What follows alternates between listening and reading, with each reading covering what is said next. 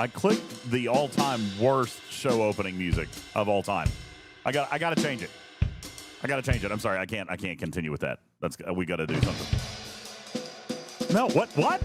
No. Come on. Give me something good.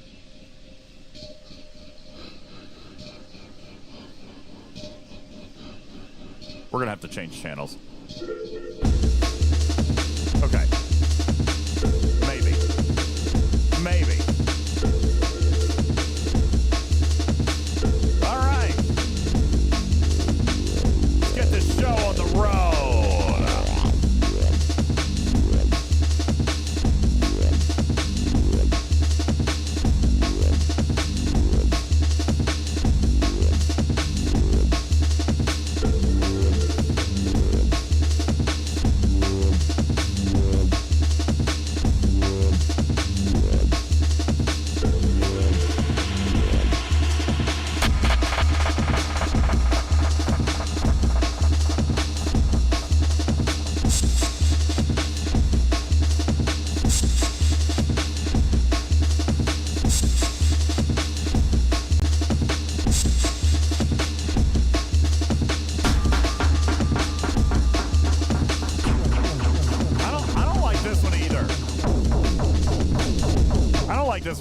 We're gonna let's change channels again.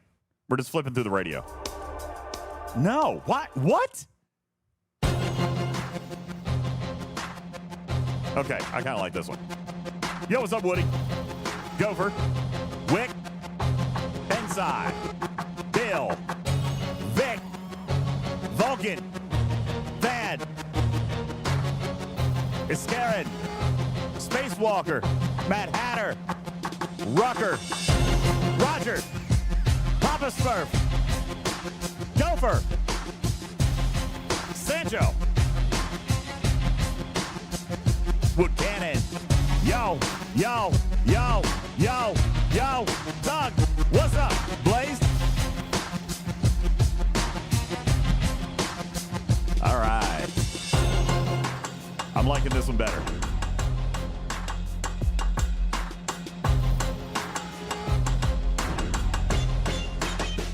Yo! Feeling good.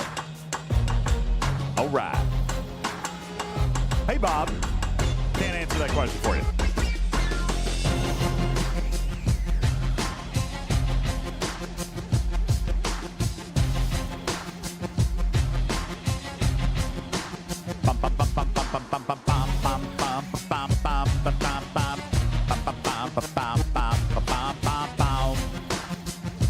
Yeah, you guys are gonna have to keep me updated on the Packers game. I did just watch Gino win. Yo, Gino, what?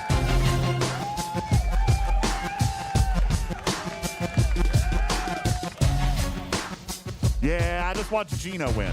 Feeling good about that. All right, we got to drop ads. Ads are coming in. Today's gonna be a big day.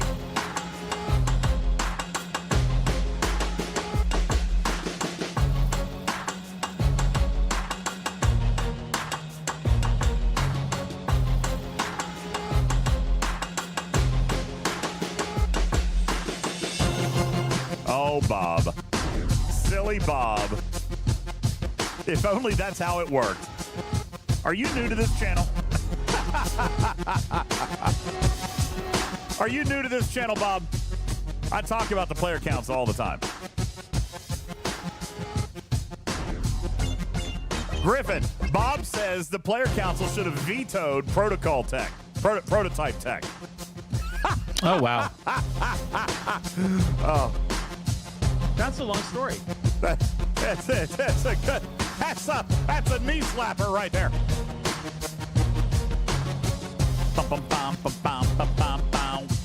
All right, ads dropping. What's up, Jado?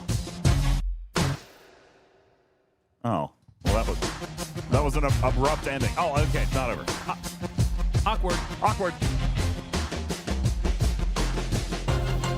Bob said, no, just the last one. I wish they had any power. Well, me too. Yeah, me too. Hold my beer.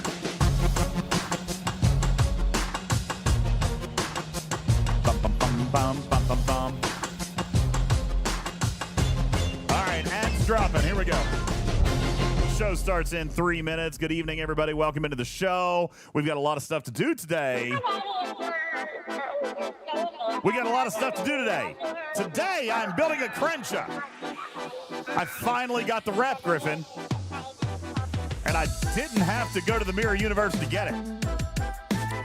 So it happened by accident, is what you're saying. Yeah, pretty much. Yes. It actually happened. It happened with the help of those fine folks over at Spock's Club. Ooh. Yeah, that was good stuff. They helped me find some missions.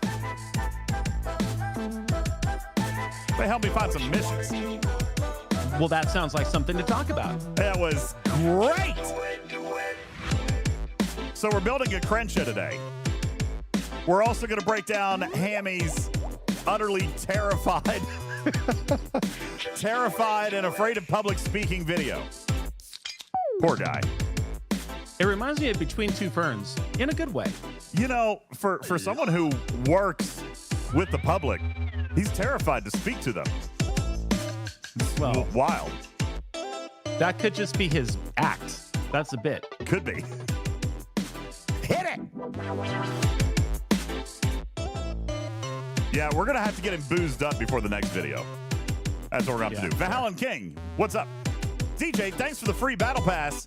Now I got to remember not to buy the new one. Well, yeah, don't do that. That would be silly. Because it doesn't get you 2 battle passes.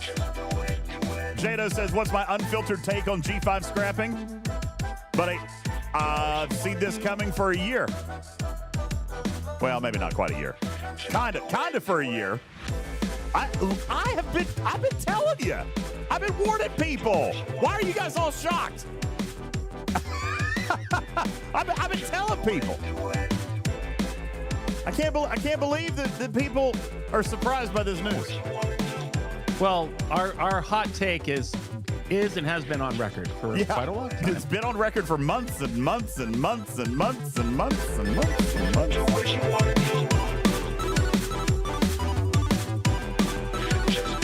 You know what else we're doing today?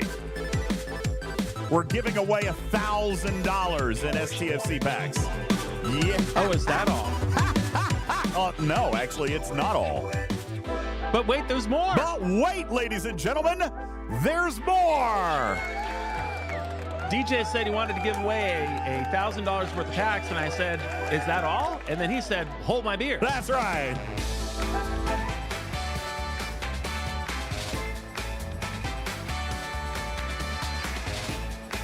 Yeah, we got stuff. Yeah, we're giving away $1,000 in STFC packs. We're going to do that. We're also going to give away. Let's see what this sounds like. I've got a weird playlist. Very spooky. Got a very weird playlist today. This is a song that plays in my bedroom at 3 in the morning when all the lights are out, because I've been, talking to you all night long on this stupid computer, and I don't know what penguin I'm gonna get. Is she gonna have a knife? Is she gonna have an axe? Is she gonna be sound asleep? Am I the killer? It could just you don't know. Maybe it could just be a slow, mysterious death. She might be slipping poison into your Wheaties in the morning. In my Ghost, that's why I only drink Ghost Energies that are completely sealed and unopened. Like this brand new, never before seen in America edition. Check this out, UltimatDJz. Blue raspberry. Blue raspberry Ghost. Oh my goodness. And I'm going to be trying it for the first time here tonight on stream before anybody else can at the beginning of the year. See, my camera is just not lined up just right. I'm going to have to do a little bit of. Can we do this live? No, I'm gonna tear something up. No, we're not gonna do that live. We're not gonna do it live. No, I'm sitting in a different chair. Oh, hold on. I remember. This is not your fault. This is my fault. Hold on. Sitting in a different chair. There we go. I'm sitting in a different chair today. I did. The other chair is sinking. Yes, thank you. Appreciate that, Griffin. Thank you. Ladies and gentlemen, welcome in to the show. How are you? My name is UltimatDJz. He is Griffin. And we have a lot to do today. It's getting worse. Now, It's getting worse. Are you okay down there? He raised his desk up like a smart aleck. Okay, I found the button. All right, here we go. Okay, good. Yeah. You coming? Whew. Yeah, it's this elevator I had installed in the dungeon to get even lower behind Gracito is it's definitely overkill. Yeah, I would agree. I would agree with that. That is that's looking like one of those Dr. Evil extremely slow elevators. yes. Yeah, fantastic there. All right, guys. Listen, we've got stuff to do today. Welcome in, one and all. My name is UltimatDJz. That's my partner, Griffin, and we are talking Trek. We've got on the stage with us, we've got Tarpitude is here hanging out today as well. Tarpy, hello. Hey, Tarpy. My buttons are all in different places. I'm sorry. What is that? See, I would quit the show if I were her. Really? I apologize. That's how we're starting the day. That was wrong button. I meant to hit this button. Yeah. That's messed up. Agreed. Ladies and gentlemen, Tarpitude is on the stage. Hello. Hi, There we go. everyone. That's better. Hey, Griffin is cool. Yeah. Yeah, not me.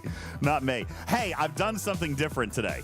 And I hope that you guys don't mind. All right? I have moved the chat back off the teleprompter. I'm sorry. Oh, why? The chat's Why'd right. you do that? The chat's right here. I'm looking at the chat right now. I moved the chat off the teleprompter because you know what I did, Griffin? I moved What did you your preview vid. I moved your so I can look at you. So that I can look at you when we're talking. I feel very special. I put Thank you your very much. camera on the teleprompter. So now I can look into those beautiful eyes and those rosy red cheeks as we discuss everything we're going to discuss today. Absolutely. You can watch my blood pressure rise as we talk about the features that are about to come and the ones that we have survived. Don't worry about it. I have great news for you, Griffin. There is something coming to help with Vengeance owners. Yes. Is it a change of the firing pattern? No. Not interested. But I mean, you could be. Listen, instead of it costing $40,000 to build and max now, Yeah. you can spend another $5,000 to get a 15% efficiency.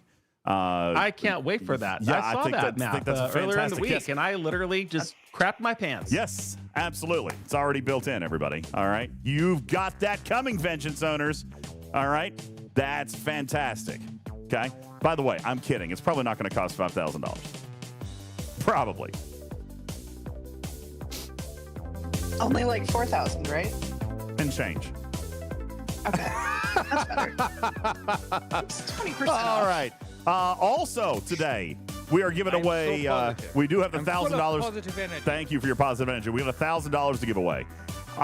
We have. Oh yeah, that's right. A cruise to give away today. What? We're giving away Today a is cruise. the day. Today's We finally the day. did it. Listen, we're not that far behind. Tarpy, how late am I actually? You don't want me to answer that. I do. It's fine. I know I'm a little bit late. All right, I Three know. and a half weeks. That's not bad. Last time we did a giveaway, it was 10 months. Okay? Last time it was 10 months. Guys, we're moving we're moving the curve. We're moving the curve. Yep. No, we're not. Yeah. This one had a due date by someone else. So like, Which is why we're doing it today. That's yeah, right, Vic. Okay. Better late than pregnant. All right. Yeah. We're gonna give away that cruise today because now, guys, you have literally 72 hours to respond to me with all your information so I can report it to Royal Caribbean. It's fine. 72 hours. We should be fine. That'll be perfect amount of time. What could go wrong? DJ. Good job. Sorry, you guys were confused. This was the giveaway for the cruise in 2037. Okay. Yes. Oh. Yeah. There we go. Bob says you're gonna award the cruise winner after the cruise. Yeah, for the next year. We're running a little behind. All right. It's gonna be fantastic. So we've got a lot to do today. We're gonna hop into the game because I do want to play a little bit. I've got Crucible as well that I need to finish. So we've got our game popped up here. Let me go ahead. Hey, Logo, what's going on? General Darkfire says no reroll possible. I'm teasing. Oh man, That was still my favorite moment of the year last year. Why pick one winner when you can pick two? We have. When is the actual cruise? Well, it's February the 25th ish. Okay, then that means I have until October 25th to report the winners. 20th. It's 120 days. It's 120 days is what everybody needs to be aware of. 120 days before the set sail date for me to do the thing. Okay, so everything is fine. Don't worry about anything. It's all beautiful. Everything is great. We don't have to worry about I'm pretty sure nothing. everybody has stopped worrying about things a very long time ago. That's great. See, audience. I'm just trying to teach people. I'm trying to teach people how to relax, have a good time. Don't freak out about things that you don't need to freak out. Scalyback says October is less than a month away, but it's still not today. We're You great. have until October 23rd, by the way. October 23rd. So just in case we have to do a reroll, then we will be able to do a reroll today. Or, well, the key in to 3 living days. a happy life, ladies and gentlemen, No is stress. what you've just heard, is to literally eliminate and evacuate any and all expectations that you may have in life. 1,000%. That sounds wonderful.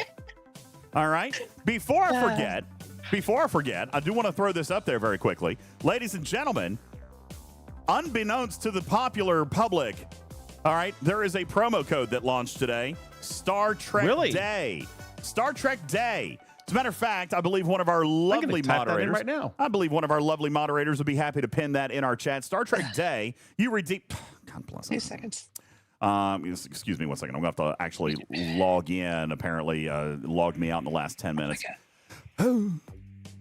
Well, you know. Star Trek Day. Go ahead and log in with that, folks, and it's going to get you an amazing, nice little prize, okay? I know Tarpy sent it out earlier. I know that some folks over in VIP have sent it out. Tibbs sent it out earlier today. Thank you, Tibbs. Ultravetica sent it out. As a matter of fact, we are literally dead last. Wood Cannon, that wasn't me. You got it from somebody named Tarpy. That wasn't me. Tarpy sent it out. There was one. Okay, there's another Tarpy. Ladies and gentlemen, go claim That's your terrifying. 20,000 Officer Depot tokens by redeeming code Star Trek Day on StarTrekFleetCommand.com and go get What a yourself deal. an amazing free 20,000 Officer Depot tokens, of which, community, I'm going to allow you to spend all of for me today. All right. I know I'm going to give you, I've got veto power. Tarpy, but I'm going to let the community spend down pretty much everything. Wait a minute. Mine just said no events are active. What are you talking about? What? I redeemed my code. I'm going to try that again. Star Trek Day. Let's make sure we spell it correctly. Okay.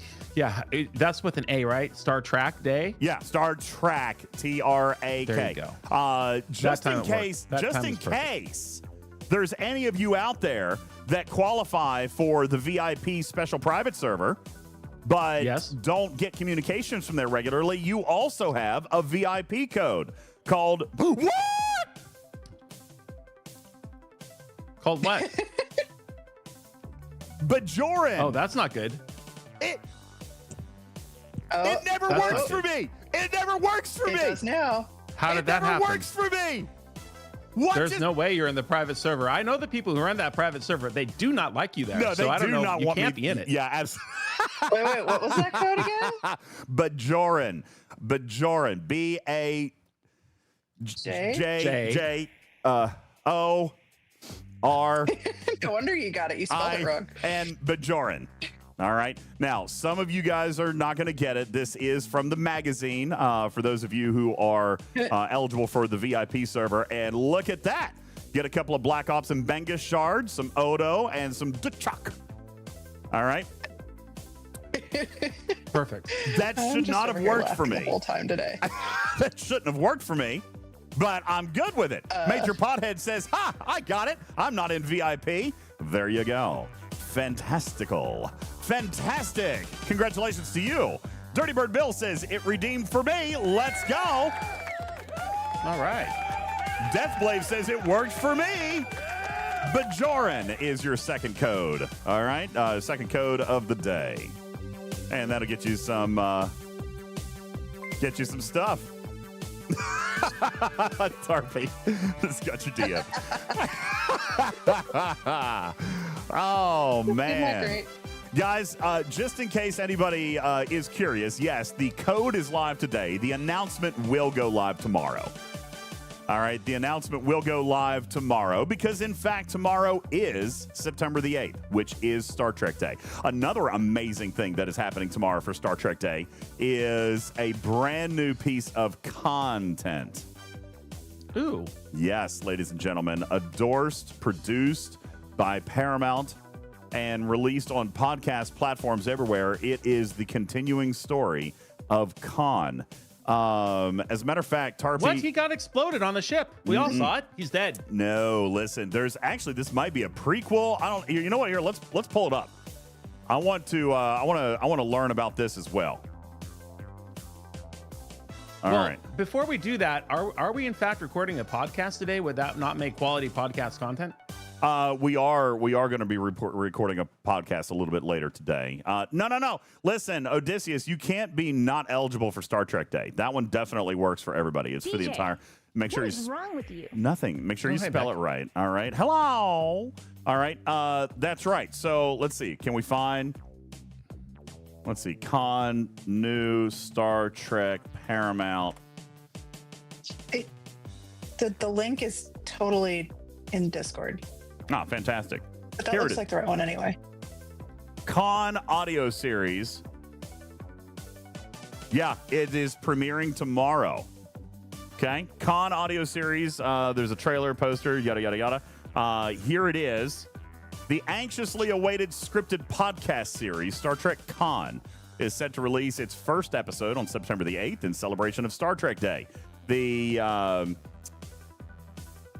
I don't know much about it. There's probably more on this website that I don't know. I do know that George Takei has lent his voice to this podcast, as has our very good friend Tim Russ. Tim Russ is starring in this. Yes.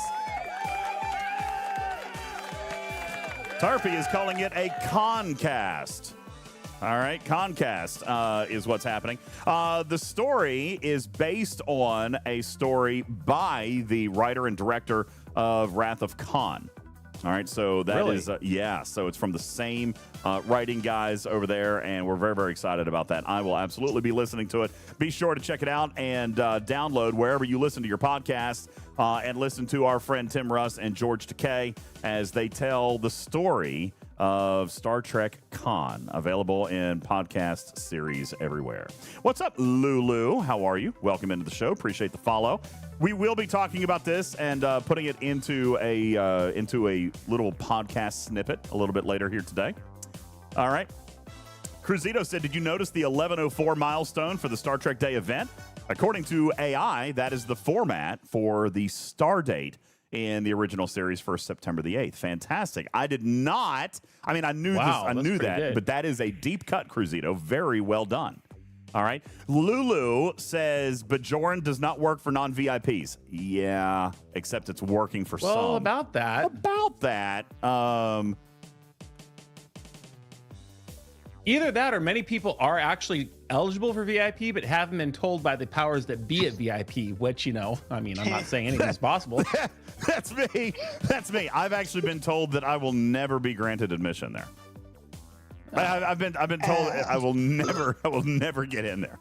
All right. Wood Cannon says worked for me. I'm not in VIP. Well, it works for some. All right. But just in case, if that doesn't work, then you do have Star Trek Day also. That's going to get you 20,000 Officer Depot tokens. Cruzita said maybe it's because you are. It worked for you, Matters. And they have never worked before, and I did not spend a lot this month, or the last. Did anybody? Months. Well, my spending has gone down significantly. You too. Actually, I am going to put my money where my mouth is today, Tarpy. All right. I did, in fact, somehow, miraculously, without purchasing any points, was able to complete my Star Trek Day Pass. nice. As a matter of fact, That means you played. I did. What I'm saying to you is my original hypothesis held true that this 6-day event only required 5 days completion. They gave you 5-day event only required 4 days completion. They gave you a 1-day grace, and indeed it worked. So 4 days at 4,000 points a day got you the 16,000 points you needed. You were able to skip 1 day. That said, Tarpy, I was a fan of this battle pass. All right, and I said that I probably was willing to go in and spend money on it. All right, if I was able to finish it, because I did not want to miss, 80,000 tokens on that last milestone. You know what I'm saying? So I did hit it. There was 1 day grace built in. That's fantastic. I was very happy about that. So I will be picking this up today. There's over 300 people in our live studio audience. Thank you guys so very much. I know Good afternoon, everybody. And hello, Indominus Prime, 40-month subscriber, DJs. Dude, Indominus Prime, 40 months. Let's go, bro. Thank you. You know what else we've got? Booty with the 2-month resub. Thank you. Manxman with the 6 months. Canine Tooth, 41 months. Thank you so very much. McSurgeon, 31 months. LJ, thank you for the 32 months. Shadow Wolves, 38 months. Iron Chef with 100 kitty bitties popping in here. Griffin with the resub as well. Thank you, Doug, for your 100 kitty bitties. Mosher at 33 months. Hercules at 32. Hero at 32. Crushin' at 38. Vahalan King at 15 months. Thank you. Groovy at 25 months. Angry Lou at 18 months. Thank you guys so very much. Sir Tail, 35 months. Sir Tail, I will have you know that I counted all of your mail. Tarpy, there were 2 people. Mm-hmm. There were actually a few people that sent in mail for the cruise contest. No way. You got some postcards this time? I did. I got... What was that? It's licking my ear. You got a penguin. Penguin licking your ear. Stop it. Did Pingu just newt you in the ear? I got a wet willy. Well, all right. That's terrifying. Nothing wrong with getting licked by a penguin.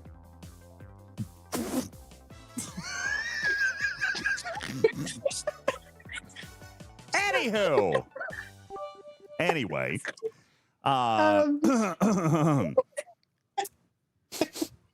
So. Griffin, your face just turned more red. Logo says, I've missed Griffin so much. We have as well. I have not shared your story. Did you want to say what happened? You were literally minutes away from coming on the last show. Oh, yeah. What had happened was I was all ready to go. I did my work. I was ready to come in here, have an enjoyable Thursday night playing Star Trek Fleet Command and talking about the universe with you all. Mm-hmm. And in the room next door, I hear thump. And then, of course, I had to investigate. Yeah. The thump alone would have been okay, but the crying afterwards. Yeah, sure. Obviously. Somebody had come home from school with a note from their teacher. Stating that they were roasting their friends, which is apparently what we call that now in school. We call it roasting. DJs. I don't know if you're familiar with that term. Yes, they'll roast. So they're roasting each other, and he had actually been writing roast down in his little notebook, which the teacher, this is the quintessential 4th grade nightmare, right? The teacher comes over and grabs what you're writing and reads it in front of the whole entire class. Oh, no. And it was this dreadful your mom joke. And they all laughed, and she laughed. Can we get the joke? I will have to get back to the joke. I got so mad about being sent home with that information that I blocked it out of my mind. But I said, unfortunately, this means that you're unfortunately on timeout, and here's your TV Winnie the Pooh has your mom joke. Gone. Yeah. Sit in your room and think about what you've done. This year's cruise. Am I gonna get Oh. my 10 conciliation packs from last year that I was promised on stream? Bro, Yeah, No. no, hey, Just wondering. hey, first of all, No. you don't even play anymore. A. Yeah. 2, I remember no such thing. And C, I thought you archived your account. Right. And D, check the bottom of your honeypot. Maybe they're there. There he goes. He's gone. He's gone. Moopsy, thank you very much for being here. Even Moopsy got in on the contest giveaway this year. As a matter of fact, yesterday, Griffin, in an act of total truth and transparency, Lost Soul, thank you for the 19-month resub. Appreciate that. Albus, thank you for your bits. Yesterday, here it is. Yesterday, I published the list of all names and how many entries that you had. All right. Then a couple of you guys DM me to do a couple of things and fix a couple of things. And so I did. Look, there's Moopsy. Moopsy's in. He could win this year. He's got 60 tickets to come in and win this year. Dr. Iron Chef in there. All right. Captain Bull's in there. All right. Really, truthfully, where is Lost in? How much mail did I get? Man, so many questions coming at me. So many questions coming in. All right. Now, remember, I did not this year allow people to donate their entries because that was a nightmare last year. All right. That was an absolute nightmare. We ended up with people with thousands upon thousands of entries. It looks like the playing field is a lot more even here. The playing field is a lot more even this year. General Darkfire said Lost In has 3,500 entries. Does he? What? It was. Well, this says Shelby has the most entries at 1,236. Oh, no. Oh. Anyway. Can we do a little Control F for Lost In? Just see where that individual might be on your sheet? We don't need to. Okay, fine. Just they're there. Just assume they're there and everything's fine. I was in the middle of telling a story, ADHD. Did you take your Ritalin today? We got to the thump and we got to the screen. The thump and the your mama joke. That's what it was. I need the your mama joke. Yeah. Yeah. So anyways, I investigate in the next room and I had specifically told this individual, look, I know you're in your room and I know that you're frustrated, but I know you. Do not start jumping off your bed and jumping off of furniture and tables to try to distract yourself. Just sit there and, you know, the famous quote, think about what you've done. Think about it. So yeah, that lasted about 10 minutes. He started jumping off of shit. He jumps off of this chair, this little folding chair, and he literally, it flips upside down. He flips to the air and he lands his arm first right there on his belly and completely breaks his arm. Oh, no. Yeah. Actually broke his arm, or was it just like he said it hurt? Not only is the arm broken, but I sent you a picture of the cast.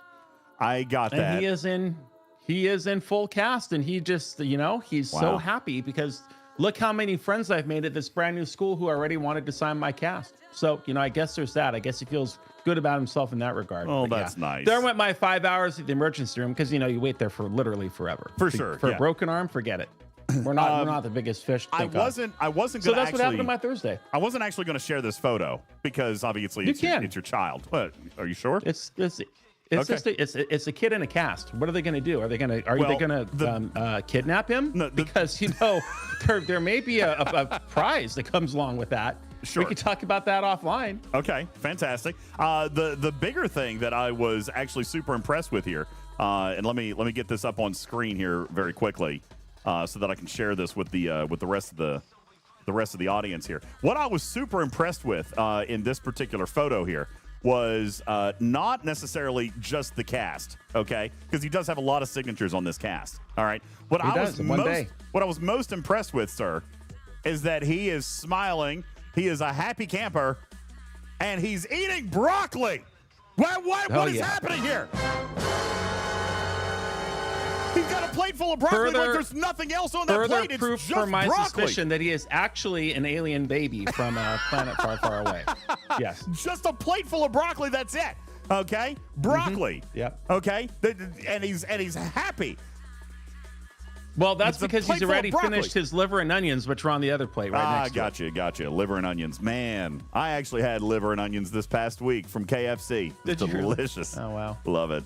Anywho, so there you go. Got the broken arm, got the cast. I do see a lot of signatures there, which is fantastic. All right. Yeah, he's having a good time in the new school, which is wonderful. That is actually fantastic. Really appreciate that.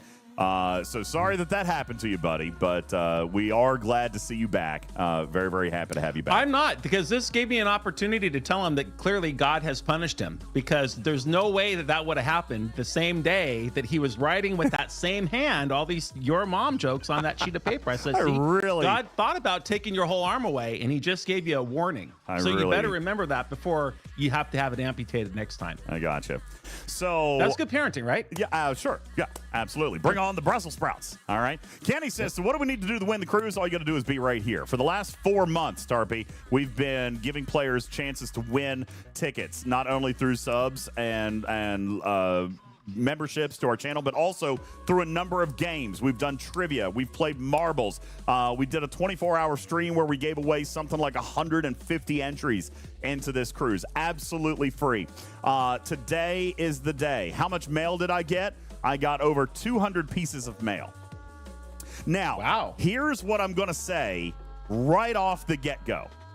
All right, and that, by the way, was also a free method of entry, just like any good sweepstakes. All right, all you had to do was send in a postcard with your Discord name and an email address, some way that I could find you. Send in a postcard to our PO box, and that constituted an entry as well. That's messed up. That's not messed up. Hey, 923-89237, welcome. Thanks for the follow. Appreciate it. Lost Soul, thank you for the Prime Reset. Appreciate that. So we did receive a number of mail entries this year. Last year, I did not get that many. All right. This year, we got hundreds of mail entries. Absolutely free into this cruise contest. So in a total transparent move, we put the list together yesterday, Tarpy. We published it, gave everybody a chance to take a look and make sure that everything looked okay. All right. Which there was one or two little things that I had to make corrections on. All right. So we got those fixed. All right. And by the way, need I remind you, last year, 3 draws happened. 3 draws happened before we gave this cruise away. So Ben Sai says, I only have a few entries. There's no chance for me. Buddy, let me tell you. Last year, the first 3 draws only had, remember one of them, Tarpy, I think only had 1 ticket. Yeah. One of the people who bought a pack, yeah. Yeah. That's true. Mm-hmm. One of the winners only had 1 ticket. So those of you down here that only have 1 entry, it could still happen for you. Now, I can't. Samo's here. Please don't remind me of the multiple draws PTSD. It worked out for you in the end, Samo. It worked out for you in the end. Although in the moment, it was that made for good TV. It was a little stressful. Now, Vagrant says, like removing entries. Well, we did have to remove a few entries. All right. We did? Did have to remove a few entries, for example. All right. And he asked me to do this kind of nonchalant, but there's no way that somebody with 4,100 entries would suddenly disappear from the contest. So as much as I appreciate the sentiment in him wanting to go quietly into the night, it needs to be said that he has donated all of his entries back into the community. Meaning he removed his tickets from consideration. All right? Oh, he couldn't go, obviously. So there you go. Well, and I quote, "This was not the reason that I support your channel. I appreciate you and everything that you do. This was a fantastic thing, and it was my pleasure to help contribute to the community." I think, and he in no way has a restraining order against him from William Shatner, right? We weren't supposed to actually say that part. All right, we weren't supposed to say that part. I missed that in the production meeting. Alba says, "Hey, I've got a question for President Griffin. Does he know where we put the anti-DJ beer fridge? Because he wants to hold all the beer." You know, listen.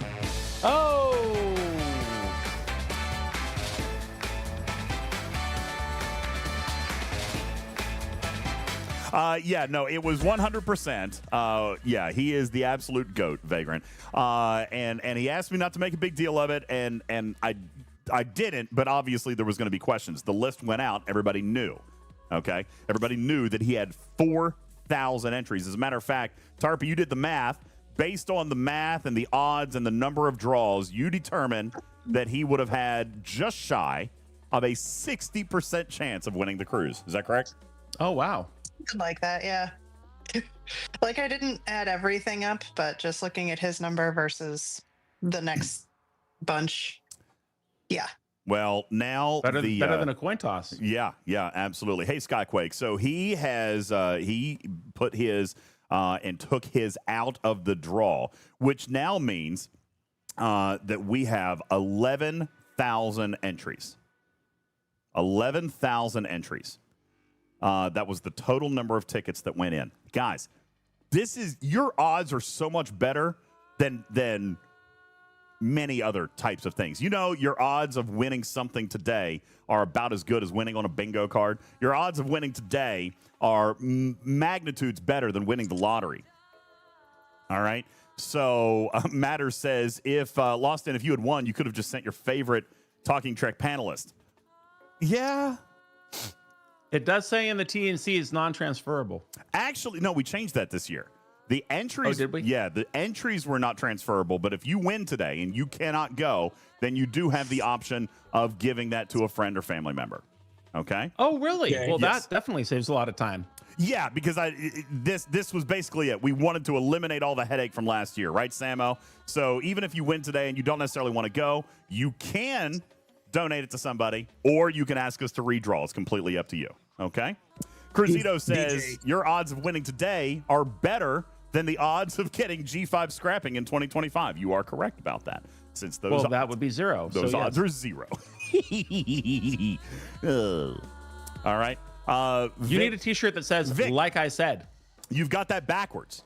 Entries were not transferable. The win is transferable. We actually flipped that around.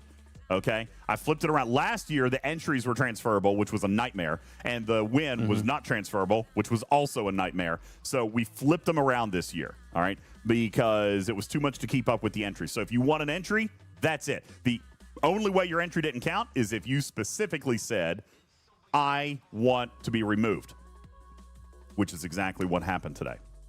Ultimate, can you please briefly describe the details of the cruise prize? You want to go ahead and do this now? I feel like people are wanting to do this now. If you want, we can go ahead and do this now. Is that podcast content or no?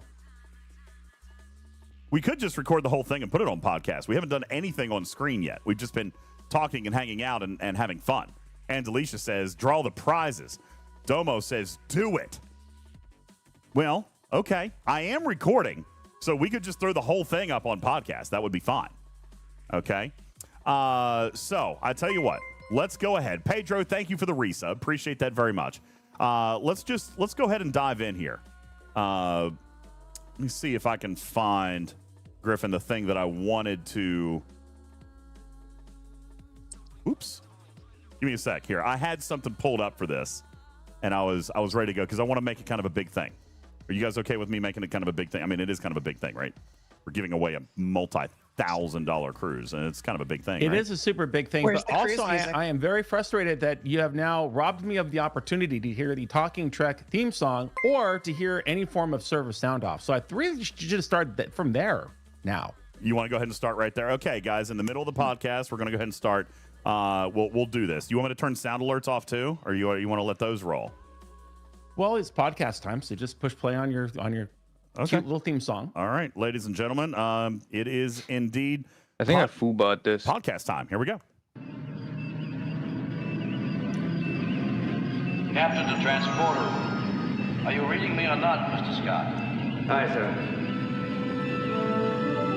I'm so positive. I'm full of positive energy. Warp 3. Warp 5. Warp 6. That's messed up. Warp 7. Warp 8. Warp 9.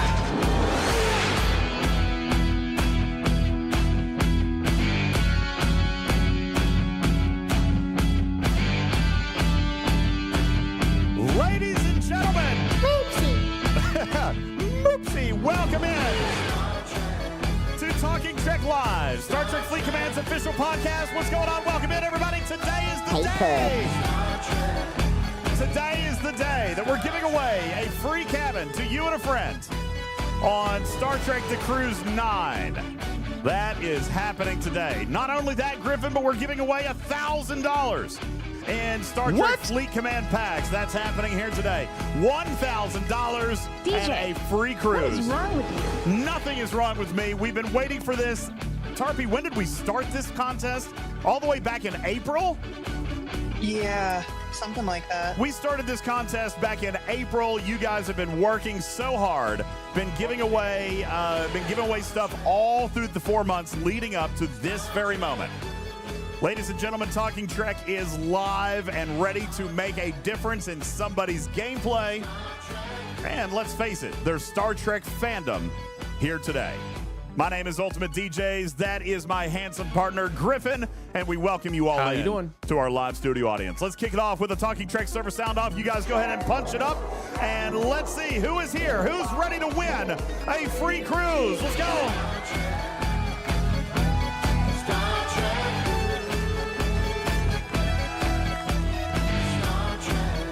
Counselor Hep, William Shatner himself is on that cruise, DJs. Oh, I know. We're gonna go over the cast list here in just a moment. We got Silver Tab on 33. What's going on? Scud Missile on server 26. Counselor Hef on server 20. Ken Shadow on 74. Jerry also on 74. What's going on? Cruzito on server 13. Thank you. HRM Moose on 53. Cottontail on 34. Kenny says, me, I want to win. Candy White on server 24. What's going on? Jado, server 98.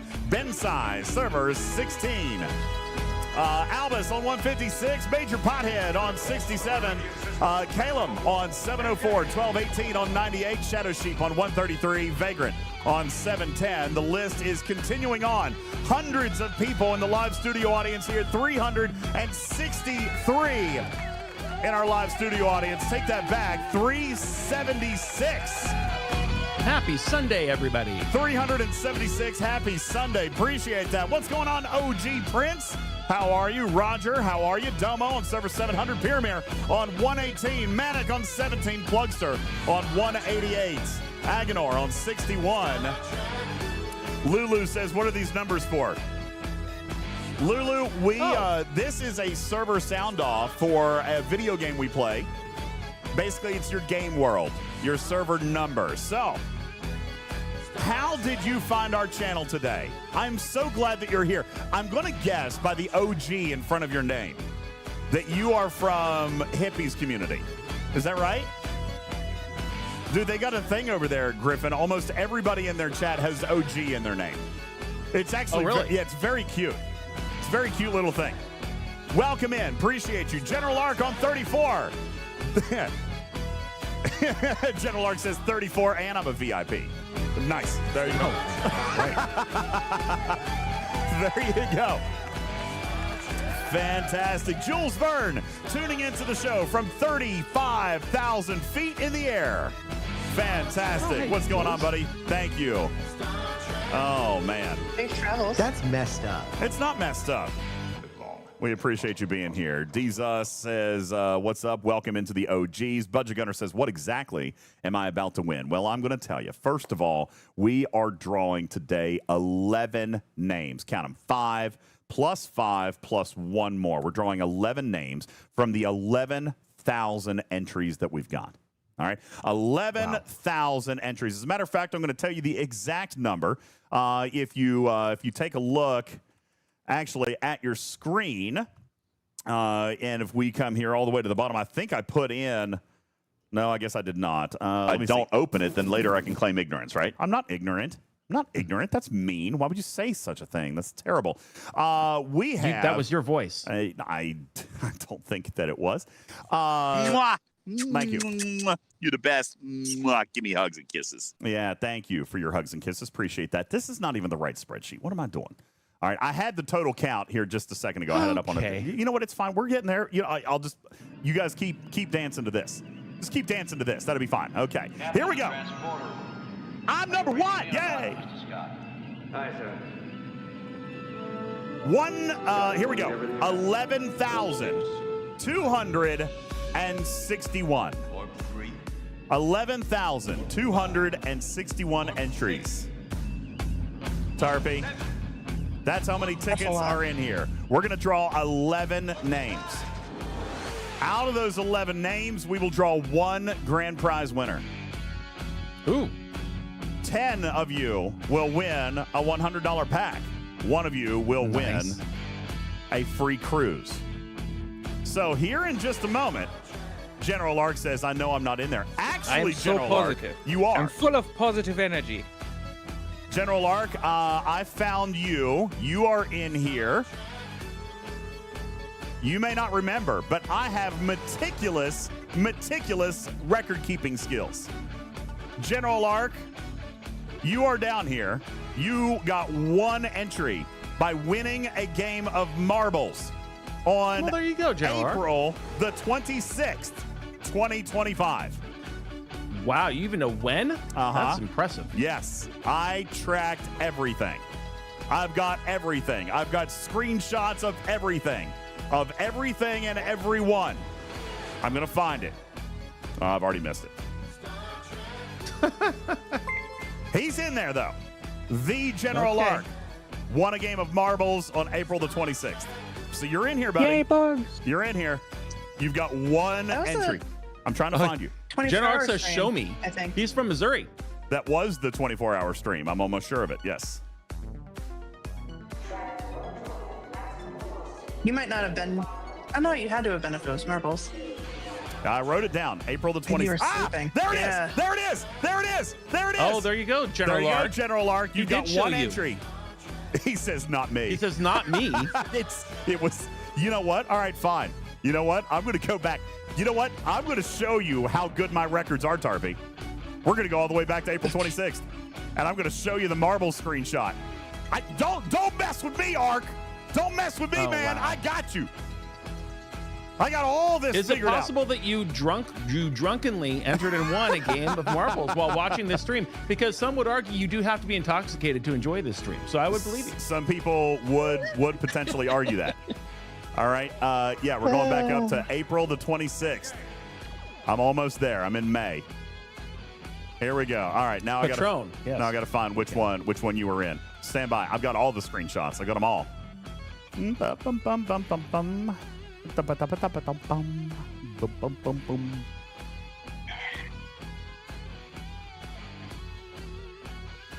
did so many that day. What, Cruzito? It's not my fault.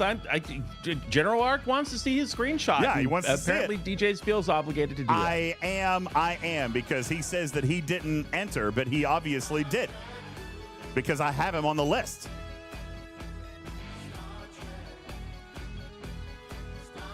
There are so many screenshots from that day. Perhaps he wasn't saying literally it wasn't me. Perhaps he was simply singing along to his favorite Shaggy song, It Wasn't Me, from 2000. Hey, I found it. I found it. Okay, boom. Here it is. There you go. This was a top 10 finisher in marbles, and there you are, the General Lark. You finished 4th place, so you got a ticket entry. Cruzita says, I think I remember that day. There you go, General Lark. See? Look at me. Proof. Gots it. The odds of each drawing are 1 in 11,800 to the person who asked, so that's much better than Powerball. Absolutely. We've got 11,172 entries in this contest.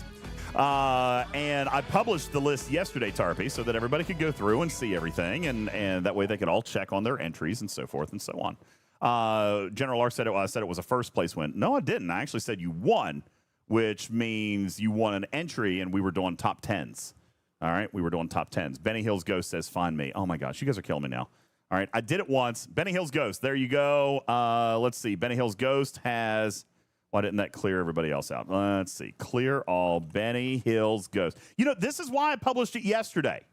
People can find themselves. Find yourself. The list is still up. Wait. Didn't you pull that? No, I didn't pull it. It's You still didn't up. pull it? Okay. No, it's still up. It's in the announcements room from yesterday, so you can go. You can do that. Chronox says, "Search me." Yep, you're in here too, buddy. Chronox. Okay. Yep. Look at there. What did I do? Chronox. So we've been doing this contest since April. Chronox has Many 51. people have entered. Many people are looking forward to winning. And today is the day we're drawing the grand prize of the cruise and 10 $100 Star Trek Fleet Command packs. No uh-ohs. Obviously, it's just a case-sensitive thing. That means he entered from multiple platforms. Okay, so not a big deal. The odds don't change. Everything is fine. Obviously, it's just a case-sensitive thing. But that means he was entered in on multiple platforms. Which, by the way, Chronox, thank you for supporting Talking Trek on multiple platforms. I appreciate you very much. It does mean he could win the cruise and a pack, though. Well, yeah, no, that is possible. That is absolutely possible. There are no exclusions. Nope, there are no exclusions. Right, but his... Okay. But, yeah. But what I'm saying is name in there twice in 2 different lines means he could win. Yeah. He totally can. Okay. And that is within the rules. Last year, if you remember, I'm pretty sure Samo won 2 packs. So, yes. Oh, that's true. That's right. Yeah, so you could win 5 packs. Doesn't matter. Okay? You could win 5 packs if you wanted. It does not matter. Okay? And you could almost tear up one component of one of your Vengeance pieces. True. With 5 packs. All right. So, ladies and gentlemen, there are all the entries. You are more than welcome to go to our website or go to our Discord and be able to see. Hey, how you doing, Bob? Thank you very much for being here on Server 30. Thank you. Welcome in. You're just in time. We are indeed ready to give away $1,000 and give away a free cruise. Ladies and gentlemen, who could you be partying with as we cruise on Star Trek The Cruise 9? Well, not only, Griffin, could they be hanging out with you and I. They could be hanging out with Tarpy. They could be hanging out with Moopsy. Right? I think Moopsy's rebooked. A lot of people have rebooked. A lot of people have rebooked. But you know what else? You could be hanging out with William Shatner. William Shatner's going to be there. Cruzito's going to be there. Benny Hill's Ghost is going to be there. Nice. William Shatner is going to be there. Ladies and gentlemen, you could have a meal with Walter Koenig. Walter Koenig will be there. Oh, my goodness gracious. What about the Jonathan Frakes? Jonathan Frakes is going to be there, everybody. It's going to be an absolutely amazing time. Maybe we get to see Jonathan Frakes and his on-screen wife, Marina Sirtis, is going to be there. Lovely lady. Very sweet. She is amazing. I'm very much looking forward to meeting her. Ladies and gentlemen, the ever clever and amazing with people, so out and in public and will never skip an opportunity to say hello and take a photo, the amazing John Delancey will be there.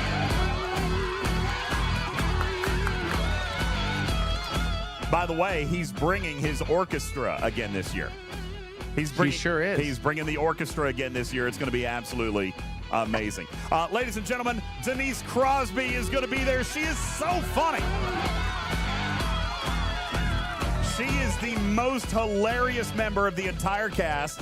She's absolutely incredible.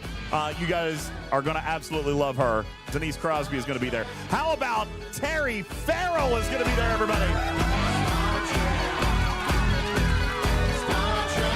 Through the wormhole, as it were. Absolutely. Absolutely.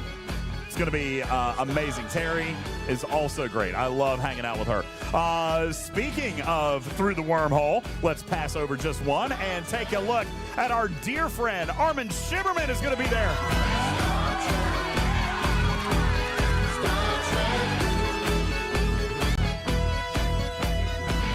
He was fantastic and helped contribute to my makeup in year number 1. It was fantastic. Ladies and gentlemen, other DS9 amazing stars and cast. Nana Visitor will be there. She is lovely. She is lovely. She is so amazing. Welsh Warlock, thank you for the follow. Appreciate that very much. Ladies and gentlemen, Max Gradenchik of the Rat Pack is going to be there. Max Gradenchik. Oh, I'm so happy to hear he is back to traveling and I healthy know, again. yes. Last year he was ill and could not come. He was so not that's able to wonderful make it hear. last year, so we're looking forward to seeing him again this year.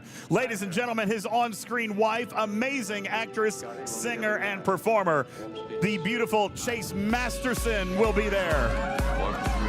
The karaoke queen. The karaoke queen. She hosts all the karaoke parties on the ship, and she's absolutely incredible. Not at all awkward to be trapped in an elevator with Chase Masterson. No, she'll just tell stories and tell jokes and have a lot of fun. It's going to be an absolutely amazing time. Ladies and gentlemen, he needs no introduction. The most pleasant of characters and the most recognizable face and voice in all of Star Trek, Bob Picardo, is going to be there. Absolutely.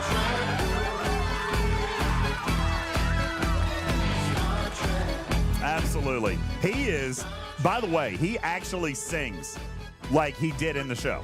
He can do that. He sings on stage. He's absolutely incredible. Bob Picardo is going to be there. Ladies and gentlemen, John Billingsley is going to be there.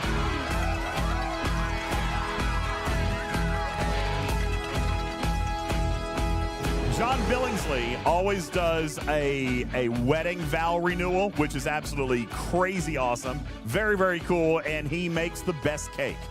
Ladies and gentlemen, John Billingsley is going to be there, as well as our friend Connor Trenier is going to be there, ladies and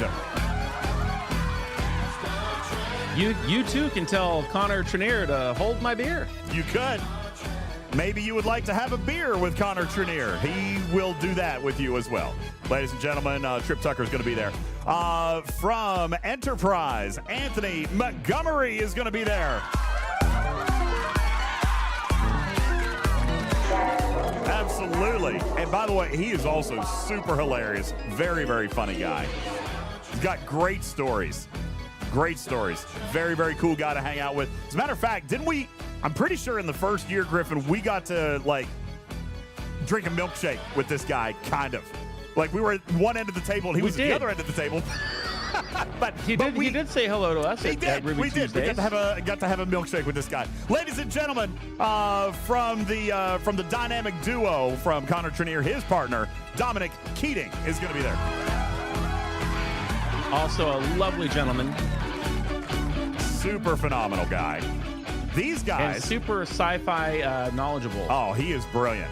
And he is absolutely brilliant. And he has been on our show before.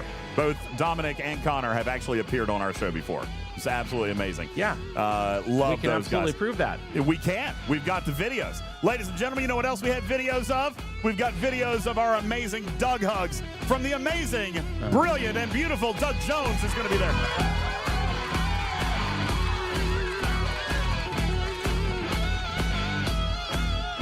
Doug Jones, absolutely stellar guy.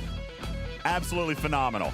This guy, what about this guy's voice? What a performer. Ladies and gentlemen, Anthony Rapp is going to be there.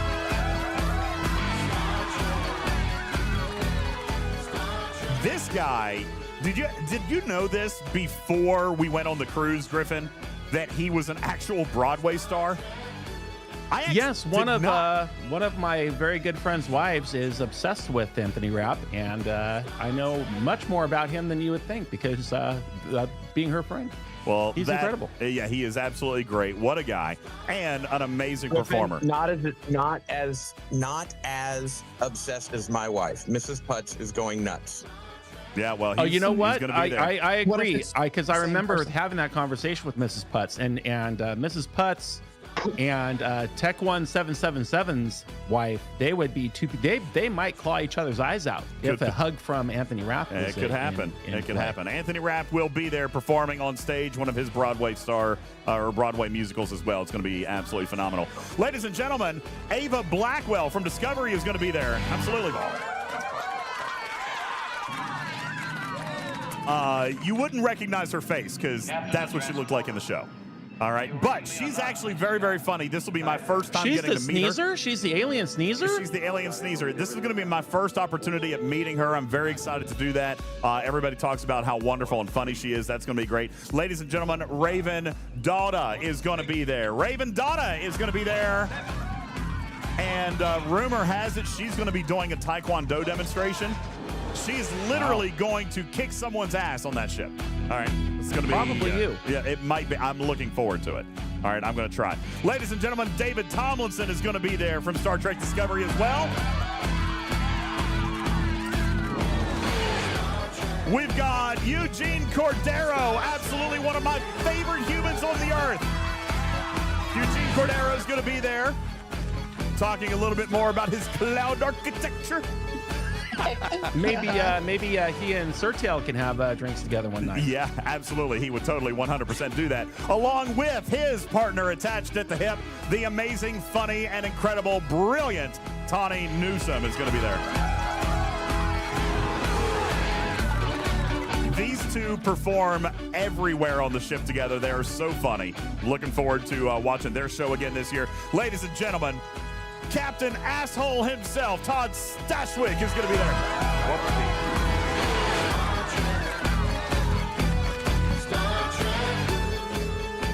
And he plays D&D. He will actually open up and play a game of D&D there on the ship, and it's absolutely incredible. He is an incredibly brilliant dungeon master. He is. He was so good at making me hate him. I know, absolutely crazy good. Ladies and gentlemen, Noelle Wells is going to be there. This will be my first chance at getting to meet her. I'm looking forward very much to being able to chat with her because Tendi is one of my favorite characters. So absolutely brilliant. Noelle Wells is going to be there. Also, Carice Brooks is going to be there. Carice Brooks. Now, you won't recognize this face because Carice is actually from the brand new, not yet released series Star Trek Academy. Carice is going to be there giving you leaks and spoilers about the brand new Star Trek Academy, as is Zoe Steiner. Zoe Steiner will be there as well from Starfleet Academy. And a couple of other special guests. We are going to have Sandra Gimple, the original Salt Vampire, Sean Kenny, the original Captain Pike, and Bobby Clark, the original Gorn from the original series, ladies and gentlemen. Wow. What a lineup. Pretty good. What a lineup for Star Trek The Cruise 9. You could be joining all of these people. And it could be absolutely free, Griffin. I guess it's about time for us to go ahead and make somebody's day, right? That's true. We'll be drawing all of those winners in the very near future. And also on the podcast this evening, we have a lot of Star Trek Fleet Command to discuss. We have a new letter from our general manager to dive into UltimatDJz. We have a new arc coming up in just a few days with some new forbidden tech to talk about. And a lot of other things, STFC. So make sure to stick around following the drawings, and we'll dive right in. Absolutely, we will. No, my seat has not. Has my seat shrunk again? My seat has shrunk again. Griffin, would you stop raising your chair up? I know you're doing it on purpose. I, sir, am simply in frame. I am simply in frame, nothing more, nothing I need a phone less. book. I am a consummate professional. You, sir, are number one, blending into your background. I need a phone book. Like, I cannot tell where your shoulders start and your background stops. Yeah. I'm wearing my new Fleet Command Where is that shirt from? Where did that come from? I didn't get one of those. I got one for you. That's my favorite color. No, I got one for you. It's from San Diego. Where did they come from? San Diego. From San Diego. Yeah, it's from the San Diego show. Well, that's a bunch of crap because I couldn't. I was supposed to be there. I couldn't. That's why. I know. That's why I have a whole crate. I've got some. You're just holding out on me. You know my address. No. I could have had that by now. Now I feel less bad about having this delicious blue raspberry ghost energy not available anywhere in the United States, soon to be released in 2026. All to myself, you shall never, sir, know the true flavor of ghost blue raspberry. Available very soon, but not as soon as September the 9th, when you too can order your very own ghost sour strips energy. Ladies and gentlemen, this is going to be not only in energy drink form, this is in powder form, this is in the special hydration mix. This is, the BCAA mix that you can drink right after your workout or in the middle of the night. That's right. Sour Strips Rainbow is making its triumphant return to shelves starting September the 9th, and you can order yours in 2 short days on Amazon.com on our very own little UltimatDJz Why am I green? I'm peddling your shit on your podcast and your damn Amazon. What? And No. now I'm green? No, but you said you weren't going to share with me. I got a shirt for you. I literally got the actual shirt for you. Okay, well, maybe I have one of these blue raspberry ghosts for you too. We'll Okay. just have to see. All right, we will. But anyway, September the 9th, you too can pre-order your Sour Strips Rainbow right on Ghost Energy's app or through the Amazon portal that you'll see right here in our chat. That would be !Ghost. You have an opportunity to go support our show and the channel, as well as get any one of now 24 I am amazing so flavors. positive. I'm full of positive energy. Thank you for your positive energy. 24 amazing flavors that you can get delivered right to your door every single month with Subscribe and Save from Amazon. Thank you very, very much. You All know, right. if it's not just Box Club. If it weren't for Ghost Energy, UltimatDJz never would have achieved the rep level that he needed to build this Krencha tonight in StarTrekFleetCommand.com. Ghost keeps you going. It keeps you energized without the sugary crash of other energy drinks. So if you suck at Star Trek Fleet Command and or you cannot max out your factions, I guarantee get some Ghosts in your life, crack them open, and you too will reach the level of hero in no time short. Fantastic. Yeah, so I know that everybody wants to admit to being sucky at Star Trek Fleet Command. There you go. That's me. That's right. Ghost Energy helps me with keeping my base shielded as well. All right. You so think fantastic. he sucks now? Imagine how much more he would suck without the ghost. Consider that. All right. Ladies and gentlemen, it is time. It is time to give this amazing cruise away. What song should we play for this? You want to give away that? You want to play the cruise song again? We played that like 5 times. We I'm could do pretty something sure more that we played cinematic. it 15 times. Yeah, and I'm pretty sure we don't need to hear that again today. Okay. We could do something very cinematic. Let's do something super dramatic, cinematic, super exciting. Let's find magic, mystery, and suspense. No. I think that's great. No, I don't like that. I don't like that. Let's see. Orchestral. No. Nope, that doesn't work. What about something game showy? We need game show. Game showy? Oh, I've got that. But Griffin, What? my dog doesn't like ghost energy. True. He prefers 5-hour energy, as posted in Discord. Oh my gosh. Live, This is not- long, and prosper. Free. I feel like this is probably not healthy. Biddy. Thank you. I feel like this is probably not healthy for any 4-legged friend. But listen, I mean, dude, that is like 10% of his body mass. Like you look at that. Excuse me, sir. No, that is fine. That is a Chihuahua or a Chihuahua mix. They are always on duty. They are always on patrol. They are always the security guard. And they how always else do you have- think they stay awake 20 hours a day barking at the door for no reason, if not for 5-hour energy? They have absolutely. Let's see. What is this? What does this button do? That the button doesn't do anything. Where does this button go? Nope, that button doesn't do anything. I thought I had a button.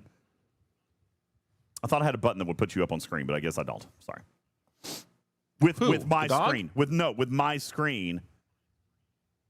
No, you only have me with the screen share, probably. I'm not planned ahead. No, here it is. I've got it. Game flip. Oh yeah. No. Oh, that. Okay. Yeah. That's fine. This right here. This will work. Yeah, that's great. I just needed to hit that button. All right, fantastic. There you go. Not enough buttons. That's right. Captain Taylor says, Talking Trek says giving dogs 5-hour energy is fine. No, I did not say that. I'm pretty sure that dog is at risk for a heart attack. Okay. When we talk crap about all the quote unquote other energy drinks that are not good for you, that are sugary, that will make your heart explode if you have too many, we're talking about 5-hour energy mainly. So no, the dog should definitely be enjoying a ghost. I don't know what about ghost the dog wouldn't like, unless the dog doesn't like good tasting beverages, does not like all the sugary crash is gone and removed, just a clear sense of mind. Chihuahuas are very irrational, and ghost helps you remain rational. So that could be part of the problem. Oh, you still going? Okay, that's great. No, I'm trying to find a good one. Why can't I find a good one? Where's the game? Just play a game show one. Is that game showy enough? This sounds like what would turn on in the house when you first wake up and your toes hit the ground. And Oh, it yeah. says, here's just the day in the life of DJs. All right, let's see if we can find something dramatic like this one. Ken Shadow says, my dog likes Four Loko. Well, now we're definitely all going to get canceled. Yeah. Oh, this is it. This might be it. This could be it. You like it? Yeah? I love everything about it. Okay. Ladies and gentlemen, it is indeed time. Oh, I'm actually nervous. I'm nervous about something to go wrong. But I wonder why. I ran this 100 times yesterday. That's what you said last year. I know. I had AI help me with my code this year. Ladies and gentlemen, 4 long months. Thank you guys for all of your support. It is time to draw. It is time to draw. Broken Wolf reminds you, only press it one time. We're only going to press it one time. It is time to draw 11 names. These 11 names are going to appear on your screen. But you still won't know what you won. You only know that you've won something. Oh, God. Okay. Here we go. Wait, did you do it? He did it. I did it. Ladies and gentlemen, congratulations to our 11 finalists. Logo, Danny, The Web, Sniper Times Space, Tony Frank, Camel, Long John, Chronox, Logo again, and Honey, and Shelby. Congratulations. You guys have won something. Now, what is it? It could be a $100 pack inside Star Trek Fleet Command. Yes! Or it could be a free cabin aboard Star Trek The Cruise 9, departing from Port Canaveral, Florida, in February of 2026. Deeza sent Logo twice. Yep. He had multiple entries. Logo's getting 2 things. Multiple entries. Could have gone in and won. Every single entry was a unique entry, so everybody could have, anybody could have won multiple times. Well, step 1 is complete. You appear to have not screwed the pooch so far, which is wonderful. We do have 11 winners out of 11,700. Great job. All right. Here we go. Well, tell us what's going to happen next. Next, I'm going to scroll up.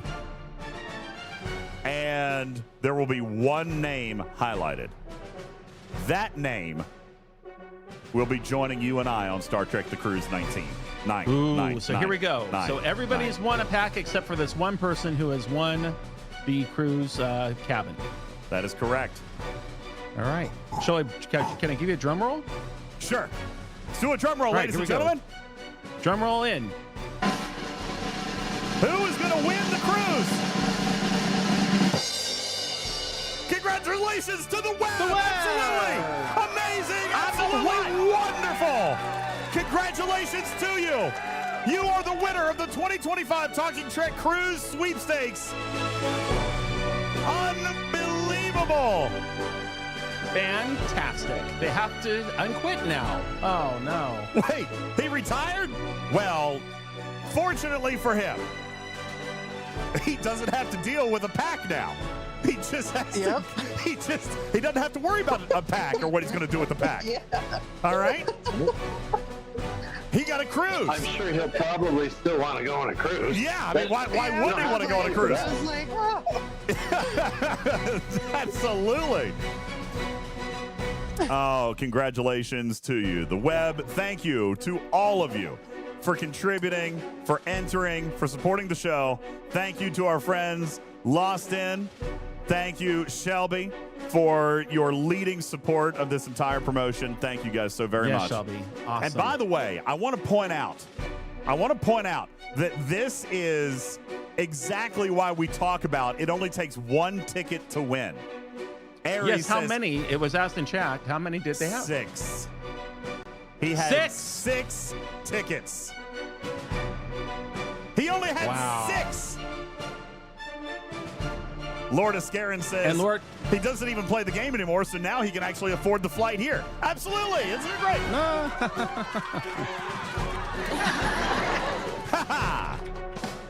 Congratulations to everybody. The web is now on the clock. 72 hours. The time has begun. We will reach out at the end of our show. Congratulations to the web. 72 hours to either accept or decline. He can also donate it to somebody else if he so chooses. and what if there are no call, no show in those 72 hours? Then we draw again. There you go. Then we draw again, ladies and gentlemen. And we'll continue doing so, right, Major Samo? We'll continue doing so until we have a winner. Ladies and gentlemen.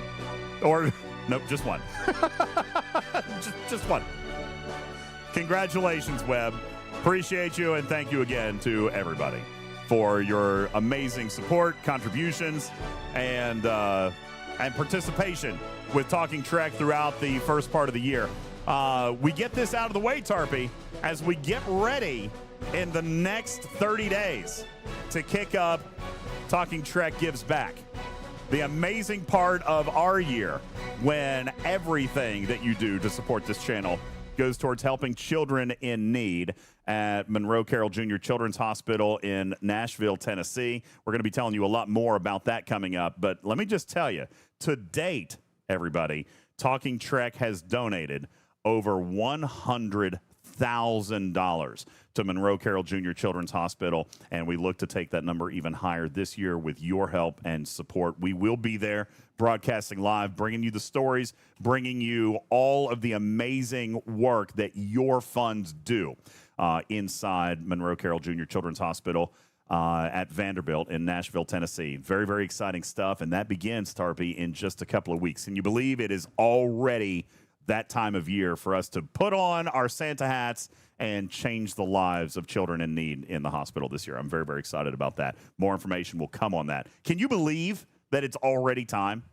Like the whole year promotionally, Tarpy, has just been, it seems like it's just gone. We had the cruise contest, we had the Partner Plus contest, and now we've got the children's or the Christmas Angel Fund. So very, very did the signing of the game cards. I don't think that we ever got the signing thing done. I know that they got the game cards. We really need to figure out a better way to do this year with the signatures piece, because that ended up being a really, really big mess last year. So I've got to figure out a better way to do that. But yeah, that's right. It is the most wonderful time of the year. And, you know, we've all, many of us are old enough to remember the Jerry Lewis telethons or other things where we raise money for muscular dystrophy or cancer or children in need. And there's there's a million good causes out there. But when you actually have the opportunity to set foot in the home turf of the organization that is in need, and the first responders, if you will, dealing with these sick kids, trying desperately either to make them better or to ease their transition into the netherworld as peacefully as possible, and also the parental support, the familia support, and everything that goes along with that. You just don't know how the emotions are amplified, you guys. I mean, you are needed more than you could possibly know. You're appreciated more than you could possibly know. You can share in grief and tragedy and hope more than you could possibly know. Everything is just bigger when you get to see it for yourself. And many of us in this community are wonderful. We donate our time, we donate our money, we get the word out to help these children who fly in from literally around the world to get world-class service at Monroe Carroll Jr. Children's Hospital at Vanderbilt. And every single dollar that goes into them is spent for the better of the kids that are there and their families. So just look forward to the content. If this is your first year seeing it, this is not a gag. It's not a joke. We're not playing on you guys. We literally go out to this hospital and we're going to introduce you to some amazing children who have absolutely nothing to do with Star Trek Fleet Command, but their need is one of life and death. And we hope that you will enjoy the journey and come along for the ride with us and make a difference in some families' lives, as we have for the past 3 years, and we have raised over $125,000. Ultimate DJs. 125 grand. Absolutely incredible. And this year it's going to be even more stretching. This year, the goal has already been set to hit that magic number of $200,000 this year as a cumulative total. That means that we're going to need about 75 grand this year to get our jobs done. And I'll tell you, more than just touching lives, more than just the stories that you're going to hear about individual patients or their families, I want you to hear a staggering statistic. Last year, the Talking Trek community raised enough money to not only supply that hospital with 3 completely mobile, amazing, state-of-the-art, highly technical gaming carts, because we know the power of gaming, don't we? We know the power of gaming. We know what it does for our spirit. We know what it does for those that we play with. You guys provided 3 of those, but more than that, you guys provided Christmas morning for every single patient in that hospital and their families for the entire month of December. Every floor, from newborns to 18-year-olds inside this children's hospital, you guys gave them their holiday away from home. Talking Trek did that. You guys did that. Every patient. And we're going to do it again. Thank you so very much from the bottom of my heart for everything that you've done for the last 2 years. And here's looking forward to making this year bigger and brighter than ever before. We're going to take a very quick break. When we come back, Griffin is going to get into the game. We're going to break down Hammy's Arcfall video, and we're going to talk more about Star Trek Fleet Command right on the other side of this break. Please don't go anywhere. So much more on the as soon as we come back. All right? Don't go anywhere. Yo. Drop that beat from Deep Space Nine. Whiskers twitching, claws in line. From Ops 1 to 70, he's got the stat. Make way, y'all. It's the STFC cat. Scratching on consoles, sitting on the deck, spinning star maps with a paw on your tech. He ain't no pet, he's a feline force, giving bass, cracking tips like it's his course. Chilling in Studio B, laser eyes glowing, fleet chat exploding, NDJs knowing he's the furball of war and the king of the grind. All the captains whisper, this cat's got mine. He's ultimate DJ, pause on command, typing catnip codes with the master plan. From left the tokens, he's got the law, dropping news like a warp core roar. Claw click beats, he's the feline king, spinning space hits while the war bells ring. In the galaxy of chaos, you do the math. The smartest one here's taking a bubble bath. He don't need no ship, just the captain's chair, shedding knowledge bombs into the void air. Tuna on his breath, wisdom in his purr, dropping patch notes while he licks his fur. Got spreadsheets for days, event tips hot, knows which arc's lit in, which is not. While y'all rage in Discord, throwing shade, DJ naps in sunlight like he just got paid. He's ultimate DJ, ruler of stars, smoking all the trolls with his meme avatars. Every alliance bows when he drops a track. He's the reason why them Borg don't come back. Whisker strong, he's the cosmic sage with the laser pointer in a battle cage. If you hear a meow in your ops room chat, prepare yourself, that's the DJ cat on it. He walks alone where no man goes, through wormholes wide and space-time flows. Not just a cat, he's a god, a friend. From patch to patch, he trends. He's ultimate DJ, galaxy's god with the tail like a sword and stars in his stride. He don't fight, he finesses the fight, helping rookies rise in the middle of the night. He's got 9 lives and all of them wise. A feline force with warp in his eyes. So salute the pause, respect the chat. Ultimate DJ, the STFC cat.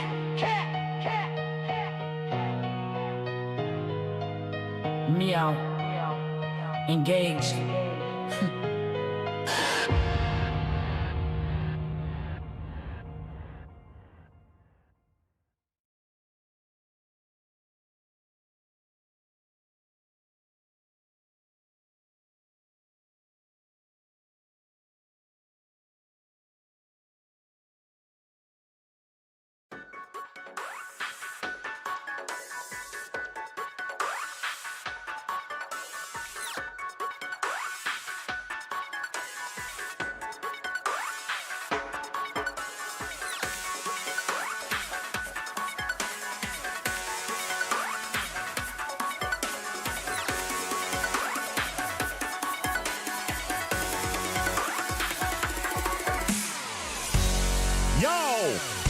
What's up?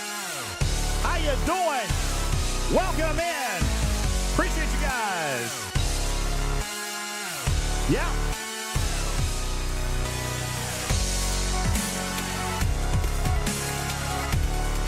Welcome back in. My name is UltimatDJz. You're listening to Talking Trek Live, Star Trek Fleet Command's official podcast. Welcome in to you one and all. Happy Sunday. Happy Week 1 football. Happy Week 1 in football. Let me just say, big shout out to my boy Geno Smith leading the Raiders over the Patriots 20-10. Anything can happen. That's right.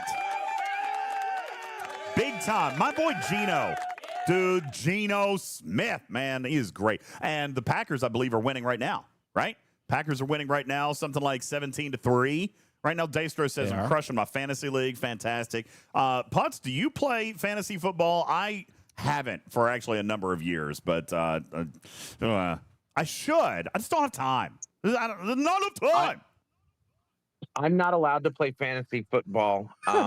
It would ruin my marriage. That's one of the things we decided because I'm a math geek. I can do numbers in my head real quick, and I can't turn it off. And I would just lose myself. Lose yourself. But wouldn't that give you an unfair advantage? Wouldn't you kick ass at any fantasy football league? Shrinking. I've only placed second in one fantasy football league ever. Everyone else I've always won.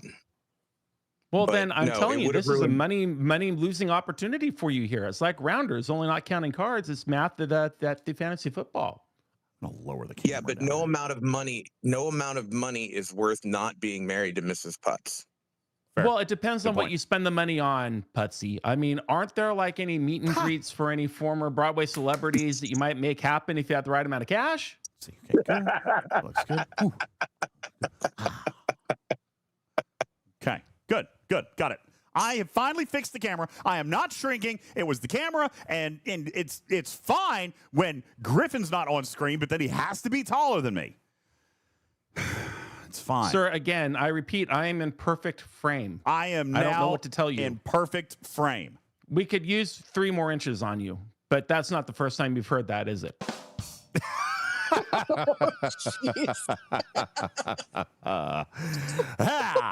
All right. Good afternoon, everybody. Appreciate you guys all being here. Listen, we are in our final 24 hours of the Star Trek. That teases me because I wanted more balls. Yep. Forgot. We're going to have to turn that off, aren't we? We are in the final 24 hours of the Star Trek Day Pass. Listen, if you wrote this thing off because you missed a day, then you do not. There is, in fact, a one-day grace. I proved it. It only required 4 days at 4,000 points each, 16,000 points. There were a total of 20,000 points available, so you did have the opportunity to skip one day. I have now completed my Star Trek Day Battle Pass, even though I missed day 1, and I was panicking about it, Griffin, but I continued. I persevered, and now I was able to finish. Never give up, never surrender. That's right, and we got free rewards to do it. Divine says, I finished mine yesterday. I know, because if you were perfect, then you would have finished it on day 4. I was not perfect, so I finished it on day 5. That way, if there's anybody out there who hasn't heard this yet, then do be sure that you go and take a look at the event. You should be able to. Now I'm all off center again. You should be able to go in and get your rewards. And we did talk about the monetary value of this. We're not going to do it again. Me personally, I feel like the monetary value is there. I'm probably going to buy it, Bensai. I'm with you. I probably will buy this pack for $20 for the extra. What did we say it was, Tarpy? It was an extra 120,000. No, it was an extra 180,000, wasn't it? It was an extra 180,000 loot. Yes. Yeah. That's great. Yeah. So absolutely, I personally, I feel like it's worth it. Yeah, Lieutenant Bennett says there's 180,000 loot in the paid track, 60,000 in the free track. You're talking $20. Wow. We did the math on this the other day, guys. You're talking 30 more epic shards or 120. No, sorry. Yeah, 40 total epic shards or 120 rare shards. I mean, that's absolutely massive. Plus, there's ship parts in there as well. Why don't you show the class what type of shards you're looking at in your event store there? Me personally, I will be absolutely looking at relativity, and as much as I don't want to admit to it, I am probably going to have to start working on my Vindicator. They just don't seem to be giving Vindicator parts anywhere, right? Like anywhere, every time they come, they're extremely expensive. I don't like the cost. I don't. But my Vindicator is still tier 7. It's absolutely awful. And I really am feeling pressure now. As an Ops 70, I'm feeling pressure on upgrading my Vindicator. It does, Shiz. The Vindy needs so much love. It is sad the way that Scopely has treated this ship. I agree. Now, Vic, I don't want to say shame on me. I have avoided a lot of different ways that they have chosen to source Vindicator parts because of their cost, because of their value. Stradalorian says you don't need it. I know I don't need it, but I would like it. It is a convenience thing for me. All right, because of its hazard resistance, it's going to be a convenience thing. So I want to be able to use it. I want to be able to use it for hazard resistance. I want to be able to use it in armadas. But I'm telling you, it just Scopely is not loving on this thing. Scalyback says, "Ha ha, his is tier 6. Mine's only tier 7." Scalyback. Well. Is right on my tail with the Vindicator. That tells you what the problem is here, okay? Kaviji said it's a fantastic ship. I know it is, and that's why I'm going to have to start working on it. I keep waiting for Scopely to do something better with it, but they keep not doing that. So for me, Vindicator parts, absolutely relativity parts. The rest, Griffin, I will be dumping into officers, including Savick and McCoy, of whom I still don't have maxed. All right. Savick, McCoy, and anything left over will go into Carol. All right. Because I think that those are 3 amazing officers in there. To be perfectly honest with you, I should buy some premium mirror dust since I don't play arenas. See, I would be all in on going after Max and McCoy, even over those ships. Based on where you are on the game, I think that he's going to give you the biggest bang for your buck. Oh, yeah, for sure. Yes, Mimi, you've passed me up. Scalyback is right there. Cruzito said, so the problem is DJs if even Scalyback has already caught him. First of all, that is offensive to Scalyback, okay? He is obviously a stout player, okay, who with a solid grind mechanic behind him, all right? Oh, yeah. One of the best free-to-plays in the game in the trajectory, which is almost from the beginning, I believe, with Scalyback. He's been in it for a long time. But I mean, yes, I have ignored opportunities at the Vindicator because I've kind of been waiting for Scopely to improve the value here. So, and they haven't. They have not. So I'm disappointed in it. Look, Shiz, free to play, tier 9. I suck. Well, at least you could admit that now. Yeah, no, it's not. It's not. It's that I've chosen other paths because I'm waiting for it to get good. But it hasn't, and it's not going to. And by it you mean the sourcing. Yes, I'm waiting for the path to become better by design by Scopely, but I'm just fingers crossed. I'm holding out. Okay, just hasn't happened yet. That being said, it's time for me to start. All right, it's time for me to start. So yes, I will be spending some of my loot on the Star Trek Day Battle Pass ship parts for the Vindicator because it's time. Got to do that. The other thing that we had going on was McCullough's Crucible. Very, very nice event. I've been pretty satisfied with that as well. I don't know if you guys have spent your memory tokens on these yet, but these basically come up, and these are in the Echoes of McCullough tab. I was listening and watching to Tibbs this morning on stream. I 100% agree with his philosophy, which is that almost all of these officers have better than average sourcing. So you really should be looking at these based on the resources and materials that you need. For me, it's going to be gas. All right. For me, it's going to be gas. So this will be the bundle that I pull with my McCullough's Crucible. And but I will point out that we do still have 24 hours left in Crucible. I have not finished mine yet. I am only at 1,720 out of 1,950 points. I will finish it today, maybe even on screen after we wrap up the podcast, because today is Krencha Day. I have finally gotten the 500 billion reputation needed for a Klingon rep, and now can indeed buy my Krencha. And as we discovered from the amazing folks over at Spox.club the other day, I now have the goods to take my Krencha straight to Tier 9. So I'm very excited about that. I mean, that's a lot. Tier 9 is a lot. I mean, that's a heavy ship. Can somebody, Cruzito, you tell me. Now, granted, joking aside, because I know you're going to say I'm squishy and blah, blah, blah. But, I mean, a Tier 9 Krencha, that is still going to be good, right? I mean, I feel like Tier 9 is going to be good for me. Like, that should be great, right? I would think.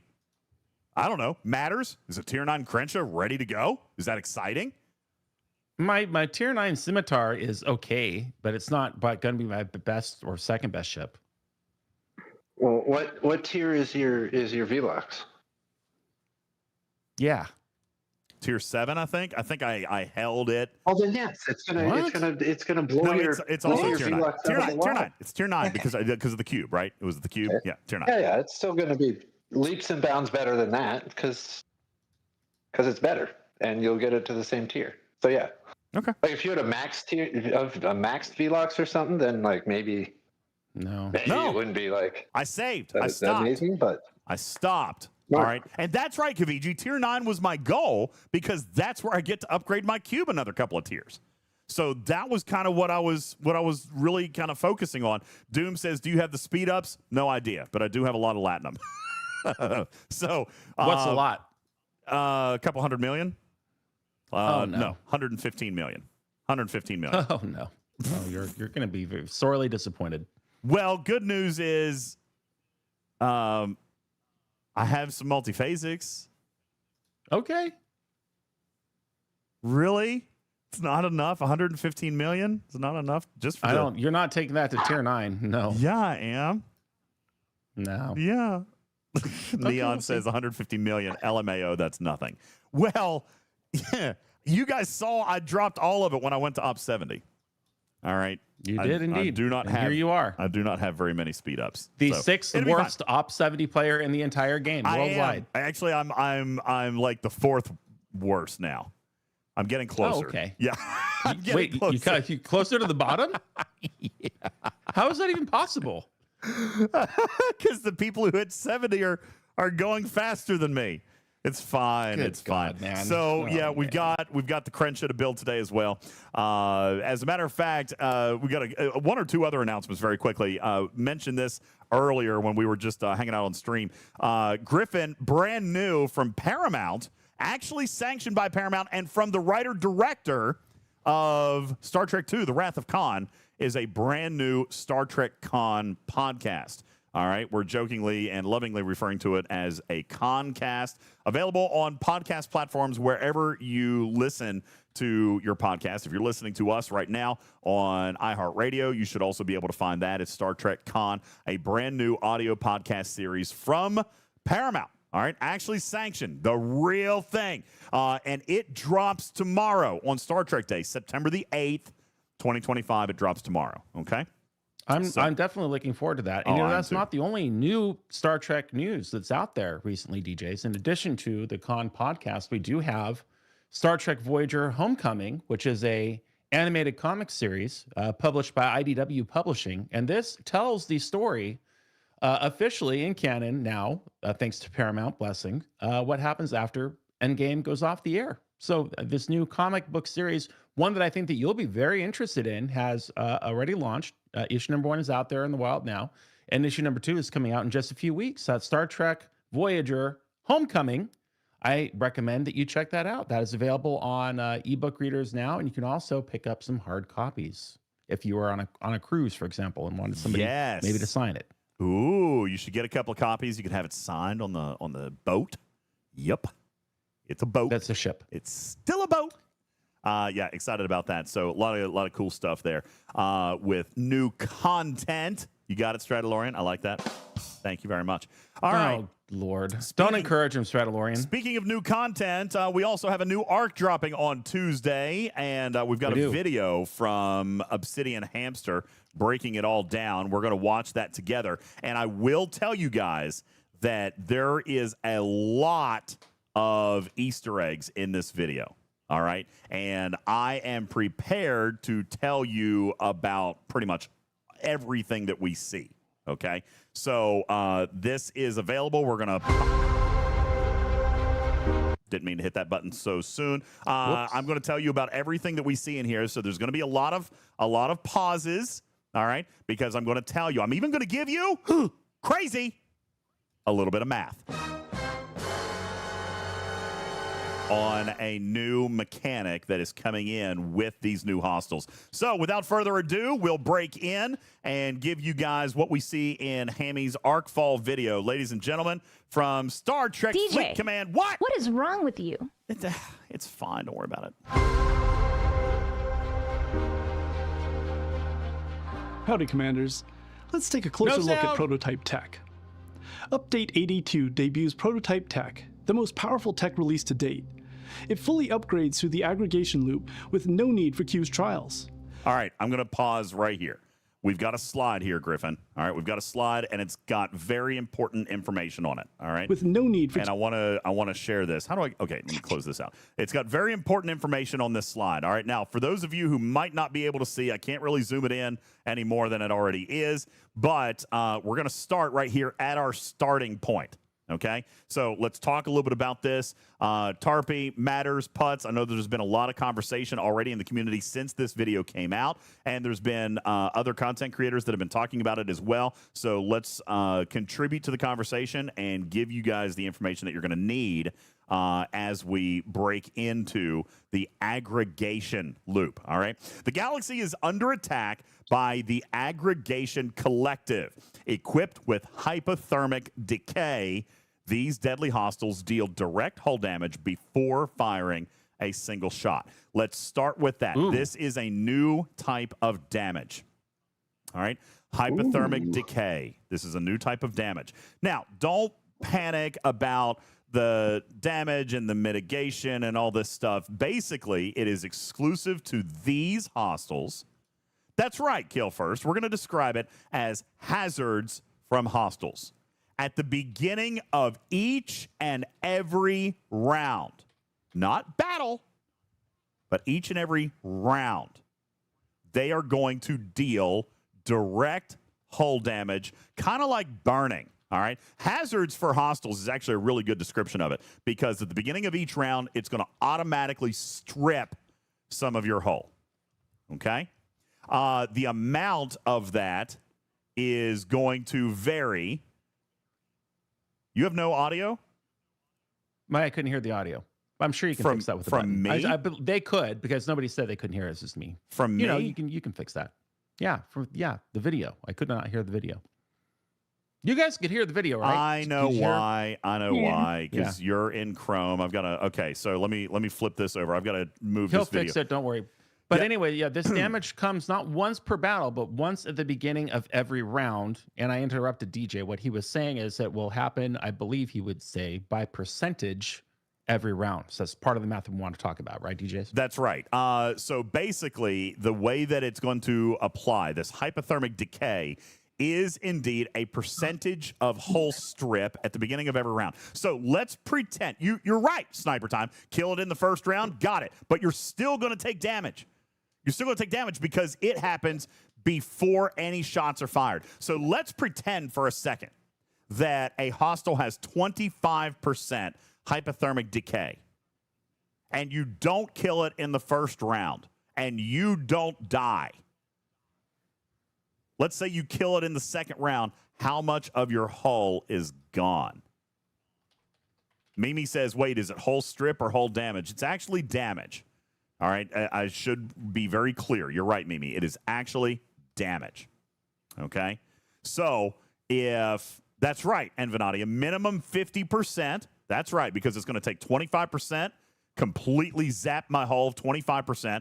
By the way, this is hull at the start of combat. So even if you have hull officers on there, hull research, all that stuff, it's going to take your starting value at the beginning of combat, and it's going to zap 25% of it gone. Bigger than that, isn't it, in fact, whole of the ship as though it were brand new? Yeah, that's exactly right. So if you so went it's not in, at the start of combat. correct. It's at whatever your whole max is. If it were shiny new right out of space dock, it's a percentage of that you lose. That's right. Every round of kill them fast. You got it. Kill them fast. That's powerful. Yeah, it is powerful. So, in other words, I should have said this correctly, and you're right. It's not start of combat. It is the capacity of your ship. That's right, Silver Tab. So you're dead in 4 rounds. Or if you kill it in the first round, 4 hostiles. Okay? Unless by some miracle you could counter it in some way. Absolutely. Let's talk about the counter. All right. That is hypothermic decay. I'm going to pull this back up on screen now, and hopefully. And while you're pulling it up, I just want to give credit because I love what she said. Tarpatute said basically it's literally a heat gun, is what a hypothermic decay would be. So, yes, imagine you're flying towards the ship before battle starts. It hits you with a heat gun, and that's what you lose. Now, I want to point out one thing. I have shared a couple of leaks. Some have been direct, some have been not so direct. But I did say that one thing that I was pleased with was that everybody was going to be able to play in the first month. Okay? Everybody is going to be able to. Now, Neon says, why would we want to deal with this? Sounds awful. Actually, the loop itself, again, implementation is going to matter, but the loop itself doesn't actually look horrific. Okay? Because everybody free to play will start earning hypothermic resistance right off the bat. Okay? And by the way, I use the number of 25% for easy math, okay? But that's not what you're going to be starting with, all right? Let's take a look back at Hammy's video. Let's continue on. Howdy, Commanders. Let's take a closer look at prototype tech. Update 82 debuts prototype tech, the most powerful tech released to date. It fully upgrades through the aggregation loop with no need for Q's trials. All right, I'm going to back up here so that we can finish going through this, and then we're going to focus in on what he said, which is no need for Q's trials. He is talking more about the prototype tech. I'm still talking about this loop, okay? So, to effectively counter this deadly threat of hypothermic decay, you're going to construct the recon locus to develop hypothermic stabilizers, okay? And unlock research. Starting in the Finicus system, you'll destroy these hostiles to collect loot to exchange in the aggregation refinery. The Recon Locus is a building, okay? The Recon Locus is a building, and hypothermic stabilizer is a percentage of resistance that comes as a buff to that building, all right? So no ship, no nothing crazy like that. Let's say that you see a hostile and it's got 20%, and you've got your building to level 5, where it's offering, say, 5% or 3%. I don't know what those values are, by the way. Okay. But let's say that you get your hypothermic stabilizer to 5%. The hostile is dropping 20% hypothermic decay.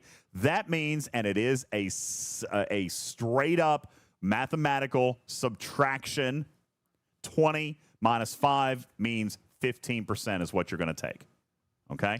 If your hostile has 40% and you've got your building at 35%, then 5% is what you're going to take, okay?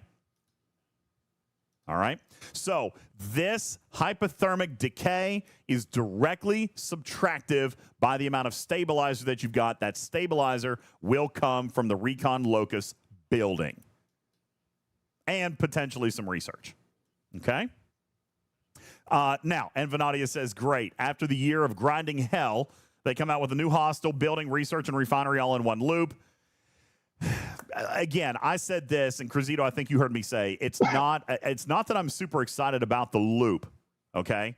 It is another loop. It's another hostile. But in all fairness, every hostile comes with a refinery, and every building comes with research. So it's a grind loop. But this one is not... I don't find this one, when I play tested it, I did not find this to be horribly offensive, okay? What I did find is that hypothermic decay is going to beat your bum unless you have the recon locust building. Okay? Now, one of the things that I like about this is, and FYI, I have already asked them to pyramid shape these these systems a little bit, is that no matter your ops, that's right, Shiz, punching up is not really a thing. Everybody is going to start at ground level 0. Everybody is going to, your ops has nothing to do with it. Level of the hostile has nothing to do with it. I know, Infinati, what an improvement. We have to settle for it not to be horribly offensive. I'm not excited about a new grind loop, me personally. Okay. But feedback was taken into consideration, and there have been really nasty, gnarly loops that were 6 and 7 loops in one. And could this have been that in this case? Yes, it certainly could have been, but from what we've seen, it's not. That's right. We're going to talk about some of the currencies here in just a moment. Okay. Vahalan King says, so loot crew on a pylum? No. I don't see why not. I don't see why not. Starting out, again, level of hostile does not matter. Dave says, yay, a loop where literally every player has to farm in one system. Well, that was my number one piece of feedback. You've got to create the systems in a pyramid, all right? As in, I want 10 systems at level 45, and then there can be one at 70. All right, there needs to be a huge chunk of systems down at the bottom, okay, and then you can span up. All right, so I think that is very, very important that they get that part right. However, yes, Ops 70, Ops 60, Ops 50, you're all going to be starting in the same system because the amount of hypothermic decay will increase with the level of hostile, in addition to the types of loot that come with those hostiles. Okay?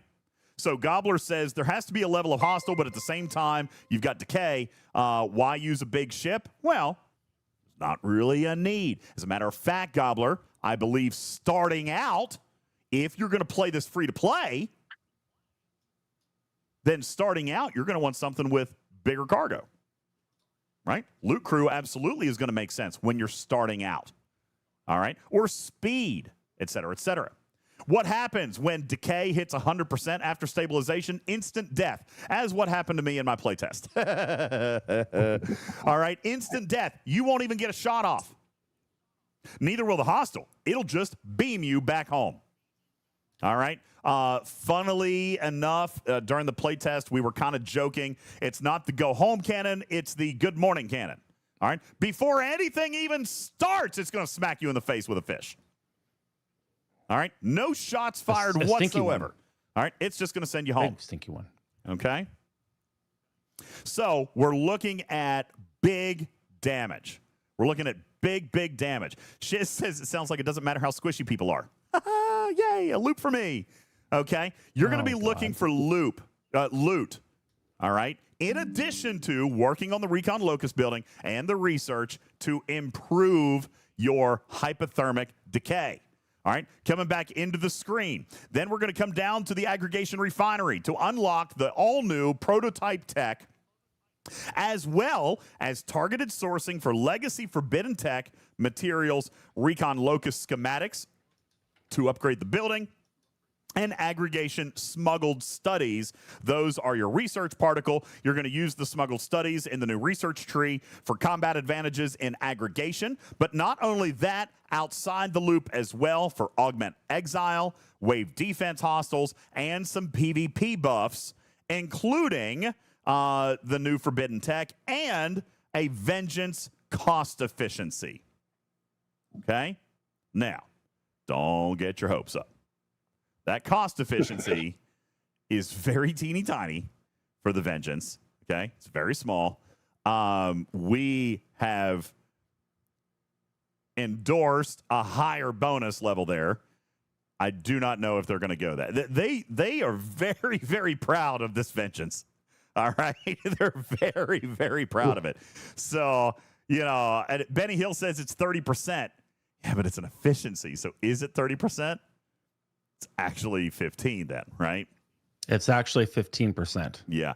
So now, granted, 15 is 15. That's a net value, big time. Okay, that's big, but it's still a very, very expensive ship. All right, it's very, very expensive. All right. Well, it's more than that, isn't it? It's like 23%. A 30% cost efficiency. It's not half. It'll be 1 divided by 1.3. So what is that number? Yeah. It's. I'm gonna do it now. 1 divided by 1.3. 1 divided by 1.3 is 76.9. So that's minus 100 is what? It's 1 divided by 1.3 is going to be 23.1%. Yeah. So okay. I mean, it's not 15. 100% is 50, right? Yeah, that's because half. of the half. But anything under 100 is a little more than half. Okay. And fair. So 23% above 100 is even less. Can I just say, all right, and Cruzito's going to say, be about the math, and I'm going to be about the math. 23% net off of a single research is substantial. The problem with that, Griffin, is what? The ship is already... It's $1 billion to get the thing up to tier 15. Yeah, it's already massively expensive. So obviously any efficiency is going to help, but it's still an expensive ass ship. If I'm saying no, I'm going this far and no farther, I mean, how many times have you heard that come out of Griffin's mouth? I think literally never. Yeah. Never until today. And it's not just what the cost is, and we'll talk more about the Vengeance later, but it's also what you're really getting for it. Now, what even can it do? do? I mean, the smacks keep coming. Like even today, there's an event on Star Trek Day, Path to Unity, where you want to kill hostiles and you score up to 71. I'm like, oh, cool, no problem. I'll take my Vengeance and I'll do my Vengeance dailies and kill my 72s. The 72s don't even score in the event. I killed 15 of them. I get no points in the event. Why? Because I hit op 72 and scoring only goes up to 71. Are you kidding me? It's just really. This is what we're talking about, Scopes. Attention to detail. Really? Teeny tiny little things. You got to remember. You got to remember this stuff. You got to remember this stuff. All right. Now, I'm going to tell you right now that I have not been able to preview events for next month. All right. I have and that's where it all comes and goes. I have asked. They can't. I have asked and asked and asked and asked and asked and asked, and it has not yet come. I do not know if it will. Which is odd because it's the arc runners, quote unquote, historically have been our best friends of the game in terms of people who will accept and receive feedback. So I find it interesting. Yeah. Yeah. Anyway, all right. So I haven't seen the events yet, and we don't know what these events are going to be. What I do know, there is one little piece of feedback that I know has made it in to this, which is, thank the Lord. Give me some Southern gospel music here, please. The events surrounding aggregation will be based on a kill counter, not on hitting your level. If anything we learned, Tarpy, throughout all of Flashpoint, it was that hitting your level of hostile was not the right way to play it. All right. Fortunately, what we do know is that... Whoa! What was that? I'm assuming you were trying to give me some Southern gospel. That was loud. I was giving you some Southern gospel, and I literally just killed everybody. I don't know what happened, everybody. I'm sorry. All right. So yeah, you're going to now I feel like a Scope League arc runner. I had the best intentions, and I thought everything was all balled up the way it should be, and whoops. Launch didn't go as planned. Yeah, that's exactly right. So Chris says, I feel like I got held up at a Best Buy for $100. Kill count 25 or kill count 525. Obviously, it's not going to be 525, but I don't know. It'll probably probably be 40, maybe 50. But I do know that as far as the event segmentation, this one was a little bit easier for them because everybody has the same metrics.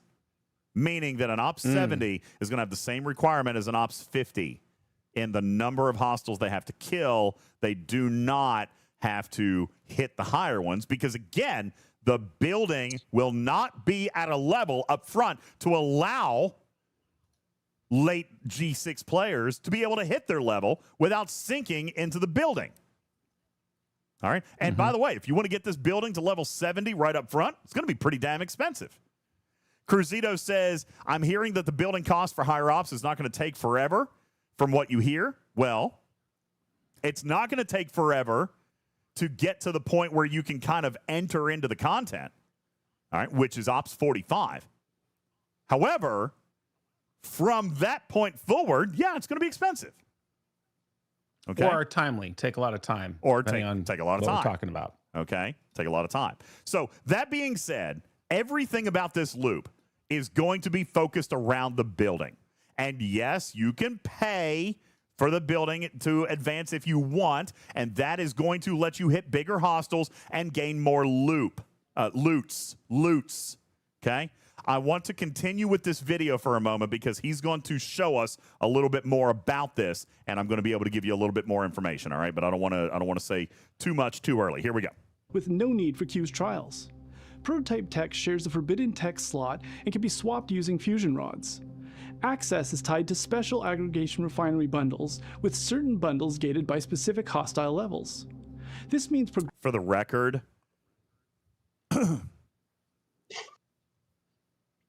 I was not a fan of it using a forbidden tech slot. Thank you. I voted against this. I was voted down. Not that I think Scopely was even letting it be a vote. All right. That was no vote. There was no vote. But I still, amongst my peers, was told to sit down and be wrong. All right. Seriously. Really? I can't imagine what that argument would be. What would that argument be? I think it needed a new slot because they were using new materials. If you're going to put it in the original slot, it needs to use the same materials. If you're going to use different materials, it needs to be a different slot. Okay. Are these a drastic improvement over what we already have? No. No, they're not. No. They're gonna be so, interchangeable. But okay. I am not a fan of I'm not a fan of how this rolled out. I would have wanted a third piece of tech. Okay? Yeah. I would have wanted a third piece of tech or a third slot. Or raising the limit of rods. Sure, that would be great. We need more. All right. And Venadia says the best argument against a new slot is more power creep. You're going to have power creep. Like, they're never going to be done with power creep, Venadia. Power creep is never going away. It's never going away. Were they afraid of having the abilities multiply against each other and they just didn't want to do the math to make a new slot and then have to go through all those possibilities? No, in all fairness, I believe that the third slot is not technically ready to launch. If you're being if I'm being honest with you, I don't think the third gear slot is actually ready to go. Okay, I don't even know if they've started on it. Okay, I don't know if it's their intention. I know that they wanted to. All right, Mr. Tiger has talked about his gear system. All right, but I don't think that it's actually ready yet. Okay, that was one thing that they told us is that that was not an option. My recommendation was to push it until it was, but that was not taken under advisement either. All right, so Gripster says, so it's really just more forbidden tech. Think of it like grades of artifacts, right? Artifacts are kind of the same, but they're kind of different. That's how we're looking at this prototype tech. It is using a forbidden tech slot, and it's using the same fusion rods. All right, but it will use a new material to upgrade. All right, and we get to see that in this video. The aggregation content right here is a key step to unlocking their full potential. Right here is an example of the new prototech matter. And we see 3 different colors of them. Well, now, hang on. These are building materials. These are building materials here. Okay? These are research particles. And these are the forbidden tech materials over here. Now, what you are seeing as far as colors here, you're seeing common loot, uncommon loot is what you're seeing right here. Mm-hmm. Okay, so you're seeing common loot. This is what the hostiles will be giving you. The this type of loot, and this particular account had the locust building to a level where it was able to refine common and uncommon. Okay. So then this is the proto matter, and let me see if they've got. They didn't put an image of the. That would be this one right here. They didn't put an image of the new tier up catalyst that'll be in there as well. All right, but can you remove your frame? Can I remove? Just remove the frame. Why? Or for the people who are actually watching this, not on the podcast, the materials at the top are being hidden by the sticker party counter. Okay. All right. All right. Cool. Stickers off then. All right. So there's really nothing there for you to see. All right. These things are graded materials that you're going to see. There's 4-star. And actually, I think that got revised, didn't it? I'm almost sure that got revised. I don't think we're dealing with graded loot here. We are dealing with strictly rarity of loot. Okay. Yeah. That question was. Pretty sure that was asked and answered. I do not believe that we're dealing with grades of loot. So you can kind of push that out of your head. Jay says, so you're saying that a bunch of level 70 players will be in the same as a 60? Yes, Jay. At least starting out. It has nothing to do with strength. It has everything to do with how much they're willing to pay. So me, for example, I'll be playing with the 50s and 60s because I'm not going to pay for the building. All right. But check, you're right. This was very much like Augment, except there's learnings here. And this is why I'm not overly critical of this arc. All right. Let's continue on a little bit so we can see some more of these loot. Aggregation content is a key step to unlocking their full potential. For PvP, 3 new class-specific prototype techs redefine the standard of power in their slot. No, they don't. Each comes with the same shield bypasses the quantum slipstream drive, but also introduces Apex Barrier and Apex Shred effects. On top of that, they provide unique class-tailored boosts. I just now realized and agreed with chat. I don't think Hammy blinks in this entire video. I have not seen him blink. Not yet. I'm watching, but there's no blinks at all. This is a common malady when you're dealing with talent who does not do this on a regular basis. Is when you're reading a teleprompter, it is second nature to stare and to not blink. It's not a Hammy problem. You see it all the time when you're dealing with somebody who normally doesn't read it. I was going to blame the players. But I always that would be very on brand, wouldn't it? Yeah, or at least the content community. creator. This is you know what? Blame Pack. Blame Pack for Hammy not blinking. Okay, Pack's fault. It's Pack's fault. Hashtag blame Pack. All right, that's actually really, really funny. So let's take a look at a couple of these abilities. Increasing Apex Barrier for interceptors against players. Now, this is tier 1, level 1. Nobody get their panties in a wad. I've seen some people talk about these abilities, and it's very, very low. Yeah, because this is not the max value. It's tier 1, level 1, guys. Okay? So they're going to get bigger. However, I still don't know that they are going to completely redefine PvP.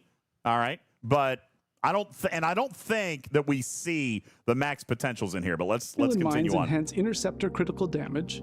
The counterplay device bolsters Explore Isolytic Defense, and the self-replicating mines empower battleships with added isolytic damage. 2 new utility techs expect. Yeah, see, we never saw their max abilities, so you can't really.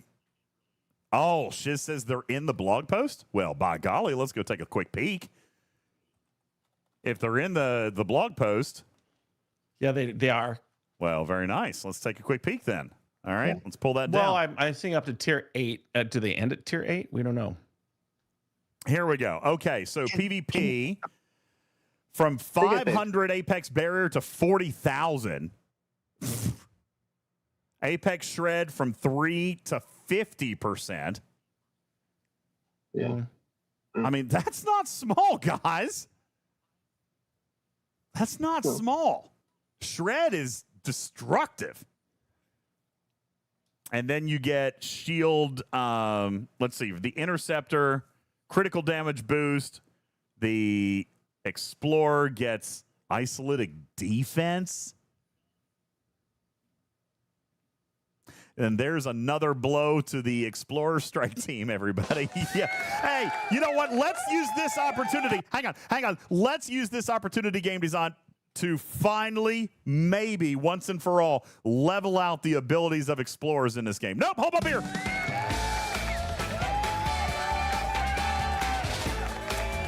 Wait. No. No. What did Joachim do to your ability to fight the Hurak invading entities? What? Like, what did Joachim do to people's ability to take out the invading entities, the Huraks? You're distracting DJs by calling him Joachim when it's Joachim. It's Joachim, A. But it's B, Joachim. all right, number 2 is players already have hundreds and hundreds of % of isolated defense in PvP. Yes. Okay? This is not going to change that much. The isolytic is not the issue in PvP anymore. It's shred and barrier now. Isolytic died a fiery death because Scopely accelerated that timeline way too fast. All right? It's not about isolytic defense anymore. It's about shred and barrier. You're back down to one-turn kills, guys. All right? So, yeah, no, isolytic defense is not a thing. All right. Even Battleship increasing isolytic damage. Now, isolytic damage output is a little bit more different because you've got Cascade in all of your PvP stuff. All right. And that goes up to 250% times Cascade. So even that is going to be better than isolytic defense. You got to remember, Matters, isolytic defense, while not inept, all right, but it's an efficiency model. So the more you get, the less it does.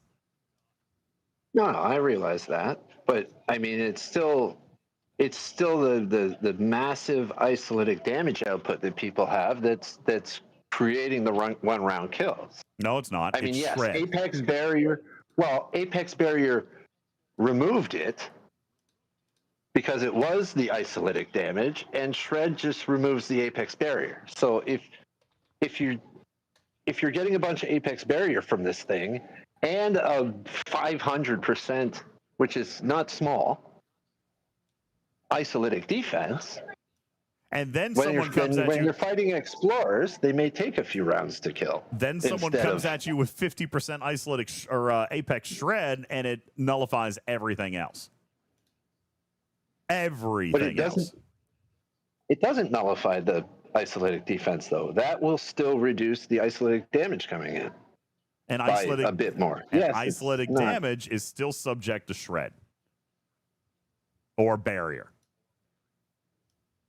So it's this is just more. I mean, really, if you look at these three, the Interceptor one is the biggest one, increasing critical damage by up to 500%, which is going to increase your isolytic and your cascade, and therefore your damage output, which is going to put more damage through the Apex Barrier. And if you've got more shred, then it's just going to put more damage through.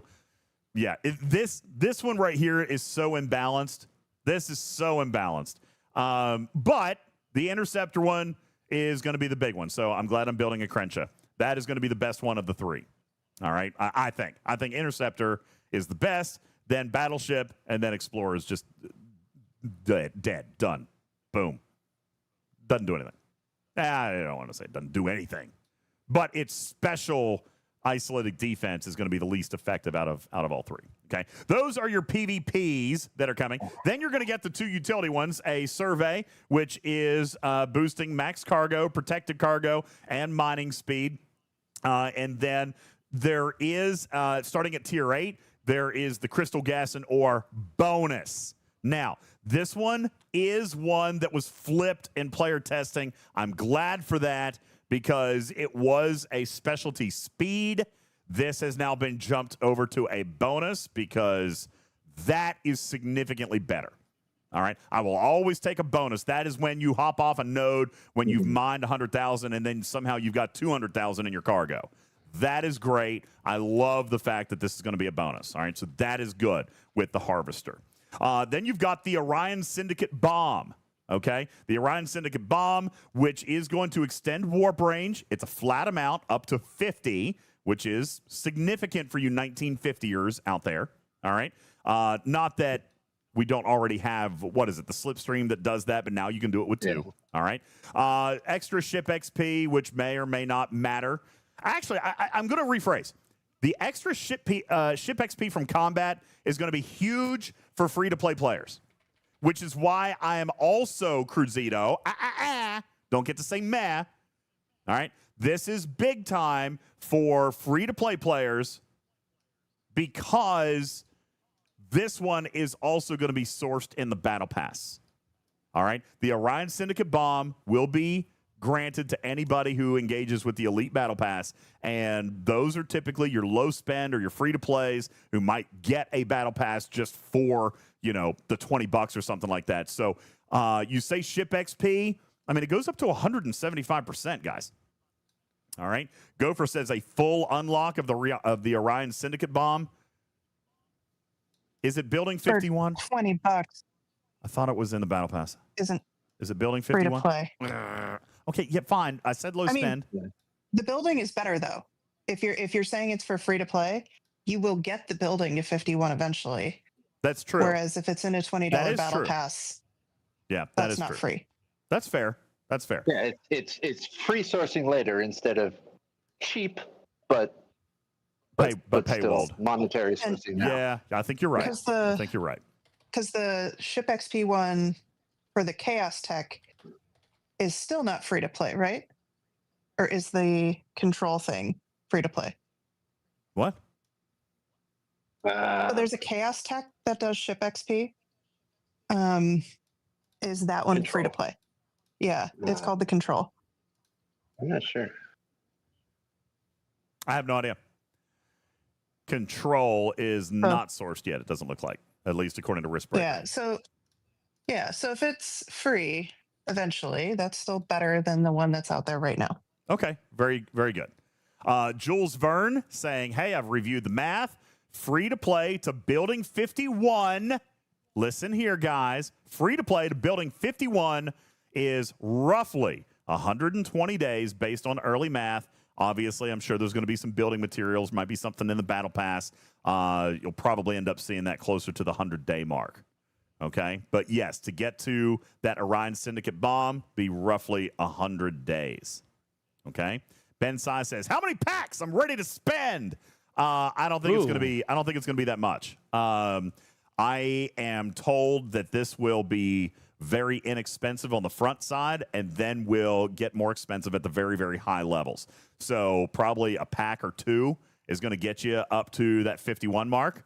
And then from there on, it'll become more expensive and slower as the drip proceeds. All right. So those are your 5 new prototype techs. Let's come back into the video because there's more that I want to share with you that's hidden in this video. Expand your influence in the universe. The Orion Syndicate bomb blends the strengths of multiple forbidden techs. It carries the loot boosts of Agamus, offers reputation gains akin to the Agony Booth, and extends the warp range in line with the Quantum Slipstream drive. Together, these traits make it a versatile and highly effective tool for hostile farming. It's also important to note that the Orion Syndicate bomb's rare status makes it easier to source, and it even unlocks for free when... We did get a blink right there. There was, in fact, one blink. That is our first blink. It's right here. That was the cry for help. We got a blink. We did finally get a blink. It's right here. Hang on. I'm gonna right here. The bomb's rare status makes it easier to source, and it even unlocks... Right there. Did you see it? We got it. Okay. His eyes are so wide. Eyes wide. I know. All right. Makes it easier to source, and it even unlocks for free when the Recon Locust building reaches level 51. There you go. All right, you are correct. Building 51. Now, yes, to answer this question I see in chat, is that saying that the upgrade is guaranteed? It is indeed. There is no chances, no RNG on this. These are just like Chaos Techs. They are guaranteed upgrades and have no requirements on your Q's trials levels. Okay? Also, another reason why it needed its own slot. But this is good. Okay? This is a good thing. Guaranteed upgrades just like Chaos Tech. No RNG and no reliance on Q's trials, okay? Warp range in line with So the we're quantum. actually going to get forbidden tech we can max. You are going to get a forbidden tech that you can actually max. That's right. Very, very nice. Matters. You are correct. Oh, man. Slipstream drive. Interesting, though, that it says the materials disappear if the upgrade fails.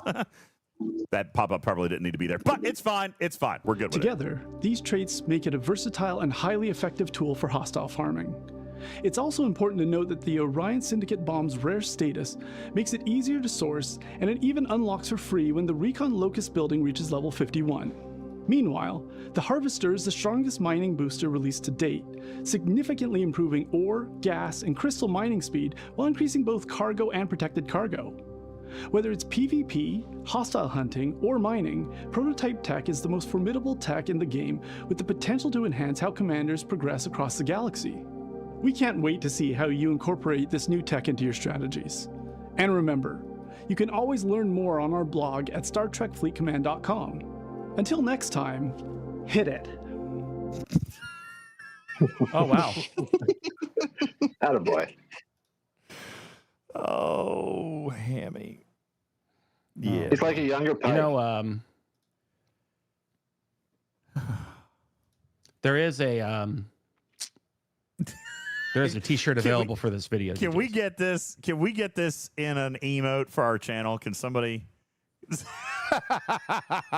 and by the Can way, we not put that on a T-shirt with like just the big hit it underneath? Yeah, no, right here, guys. We've got brand new merchandise available in the store in the next 24 hours.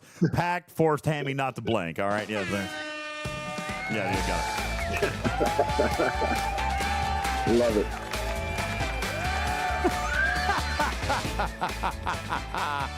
Oh, that's so funny. It's good stuff right there. So it does come with a pack approved seal of quality. Yeah, you do have that. All right, now listen, I want to come back because there's actually something missing from this video that I thought that I saw the other day, and I want to come back and talk, or maybe it's in the blog post. So let's take a look at the blog post and see if it's in here.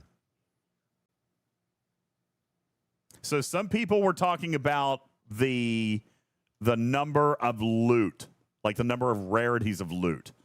And I see nothing in here that kind of talks about that. Oh, yes, I do. Right? Yes, I do. No, we do see 4. Thank you. We do see 4. Let's back it on up. Very beginning of the video, we do, in fact, see 4. Here they are. Common, uncommon, rare, and epic loot. All right. This is what's going to be dropping from these aggregation hostels. And then you're going to be refining. Here is a learning. Okay. And this is why I am less upset about the style of this grind. Okay.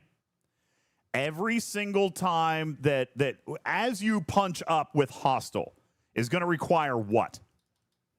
It's going to require a higher level building. You're going to be using the ships that you've got, okay?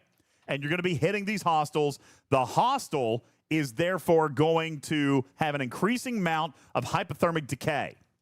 To increase the building is going to allow you to hit higher levels of hostile.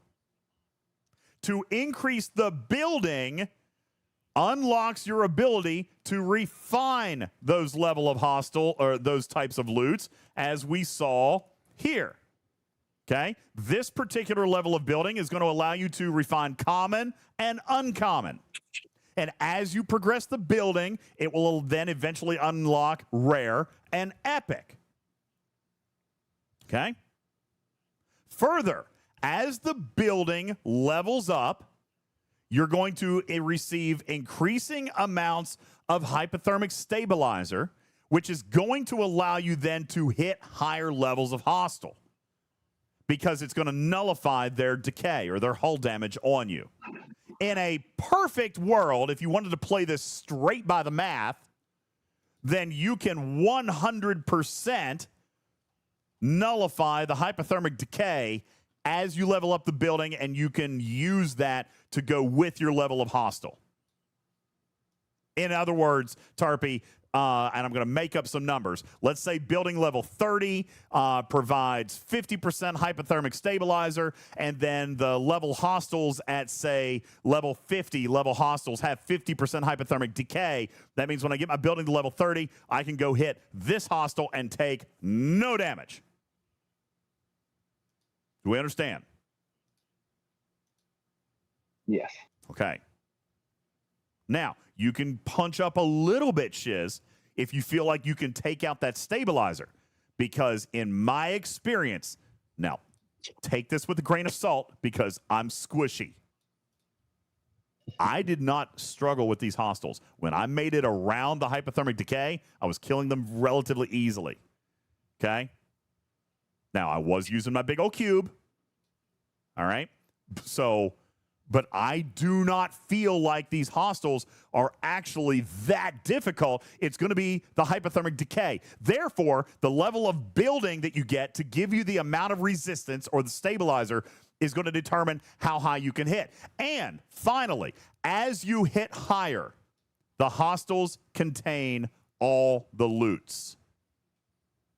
This was a really important learning from Exile, was that you are not. So while level 70s are going to be grinding in the base and the entry level systems up front, if they don't buy anything for the building, as they progress upwards, or if they do spend on the building, they will immediately be able to go hit the higher level hostile and still receive their loot all the way down to the common. Killer J says, can we use the Junker ability? I do not believe so. No, I'm pretty sure these are resistant to the Junker beam. Okay? Most new things are. Yeah, I'm pretty sure these are resistant. Jeff Game says, the players that do the testing, are they all up 70? No. I'm not going to give any more than that, but no. All right. Says his name and he appears. Who? Killer J? For that. Oh, okay. Yes. I know, Cruzito. I kind of agree with that. This is kind of a nice win with the building. This is an adaptation. They're finally listening a little bit, at least with this style of design. I kind of think that way. So they, like, for example, when they get high enough, they will. There's only one hostile for you to hit. There are 4 loots, okay? But there's only one hostile for you to hit. Whether you go to, you know, you're getting the uncommon and the common, or you're getting the rare, uncommon, and common, or the epic, rare, uncommon, and common. All right? That is what you're going to be collecting from your singular hostile that you can kill. And the level of that hostile is going to depend on your level of building. Okay? Do you know if it's going to be similar to the Exile loop is now, that they've added the common, where just the amount you need for pulls and the amount in the hostile means that you're not getting enough with like G6 ships that have a lower cargo? I have not seen. Like you have to do multiple runs? No. Okay. I have not seen the refinery data. Okay? I have not seen the refinery data, but when I was killing them, the amounts were relatively low that the hostiles were dropping. So it's if I don't open it, then later I can claim ignorance, right? Yeah. So my hope, all right, and yes, we did ask that very specifically, Mimi. Are we going to have a problem with G6 cargo? Point. Yeah, are we going to have a problem with G6 cargo? They said that they said that they had balanced the refinery cost over what, you know, G6 ships or, you know, or the smallest cargo ships were going to be able to do. So I know I had, for example, killed, I think, just the uncommons.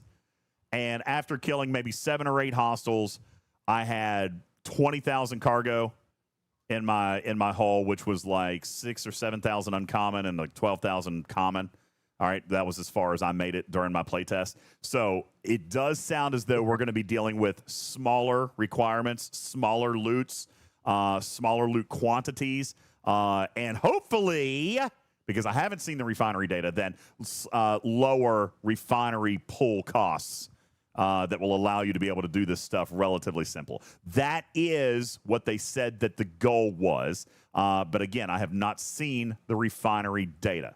I've only seen the and loot the feedback was that I got. was given. I said specifically, it's not, the loop sounds great, the lore sounds great, the graphics look great. Where we have been stumbling lately is the squeeze for the juice, and is it worth it? Is the time spent worth A, what we're getting out of it, and B, what's required to put into it in order to participate? And then everybody looked at me like I was an idiot. But the point was made that this has to make sense from a standpoint of participation. There needs to be a value proposition. What are you talking about?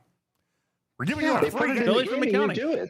That's the I rule. told him Billy needs to be fired. And then the people who actually know and understand the math, who are probably the arc runners, in my view, should be the ones really establishing what these tables are for what we put in and what we get out. Because that, for me, in 2025 has been the disconnect. Yeah.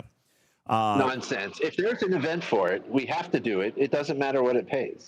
Well, obviously the problem. Yeah, that is a thing. All right. So, but yes, that was brought up. It was asked about, which specifically was cargo and refinery, especially when they said that all the loot was in there, because then that took me immediately back to when they added common to the exile hostels that it didn't need common in. All right, but they did it anyway. So that nobody asked for. Well, no, it was asked for, but whatever. But nonetheless, Cruzito says it will be tough at first with G6 ships cargo wise, but a new ship soonish will take care of that. Maybe. I'm not going to hint one way or another. It would obviously follow the pattern. It would make a little bit of sense. But this is one thing that I am happy with, and one thing that I'm praising about this, and one thing that I leaked a couple of days ago, Cruzito, is that everybody will be able to play with this loop starting day one, purchase or not. Okay? Huge. If I have level 1 of the Recon Locust building, I can go kill aggregation hostiles. Period. All right? And that, I think, is a huge win. Shiz says, do folks even need G6 ships to start with? Agreed, Shiz. If you're not going to spend on the building, I'm an Ops 70. If I'm not going to spend on the building and I'm going to play this loop natively, free to play, I'm going to use something really fast with a loot crew. I'll probably break out my Protector or my Revenant. I'm going to use something really fast with a loot crew. Because it doesn't matter how high I hit, I've got that wake-up cannon in the very beginning. I've got to avoid that. All right? As long as I avoid the wake-up cannon, then I'm just going to max out the amount of loot. And like I said, these hostels did not feel super challenging. But again, I did not hit super high. Okay? I did not hit super high. So they could be challenging way up high, but they did not feel challenging down low. I do not think that you're going to need G6 ships. And by the way, Cruzito, if that's the case, and if there is a ship that comes, I think this actually bodes well for that, because that means that the ship doesn't have to be all the way max tier for an Op 70 to get some benefit out of it. If a ship comes, it's going to have out-of-the-box capabilities if we're all starting at the low levels of the system. Cruzito says this feels just like Walk, and I agree. Let's just hope. Well, no. Let's just hope that the value proposition is there. I do think that there are some decent rewards with this. I think some players already have some of those rewards and therefore are going to be less interested. All right? Unless you're going to fully buy in to prototype tech, which I'm not 1,000% sure I'm going to either. I'll probably do it as I earn it, but I don't think I'm going to. I don't plan on going apeshit crazy for this thing. No. All right? But the bottom line is it's a free-to-play path, a free-to-play tech, free-to-play acquisition. The only thing that's holding you back is the time that it takes for you to do the building. No purchase necessary, and everybody will be able to start on day one. That checks off a lot of my boxes, Cruzito. That checks off a lot of my boxes. And if and when a ship comes, it sounds as though it will have efficacy at the lower entry levels because the hostiles that you can hit depend on the building. Now, that being said, be cautious. If you're going to spend money on the building, and if a ship comes, then it's kind of like one in one hand, what is it, half a dozen in one hand, six in the other, whatever you say. If you spend on the building, you're kind of going to have to also spend on the ship if it comes. Okay? Meaning, like, if I've got the building all the way up to 50 and I'm hitting level 65 hostiles, well, then if I get a ship at some point, it's not going to be able to do that instantly. See what I'm saying? So do keep that in mind. If you're going to build, if you're going to spend on this building, all right, then be prepared for what it gives you now, which you can do with normal ships. But I'm sure that there are going to be other tools later.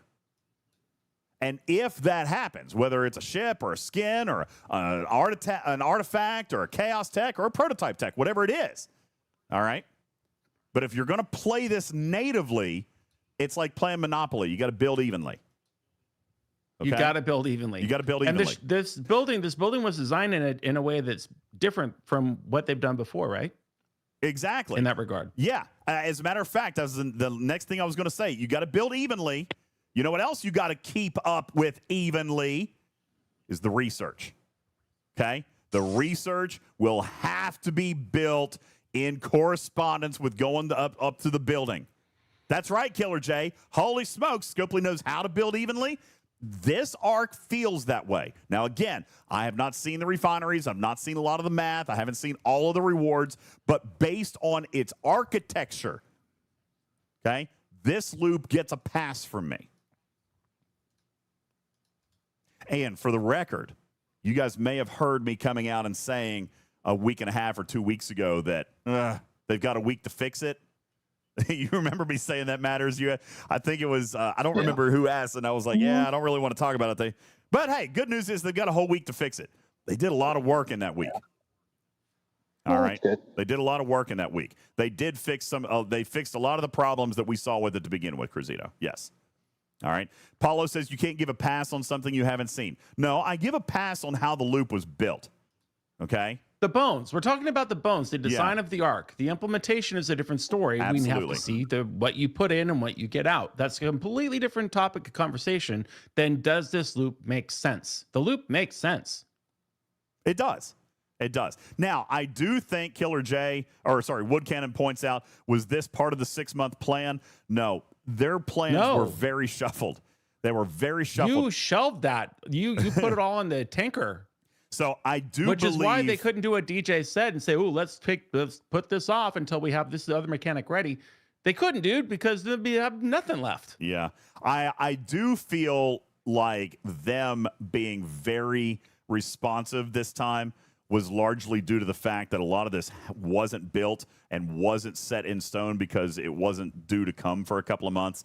So I actually give them credit on that. Which is, hey, if we're not going to be able to, like, for example, when I get to play test something, traditionally speaking, it's too late for them to change anything. So my request has been, like, how hard is it to finish product 30 days out so that if something comes up in testing, we've still got a couple of weeks to fix it? Because a lot of times, we're down to the wire and it's too late to change anything. You see what I'm saying? So this time, the fact that it wasn't actually finished actually gave us a little bit of an opportunity to feedback and get a few things corrected, which I was very, very pleased about. They were able to. It should be. It's how it always should have been. You agreed. But hopefully it sets a pattern for them and sets a trend moving forward that will allow them to give us some opportunity at feeding back and making some reiterative changes. Because I'll tell you, even this graphic didn't get made until just a couple of days ago. It was changed just a couple of days ago to include one of the rewards that's listed on here. All right, like with the other forbidden techs. So this is a good thing. And overall, like I said, in response to Paulo, you're right. I cannot give a pass on implementation. I can't give a pass on the refinery, and I can't give a pass on the events. But the architecture of the loop, kill this, earn this, do this, get this, That I'm okay with.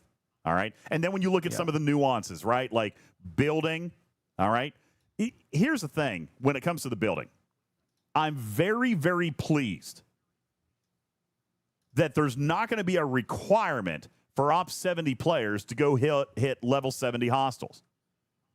Right? I mean, that's a problem. It's a problem every single time they do something like this. If there's a new ship, you got to spend hundreds, if not thousands, to make it usable. You know, if it's a building at your level, if it's a building, you got to spend hundreds or thousands to get it to your level where it starts giving you the rewards that you should get at your level. You know, so I think that the way that this has been architected and the learnings that they took even from the Augment Exile loop, which was only a few months ago. There's absolute direct learnings in this arc from that, Griffin. And that, I think, is a very good sign. Okay? Well, I think that that's a very feedback good is sign. continuing to come and continuing to be heard, which is why I'd really like to discuss in another segment here this letter to the editor, from the editor that we received from Scopely, and see if the proof is to the pudding there. There's a good amount of information in that. Whether or not it all comes to pass is a different story, but I always like being updated and hearing what the future holds for the company, for the game, and for, most importantly, their ideologies. So I'd like to read that with you guys and analyze what was said and how we feel about it.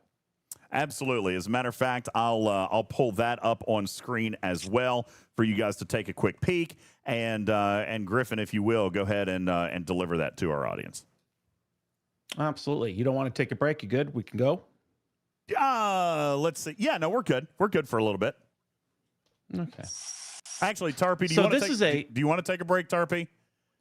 We probably should, actually. Either way. Yeah, we probably should take a break. All right, so that's what we'll do. We'll do this. We'll take a very quick break. When we come back, we will give you our communication from Connor, general manager of the game. Connor, with some expansion on what he had talked about in his first video, and Tarpy, even a little bit of elaboration on what I talked about here just a couple of days ago with what G3 and G4 players should look forward to in this coming month. We'll talk about that as well on the other side of this break. My name is UltimatDJz. This is Talking Trek Live, Star Trek Fleet Command's official podcast, and we'll return right after these words. Don't go anywhere.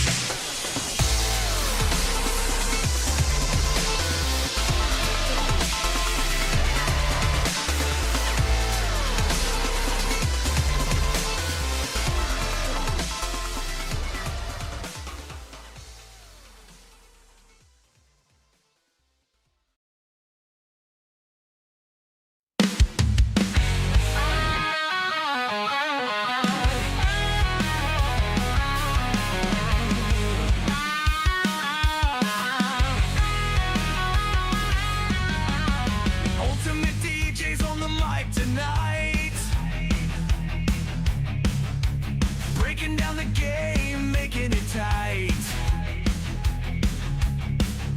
Starfleet Command, where the battles ignite. Teaching us the ways, bringing insight. Talking track, we ride the stars. Learn the game and we'll go far. Exploring space with no remorse. Ultimate DJs, setting the course.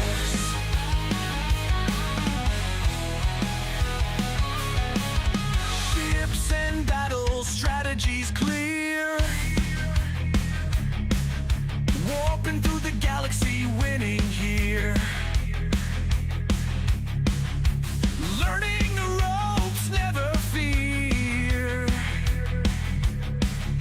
Ultimate DJs always near.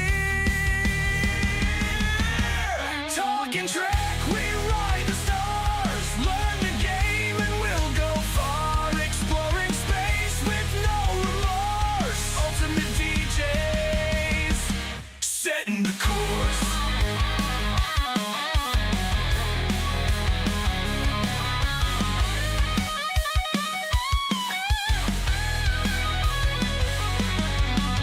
Phasers blasting, shields up high. Fleet command, reach for the sky. Tactics and tricks, no need to lie. Ultimate DJs, the reason why. Talking track, we ride the stars. Welcome Learn back. the game and we'll go far. Let's go. Exploring space with no remorse. Sorry. Ultimate DJs. I had to play a second song. I had to run to the little kitty's room. Welcome back in, everybody. My name is UltimatDJz. This is Talking Trek Live, Star Trek Fleet Command's official podcast. That is my very ruggedly handsome partner, Griffin. And we've got Tarpy on the stage, Matters on the stage, as we are breaking down the new arc that is dropping in literally 48 hours from now. As we go through, we've talked about the decay. Tarpy, I understand that there is a conversation in chat that is happening right now as well that we wanted to bring up very quickly before we dive into our letter from Connor. One more thing regarding the new arc. What do you got for us? So Shiz has been just wanting to bring up the idea that these seem to have a particular name, but we don't know what the name means. So aggregation hostiles seems like a collective noun. Maybe it means something, maybe it doesn't. It's Well, what is the also definition of aggregation? Yeah, can we start from the collect beginning? things. Yeah, to collect things. What? I think where he's going is it's a reskin of a particular hostile that we've had before. And so like just literally what the hostile itself looks like is a reskin. So I think that's where he's going. And I think he's still in chat. If I wanted to be lazy and not pay the art department to make a new ship, but just like some kid to come in at 5 o'clock on Saturday for an hour and make a new hostile that was really an old hostile that I've already paid once to have made, the last thing that I would do is then name the hostile to call the attention to my laziness. Are you referring to like it looks like Freebooters 2.0? Is that what we're? Could we? I think that's what people are trying to say, but. All right, we should have just said that because you confused the crap out of me there for a minute. All right, I was like, wait, what? Yeah, no, maybe. Listen, there's only so many designs of spaceships that exist before we have to start dipping into like the Orville. Okay, right? Like, but yeah, no, they leak. Spoiler alert! To my knowledge, these do not contain freebooter properties. All right, it's the new hostile. You get the hypothermic decay. Like, what were we wanting? Is that these would satisfy the G6 dailies? They don't. All right. They had nothing to do anything of the kind. Nothing of the sort. Mal says, in general, Scopely should make the requirements less ops level based, but make the rewards more ops level based. That rewards the time investment in the game, but keep things more even from the arc start. Honestly, well, that's exactly what I want to talk about in this nice letter. Well, and that is what we're seeing a little bit with this loop to start, is that everybody ops 45 through 70 are starting in the same systems. All right, because I did ask for a bunch more. I asked them, Cruzito, I was like, listen, in all fairness, Griffin, do you remember, excuse me, in the playtest, sorry, I chugged a drink while we were in break, and now it's returning to me. In the playtest, I'm pretty sure there were only 2 of those systems. I was like, yeah, we need like 10 more. Now, I don't know what they're going to do.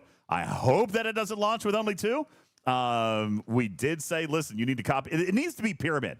All right. Like at the bottom level, it needs to be a bunch. And then as you go up, you can reduce the number of systems that you need. But we need a big fat number down here at the bottom. I don't remember during the test. What was it, Griffin? There were 2, I think, wasn't it? And we definitely it was very small. Yeah, we're definitely going to need more of those. And it was already getting very crowded. But that's a problem that we have asked for help time and time again, and it is a solvable problem, usually on a month 2 or a mid-month patch. We'll see if there's enough time to address your triangle, because that'd be great. I would love that. Riskbreaker says 10 more isn't much. Listen, I don't think they need to go crazy. All right, honestly, 10 to 12 would be enough. Okay, 10 to 12 would be enough. But 2 is probably not. Now, you're right. Some servers have over 2,000 players, and I get that. In Riskbreaker, there will always be a little bit of congestion here on day 1, month 1, but there's definitely, it's not going to last forever, okay? No. And it won't even probably last a week or 2, to be honest with you, because certain people are going to progress their building. All right. So, and there's a whole segment of the population less than Ops 45 who really shouldn't be touching this feature at all. Well, they're not going to be able to use the refinery. This does start at 45. I'll just go ahead and tell you right now that 45 is where you can start to experience the loop. Okay. But 51 is where the major investment comes, or where the big rewards start coming. At 45, listen, I'm just going to tell you right now, for somebody who's ops 45 or 46 to say, oh, my rewards suck, yeah, they're giving you a taste. And we've seen this method of taste before, Tarpy, with Borg armadas, with the Dominion armadas, the solo armadas with the Krenim invading entities. We've seen all of this, all right? It will give you it's better than having everything hidden from you in the first place. And besides, the people who then have access to the mid-40s also have access to the people who are OPC in those systems. Correct. And can start collecting their data, or collecting their loot. Absolutely. So it's a good thing. Yeah, it's a good thing. But if until you're in that early 50s town, you're really not going to enjoy the productivity aspect, because that's the design. Yeah, absolutely. It starts at 51. Starts at 51. All right. So that's what we're going to be looking at. Is hopefully, we'll see. I don't think they need dozens, but 10 I think is perfectly appropriate here to start, because those systems could always be retasked later. They really can. You can in a patch, you can change that level of system to incorporate higher levels of hostiles and so forth and so on. But there definitely needs to be more right up front, and hopefully they act on that feedback. Okay. So Burden asks if we're talking about Ops 51 or Building 51 or both. Ops. So. That's a tricky question we can't answer really without giving you too many leaks. I can. Here's the thing. I've said I'm not paying for the building. So I'm going to be starting at building level 1. Yes, I can play, Burton. Yes, I can play. And I will be getting rewards that are tangible for me. Okay? So it's Ops 51 where you really get into the meat and potatoes of this loop. Okay? Building 51 unlocks a host of rewards. That is definitely going to be the first milestone, okay? That's definitely going to be the first milestone for free to play. Ops 51 unlocks a much broader store. But to get to building level 51, Recon Locust 51 opens up a huge store. But to get to 51, you've got to play the loop up to that point. And yes, I will be able to do that natively, free to play. Okay, which is great. Yes, it is. That is good. Okay, so I feel like that is a good thing. But you're right. The store and the available rewards really blossoms at building level 51. All right, that will be your first major milestone. Yes, Tarby. I'd like to add there that even though 45 through 51 might also seem like, oh, I'm getting nothing out of this, it's letting you get a soft start into the loop rather than right at 51, you get kind of slapped in the face with it. So maybe if people try and frame their thinking not as I'm getting crap rewards, but as my requirements to get used to this loop are less, and I can figure out crewing when it's less important, and I can figure out time requirements when it's less important. So that way it's not as negative a feeling, but more of a, I have time to get into it. Yeah. Instead. I completely agree. That's well said. And I think that's been the issue with this whole entire game. Now that we're in our 7th year, that I think Connor, the newest GM, is trying to address. If you are a player in your early 40s, you have different fish you're trying to fry than somebody who's in 70 or 60s or 55 or whatever. So that's what we're talking about when we will go through this letter and getting the sort of the boardroom meeting of what the directions are and what the issues are as Scopely is hearing the players bring forward, I think is refreshing. And DJs, something as we look at this letter that is on StarTrekFleetCommand.com, I'm sure DJs will put it up on the screen as we start. It's something that, we could really have a good conversation about and really flesh out, is the company hearing what we're saying as a player base? And are there plans to address what we need out of this game really being met and talked about? So this is a new series that Scopely has committed to continue on, which I think is great. We've never had this level of communication before. This is a real behind the curtain peek at their understanding of what the issues are with the player base and the game at the moment and what they plan on doing to address it. And it reads as follows.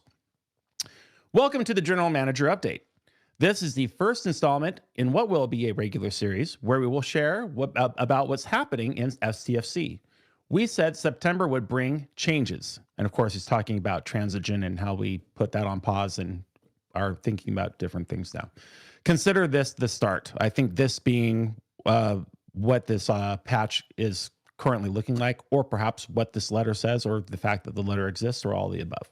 Since the update video, which was posted 2 weeks ago by the GM, he was wearing that fancy gray STFC t-shirt that we were giving away on the cruise, DJs. Since the update video, we've been listening, reviewing, and recalibrating. We're just starting to see the impact of some of those recalibrations, with other changes starting to build momentum. Our community is deeply important to us, and we are committed to improving our communications with you as the game comes up on its 7th anniversary. Ready to roll the camera? Whether that's not this. That's me. All right. So getting content ready for every level is the first heading. And before then, let me just say, DJs, and tell me what you think on this. This first paragraph. I appreciate the communication. However, I think it's filled with platitudes. And at this point in time, hearing things like that things are deeply important, we're committed to improving our communications, all that is good, but I think it's also assumed. And the moment has come, the chapter has come where we actually need to hear, no, that's cool, but what is the actual plan and what is your rollout date? Because I don't necessarily disagree with that. However, I am going to give credit where credit is due. And I said this when Connor put out his first video, which was that took guts. All right, for the GM to come out and say, "Hey, listen, we've messed up, and we're going to start to do things." Now, Scopely, as we know, is not a wildly agile company. All right, it takes them months to do things, sometimes years. I am going to jokingly poke a little fun at the content creator program, Tarpy, that was announced a revamp nearly 5 months ago now. All right. And we've seen very little movement on that from Scopely HQ. So I think that Scopely is not super agile. However,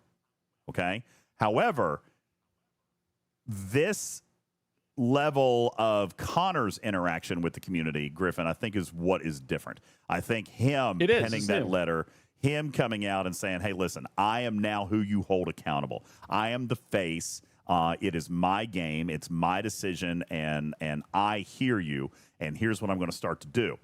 And obviously, as I said, when his first video came out, the proof is going to be in the pudding for me, okay?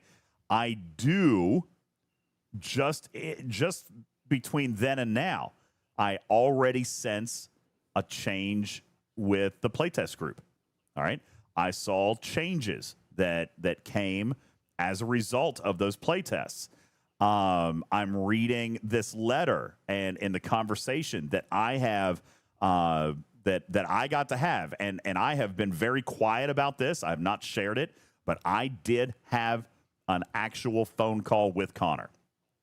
I feel like that call was productive, and I feel that there were some misconceptions even on his end about the level of impact that we as a player base need to be able to have and needs to be able to be communicated.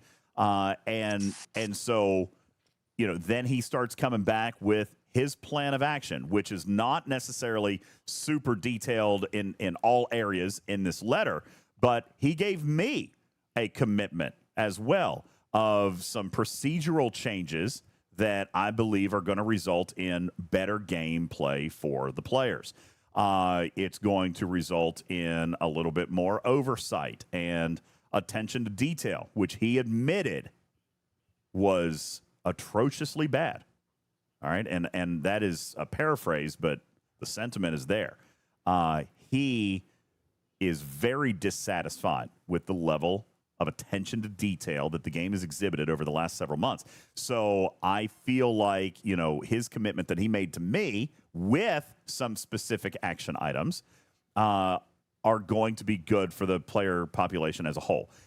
One of the things that he told me about during that call is something we see communicated here, and something that I was very positive about even on our last podcast, which is where I said, hey, listen, how many months, how many years, in fact, have we asked for separation of targeted content, separation of battle passes for generations of player who have nothing to do or have too much to do or can't engage with content? Look at this month, for example, Griffin. 45 plus is where this content starts, okay? So what about 44 and down?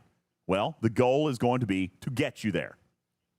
Okay? Yes. The goal is going to be to get you there. And now what we see in this letter, which Griffin will continue to read here in just a moment, is an actual action plan starting this month in September that is going to appear as though it is Scopely making a concerted effort to close the generational gap. I have said for years that it's impossible to program for as many generations of player that this game has.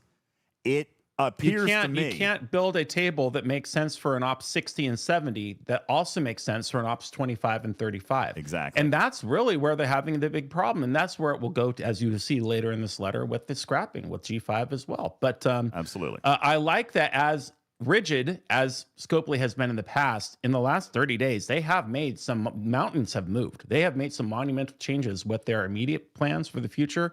And we are seeing that mountain move before our very eyes. And as DJ says, the proof will be in the pudding. However, for sure. I think that it's been well thought out here. The letter does continue that they want to get the content right for every level. In efforts to serve the broader player base and incorporate community requests, we have expanded our target audience for updates. We have expanded our target audience for updates, I say again. These changes did not create the experience we wanted. They made things feel thinner, slower, and more disconnected. Early rewards invalidated older content, bingo, and higher level experiences felt watered down, double bingo. progression lost its rhythm. We actually see G3 and G4 players play more between the arcs than during the arcs. Bingo. Okay. I mean, That's exactly what we see going on this very month because of what's going on with the Star Trek Day and the Crucible events. You get more for what you need to progress in these in-between events than you do in the course of normal arcs that are not built for you because you're not at that point yet in the game. So what do they plan on doing about it? New content moving before we go on. There's a lot of great conversation happening in the chat, and I'd like to recognize some of that. Yeah, go ahead. Yes. Benny Hill says, so what I'm hearing you say, DJ, is that 44 and down should have events that are geared for sub 44, trying to get players to a higher level. In other words, you're going to be targeted with a different set of events, and that is the fact. And Dominus Prime says, exactly right. Yeah, and Dominus Prime writes, if Connor thinks that the biggest issue with STSC is that we don't have 2 separate battle passes, then he is missing the point. That is great, but the issue is way that Scopely likes to punish players, use FOMO to sell us stuff, instead of making a fun game that makes us want to buy things. Hey, one step at a time, Prime. However, okay, I do think fundamentally there is a massive structural problem in this game. I understand if you don't necessarily agree with targeted events for sub-level players, but I think that's actually the start of it, all right? And Dominus, think about this. How many times have we come out and said, this arc is not for me, or this arc is not for the whales, or Tarpy, this arc is specifically for G3 and G7 or G6, level 70, have nothing to do. Right? We've heard that many times. Cruzito has said that. Nothing for me this month. All right? We've seen that a lot. I think this is step one. Prime, are we going to see it perfect in September? Absolutely not. Okay? But the fact that they are going to start that process, here's what it indirectly does. If you have content that is geared towards getting 45, 44 and down, push to get them to 45, 46, even 50. Eventually, what you're going to be able to do then is do like the new content has been, build content for a concise group. Okay? Yes. And therefore, that content is going to be able to satisfy larger numbers of player because it's targeted to a smaller bracket, all right, in capability. Now, here's the thing. Moose says sub 45 is already pushed up so quickly, they don't get the ships or the officers. That is the point. We have a solution to that problem, which is that they've already built these wonderful arcs and this wonderful content that you cannot experience because they happened 3 years ago and they never rerun. What if they did for the people that were in that bracket? That made sense. What if they ran the Voyager loop for people who were in their 30s and 40s? They have the opportunity to get all the same events and all the same rewards and the same benefits as we did back in 2022 when we were playing it. Absolutely. Why not? I think that this is a farther down the line time frame. But for example, Tarpy, I mentioned the other day in the podcast, how many times did we have to scrap Stella when we were going through it? A kabillion. 20-something. I think it was actually 25 scraps of the Stella. What if somebody could go through, Cruzito says 27. What if somebody could go through that loop, scrap it 3 times, 4 times, and finish the loop? What the conversation was that I had with Connor, and by the way, I specifically brought up Stella, all right? When we were talking about Stella, I said, what I'm hearing you say is that your goal is to not eliminate this content for players, but to make it in such a way that they can complete it in an accelerated time frame. For example, instead of having to scrap Stella 25 times, let them scrap it 3 times, gain the experience, gain the participation in that loop, but be able to close that loop and finish it faster. All right. Now, Killer Angel says, is that not where the IA building is the perfect way to do that? Yes and no. The IA building allows you to retire the loop, but you still got to max the ship. You still got to go through that and max the ship. So if you build events that just award, I don't know, call it hundreds of thousands of stellar particles instead of 50,000. Right? Lexel says scrap 1 time, then archive. Maybe a little bit more than that. All right? But even 3 times or 4 times would be better than the 25 that we had to do. All right? Now, Burton, the bigger problem, crazy enough, the biggest problem with the IA is not the buffs, it's the mastery. Okay? And I know that people are going to say that I'm making excuses, and I'm not. Stella, we even had a designer on this show talk about Stella mastery. It is very complicated. Okay? Mastery is a more complicated piece of the independent archives than the actual buffs are. Okay? So what do you mean? Explain the difference between what do you mean by buffs versus what are you as you go through the comparison between? As you go through the independent archives, every tier of the ship gives you improved buffs to participate in that loop. All right. But once you achieve mastery, then they have, and at least in the case of Stella, those rewards are ops targeted. All right. Meaning that you have all these different bundles that you have to kind of balance into one bundle, and then you're going to have to write all those bundles for every single ops level that goes through and obtains mastery. It's actually a lot more work. That's the problem. It's a lot more work than it is to just write the buffs. All right. So exactly. That is why I don't believe that Stella, for example, has made it to this particular point. Okay. But if we, and again, I'm using Stella as an example, it doesn't have to be. Let's go back to, I don't know, let's use Botany Bay as an example. Let's use Botany Bay as an example. Okay. Even the original Franklin, that is already in the IA. Does it do anything to shorten the time frame for the original players? Like brand new players to go through, they still got to max the Franklin. How much grinding was that? All right. Now, yes, the buffs in the IA help make it faster, but it's not enough. It's not enough, Burton. Not only that, how do you earn the blueprints for the Franklin? Therein lies one of the largest problems that Scopely has, is just getting the ships in the hands of the players. That's why the IA was never the solution to this problem. What we're reading in this letter, if it evolves to this, is the solution to the problem if the players who are still up and coming in this game are treated to the ability to rerun the arcs that you experienced in 2019, and they have all of those materials and resources and ship parts and everything given to them, but at a higher rate of return, as DJ said. So things happen much faster, but they still have to go through the process. The whole point of the independent archives, remember what they call it. It's a loop museum. Who wants to go to a museum or cares about it if they didn't experience what was in the museum in the first place? What's the whole point of that? The point of the museum is to bring a close to something that you've already completed so you don't see it anymore. It's not on your radar. For these people who are in the 20s and 30s, it should be the thing that they're looking at and seeing. It's the whole purpose of playing that chapter of the game. Scopely up until now has ignored the previous chapters of the game and expect the people who see the fun commercial and download the game for the first time to just pick up where we are on M.82. It's like, well, what about M.27?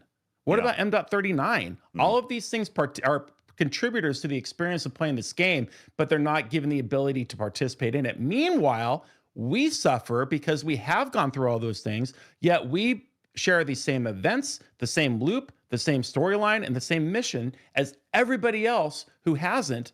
And as a result, our payout tables, our loot tables, are completely muddied because they now span 5 generations of the game. Not only that. So separating... Well, and to continue on that point from what some people are talking about in chat too, and I think this is something that we need to be cognizant of, is there's a lot of high-level perspectives in the chat. Well, that's what holodeck missions are for, to get blueprints. Okay, do you know what it costs to get holodeck missions? A currency that they don't source anymore. Not only that, but It doesn't give all of the blueprints. All right, Tarpy, we talked about this. How long does it take a player coming up, let's say Ops 30, to earn a ship from Cosmic Cleanup? 10 weeks each, something like that. 10 weeks each. Can we just go real quick and go down the list of all the ships that you can unlock prior to Ops 40? Go right ahead. Start naming them off in chat. Name them off in chat. All the specialty ships that can be unlocked prior to Ops 40. Meridian, great. Discovery, cool. Mantis, Vidar, Cube, Franklin, Devore, Disco. Oh my God. Defiant. Okay, now we're up to almost 10 ships. There's 100 weeks, guys. And not all of those are in cosmic cleanup, and not all of them have alternate sourcing besides either a daily or a weekly drip. Potato says they don't even have the cube in cosmic cleanup. All right, so take that one off. Right, that's event store only. Okay, even worse. All right, how about this? How about if every ship, and by the way, I don't know if they're going to do this. I don't know how extreme it would be, but how about instead of 10 weeks to unlock a ship, how about 2 weeks? Just something to go through the adventure and the experience. Remember, you guys, we play a Star Trek game because we freaking like Star Trek. What if you are a fan of Voyager or Deep Space Nine? The last Deep Space Nine content that was made for you was in literally 2021. And it was one of the best 4 months arc that this game has created. But what if you just downloaded the game in March? Where's the Deep Space Nine? Oh, sure, there's that ship. I don't know how I'm ever going to get there. Yeah, here's the officers. There's no events that call to run them or to acquire them or to upgrade them. That's the silly part of this whole proposition up until the day that I hope that Connor will focus on solving, is bringing the Star Trek experience to all Star Trek Fleet Command players, not just the ones who are lucky enough to be around the first time that they made that content. And that's why it still really makes me mad that there is no back button for these narratives, because all you guys click through these narratives, and I don't mean to die on this hill and waste this time, but the narratives that are written for this game are way better than most of the other games that I've ever played in my life. Not just because I like Star Trek, but because they make sense to the spirit of the story and the culture, because they're ran by the people who actually are in control of the property and approve them. So where, sure, the holodeck, you can't even get the holodeck things to run half of these missions in the first place. This is why it's so important to everybody who participates in Star Trek Fleet Command to be able to experience the same content and the same fun that we all experienced the first 7 years of playing this, while at the same time lovingly, and I don't mean this in a rude way, leave us alone, get caught up and experience it. We're going to be over here working on this brand new loop because we've been playing this game for 7 years, and it involves content and art and this and this and that and the other thing that you're just simply not ready for that because you're not in that part of the game. Not only that, and it's always been that way. We're talking about ships here, but it's not just ships. How much research did you need to complete before Ops 40? How much officer recruiting needed to be done? So we're not just talking about unlocking the ships. I'm talking about, what I think needs to happen? Let's say we're going to work on the Franklin, okay? And then we're going to grab, say, 10 officers. And now this is going to sound crazy, all right? But in the 4-week process, period, 4 weeks, start to finish on the Franklin loop, I'm going to earn enough research or enough materials to do a year's worth of research. I'm going to earn enough officer shards to max those officers that we've had maxed for 5 years. Okay? The bundles for faction recruiting, the ones that we used to use to farm transporter patterns, that still takes time, several months. Okay? I want Kirk maxed in a week. I want Nero maxed in a week. Gorkon maxed in a week. These players need actual catch-up mechanics, and it does not exist in the game today.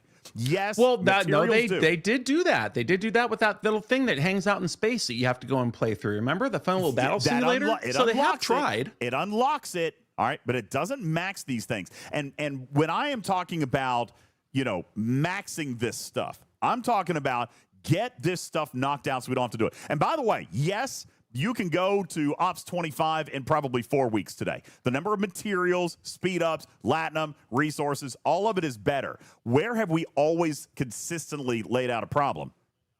Officers, 40. Specifically. Officers. Yeah, okay? especially they don't have time to accumulate the officers. That needs to change. Scopely, Darth not enough time.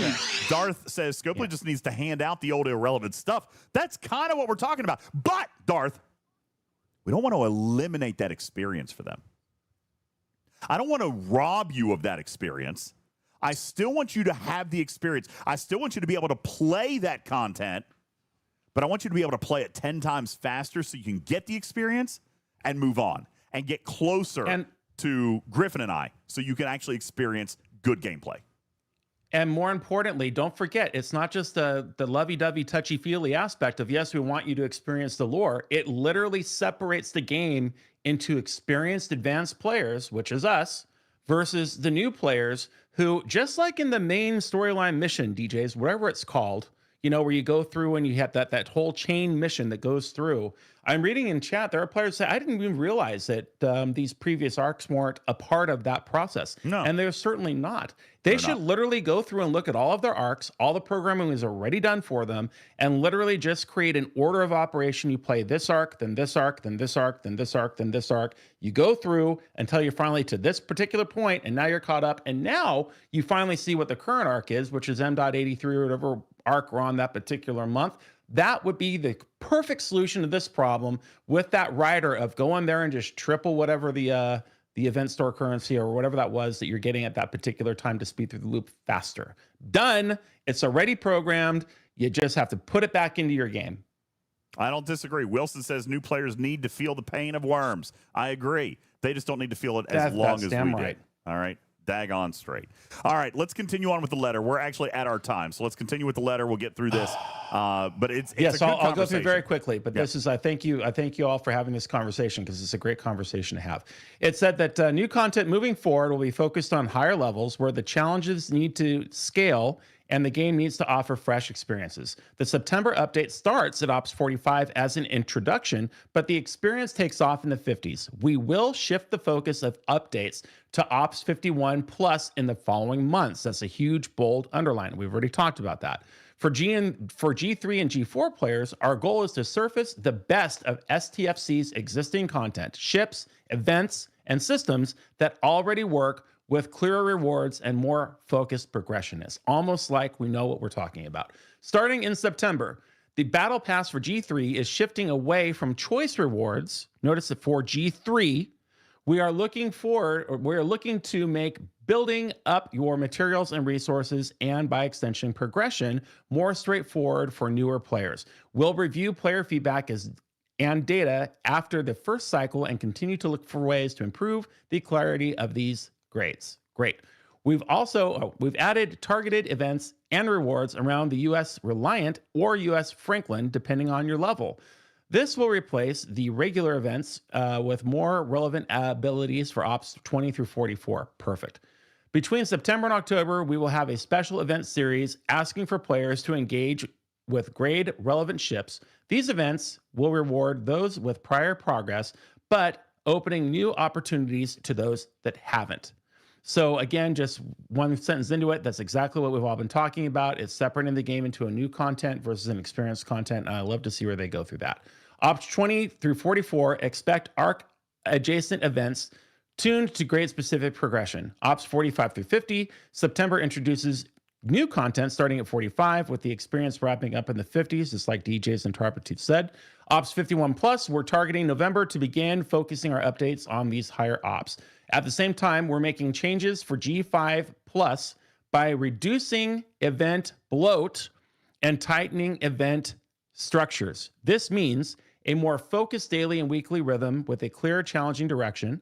Optional deeper engagement through heroics and ticketed events. That's fine. They're allowed to charge money for things. We're excited for these changes to land in September. We want grade 3 and grade 4 players to have more focused progression with rewards, ships, and activities that match where you're at in Star Trek Fleet Command journey. Higher operations players should expect fresh challenges that continue to expand the Star Trek Fleet Command universe. We're looking forward to your feedback, and we'll continue to improve the tailoring of experience for each and every one of you. Other than that last sentence, what I just read is very little platitude. There's an actual game plan here that they're actually planning to move forward with, which is great. Stronger together, alliances front and center. You will also notice a bigger emphasis on your alliance and alliance activities. We want Star Trek Fleet Command to continue by bringing players together and demand the collective might of many minds to overcome challenges. We are starting to ramp up these alliance challenges in September. There will be more alliance-focused events that reward you for working together. We will be releasing your feedback and are looking forward to expanding on these throughout the year. We hope that you love them as much as we do, blah, blah, blah.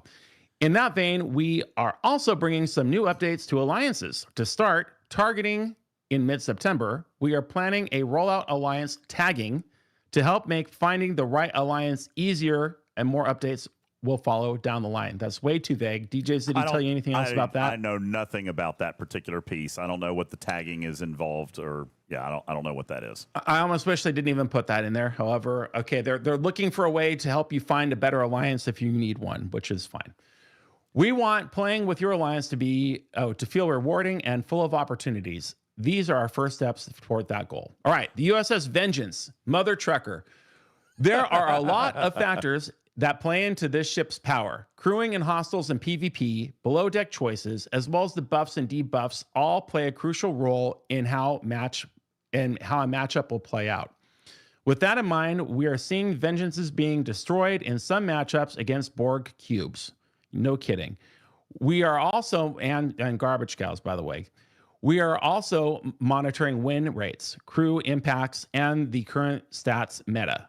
Rest assured, we are committed to ensuring the Vengeance rightly holds its title as the first of the legendary ships in Star Trek Fleet Command. DJs, he really should have put firing pattern in there, because that's the whole entire problem with that ship. The Vengeance is still new to FCFC, and we will look to continue to shape its role in the game as time moves on. I mean, it's nice that that's in there. I'm glad that they know that there's a problem, but damn, just, fix the firing pattern. The future of shipyard management. This is the hot button for a lot of you in chat. We're committed to providing a G5 scrapping solution to players, and it communicated earlier in this year it would be released in 2025. That was an oopsie. We have missed this goal and will not achieve the release of G5 scrapping in 2025. We understand the disappointment. Scrapping your ship accomplishes two goals. Obviously, it's to make room in your hangar and to give you resources. We know that. Over time, we've added more cost efficiency across the game to speed up progression, especially into the later grades. Plus, this jerk UltimatDJz showed everybody that you could scrap a jellyfish for basically free and just take complete advantage of it. I don't know where that guy is. Events, new loops, and other sources have also made G-Force ships and parts and resources more accessible.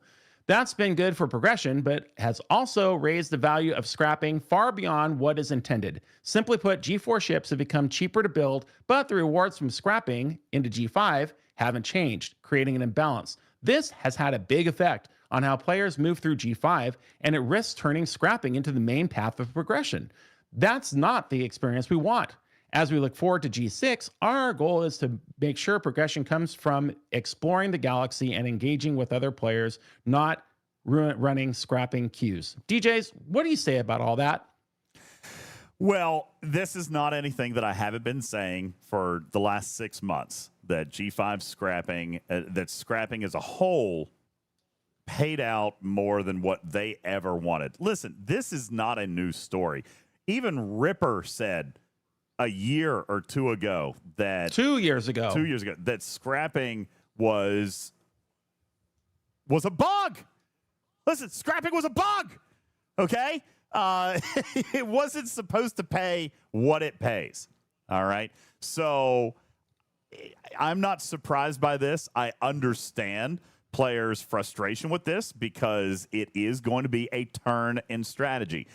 Up to this point, scrapping has absolutely been a key part of progression. It will no longer be. Okay? I mean, that is what he's saying here. They are going to revamp that model. And I understand players' frustration with it. I'm not surprised by it. I've known this has been coming for months and months and months and months. Scrapping was designed to aid progression, Divine. It wasn't supposed to be the progression.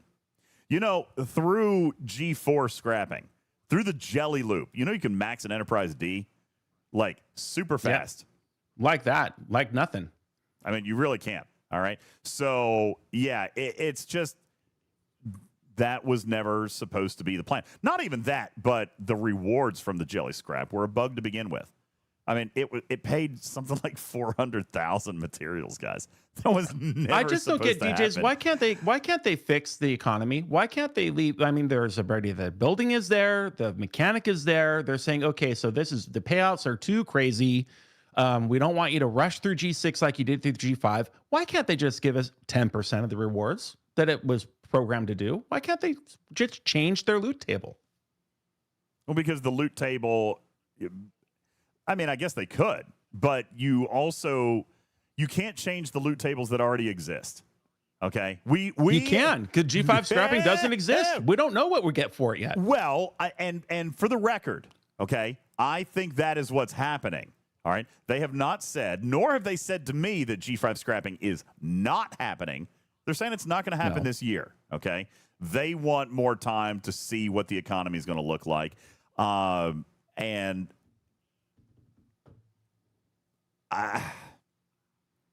I think that there's been plenty of opportunity. The long and short of it that we have heard is that we just don't know how much to give for scrapping a G5 ship without it breaking the progress through G6. That's basically what it is. Here's another problem. Here's another problem that Scopely has. And fortunately, it's a little bit lesser of a problem today than it was a year and a half ago. But the Dolomite Primes ruin the game!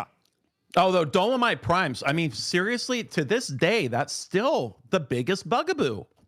They ruined the game. All right, now they've got to figure out a way to fix it, okay? I would have loved that if he said that in that letter, too, because that would have really showed, I mean, forget the T-shirt reference, that would have really showed that he understands what we're talking about. Yeah. You know, we really messed up by selling you all these Dolomite Primes, because if that never would have happened, you probably would have had G5 scrapping today. Cruzito says, come on, DJs, don't be scared, just say it, there's no more scrapping. Now, I don't think that's going to happen, all right? As a matter of fact, I think there has to be a scrapping model all throughout the game. I think it's just not going to be as big of a piece of our gameplay as it has been up to this point. And by the way, I'm going to point out a couple of examples. This has happened before. All right? Chen.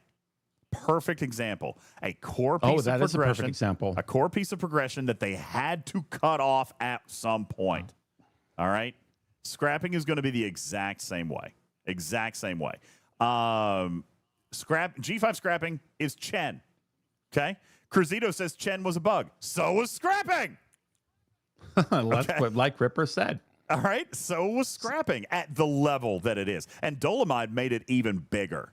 All right. And he is right about one thing. The amount of materials that go into a ship, okay, is far less today because of the efficiencies, but they have never adjusted the payouts. The payouts are still based on raw investment. For example, pre-Dolomite numbers. Yeah. For example, has anybody? Okay, let me ask you, Cruzito. Have you looked to see how many materials it costs today to max a G3 Enterprise? Fortunately, the guys over at Spock's Club can help me figure that out. I'm going to actually pull that up right now. All right. Ooh, wonderful. I'm going to pull that up right now. I want to know how many ships or how many materials it costs for me to max a G3 Enterprise today. Okay. Let's see. There's a lot did of Dolomite things affect G3 or no? Yeah, it affected everything. Yeah. It did. Okay. All right. Let's just go all the way down to tier 1, and we're going to max it out. Now, imagine this, guys. Imagine back in the original days, spending 700 uncommon ore and only 1,700 uncommon gas. We're talking 2,400, 2,500 materials to max it with today's efficiencies.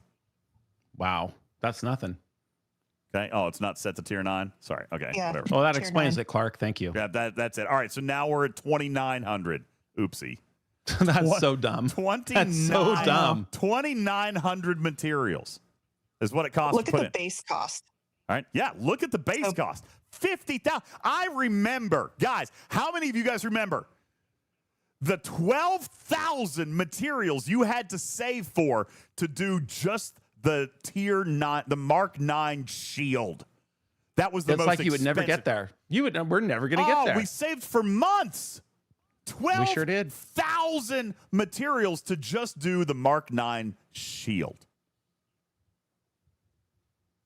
I can't believe what I'm seeing here. The 3-star rare refined gas used to be 10,450, is now 468. Ladies and gentlemen, that is 5%. That's Dolomite, baby. Now, let's come down. What does it actually pay? When we scrap this thing, is the scrap on this particular page? It may not be. By the way, That would get me a whopping 77,000 points in today's spend event. Okay? 77,000 What do you need points. to actually get anything 125 from a spend million. event? The first milestone is multiple millions. Okay? So, all right, thank you. Let's pull up the stfc.space for the scrap payouts. Okay, and sorry for those of you in podcasts. I know this has been a longer podcast. We've missed being with you guys, so we are going to get ready to wrap up in a second. This is the future of the game that we're playing right here, and having this conversation and participating in the chat is really appreciated. Absolutely, it is. We've missed you guys a lot. Thank you to the 350 plus people still watching live. Thank you. Here we go. All right, scrapping 50, 49. Okay, so I'm going to put in 2900 G3 uncommon. I'm going to put in 600 G3 rare. So stupid. But I'm going to get out 3500 G4 rare. And I'm going to get out 23,000 G4 uncommon. Now, that is literally a broken bank. That bank would go out of business. That's broken, guys. Okay. I mean, it is. I get it. We're just looking at a G3 Enterprise Darkfire. Okay. A G3 Enterprise. This is broken. Okay. Imagine looking at the G4s. And that's why they're saying G5. Haha, sorry, bank's closed. It can't continue. It can't continue. Lexel says a lower ops player won't have the Dolomite efficiency, and I don't disagree. All right. But it is an example of how this thing breaks as you go farther. Okay. Now, Chaos says, I thought you wanted to speed up the loop. Yeah, I do. Okay. And that's why I'm in favor of not touching G3 and G4 scrapping, but why, yeah, G5 is going to have to be altered. It's going to have to be changed. Okay. And we all knew this was coming. Anybody who says that they didn't know it was coming is a liar. You're a dirty little said fibber. that? Because you made your own point. Yes, we're talking about speeding up G2, G3, and G4. Mm-hmm. Yes. Nobody's talking about speeding up G6. Agreed. So I think, and that's why I'm a little bit torn on it. I do think that it has to exist, Cruzito, but I also think that they have to take into account the future. Even the costs of G6 ships, of G5 ships, and what they pay out in G6 materials has been affected by the Dolomite Primes. It's not going to be the same style or percentage of payout that we are used to seeing.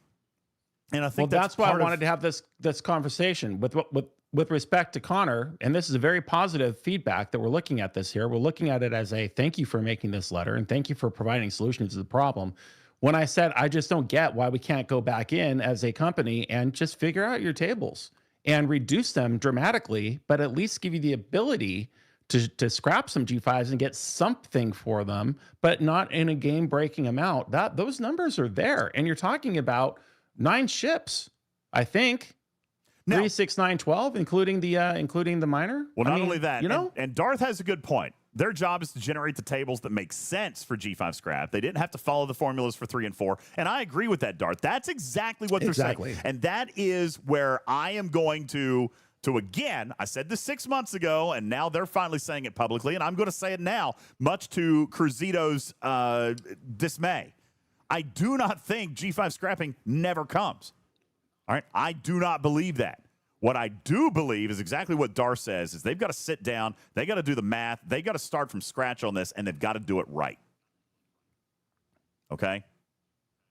Dar says, I need to believe that they can't figure out that math in 4 months. It's not just that. It's also the fact that we just scrapped 4 months worth of content. We've got other things that need to happen. There are so many responsibilities on so many people. It's a bandwidth issue, guys. They just don't have the bandwidth.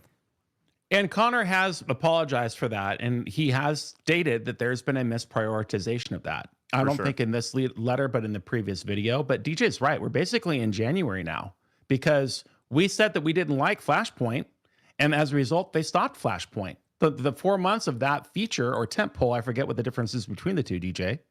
Feature, tentpole, it's gone.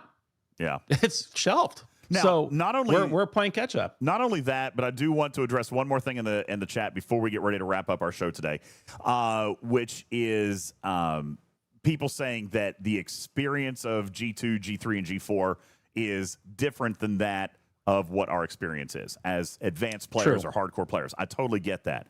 But there are still, to this day, players joining this game. To this day, there are still new servers being activated. And to this day, I will maintain till my dying breath that you cannot program a game in the same way for G3 as you do for G6. Guys, we've talked about this a gazillion times. Cruzito, just answer the question for me. How many times in the past year do you feel like you have said the following phrase? Also, there's nothing for me this arc. Exactly. How many times has anybody said that? A late player, Ops 70, Ops 68, Ops 60, even Ops 35. How many times have you said, there's nothing for me this arc? Cruzito says 8 out of the 12 months. All right, let's come back to Connor's letter. Okay? Well, and to push your envelope forward, DJ, to complete that thought, to this day, as pointed out by several other content creators, it's the G3s that in mass, by and large, are the ones that are leaving this game and not logging in month over month. And this is exactly why. What we've been talking about is exactly why. And the solution to that is what he says he wants to do earlier in this letter. So to finish it up, what to look forward to. Oh, really quick, performance and stability. He says we continue to focus on stability and service uptime with several core infrastructure upgrades already live and more on the way. This is such a platitude. See, this we need more. There aren't always easy to talk about since performance can feel very different from player to player. Lag can mean a lot of things. But behind the scenes, we track response times, server load, crash rates, and other metrics to measure impact. The most impact measure, though, is what you tell us about your experience. And in black, where you can't read it here, it says, we understand that the Borg cube is completely broken and affects most features of the game. It makes you not even want to play most of them. But we realize that we need to do something about the Borg cube because the Borg cube is really the problem. Borg cube, Borg cube, Borg cube. You just can't read that part. Sure. Recently, we updated the communication gateway to strengthen the connection between client and server and your Borg cube.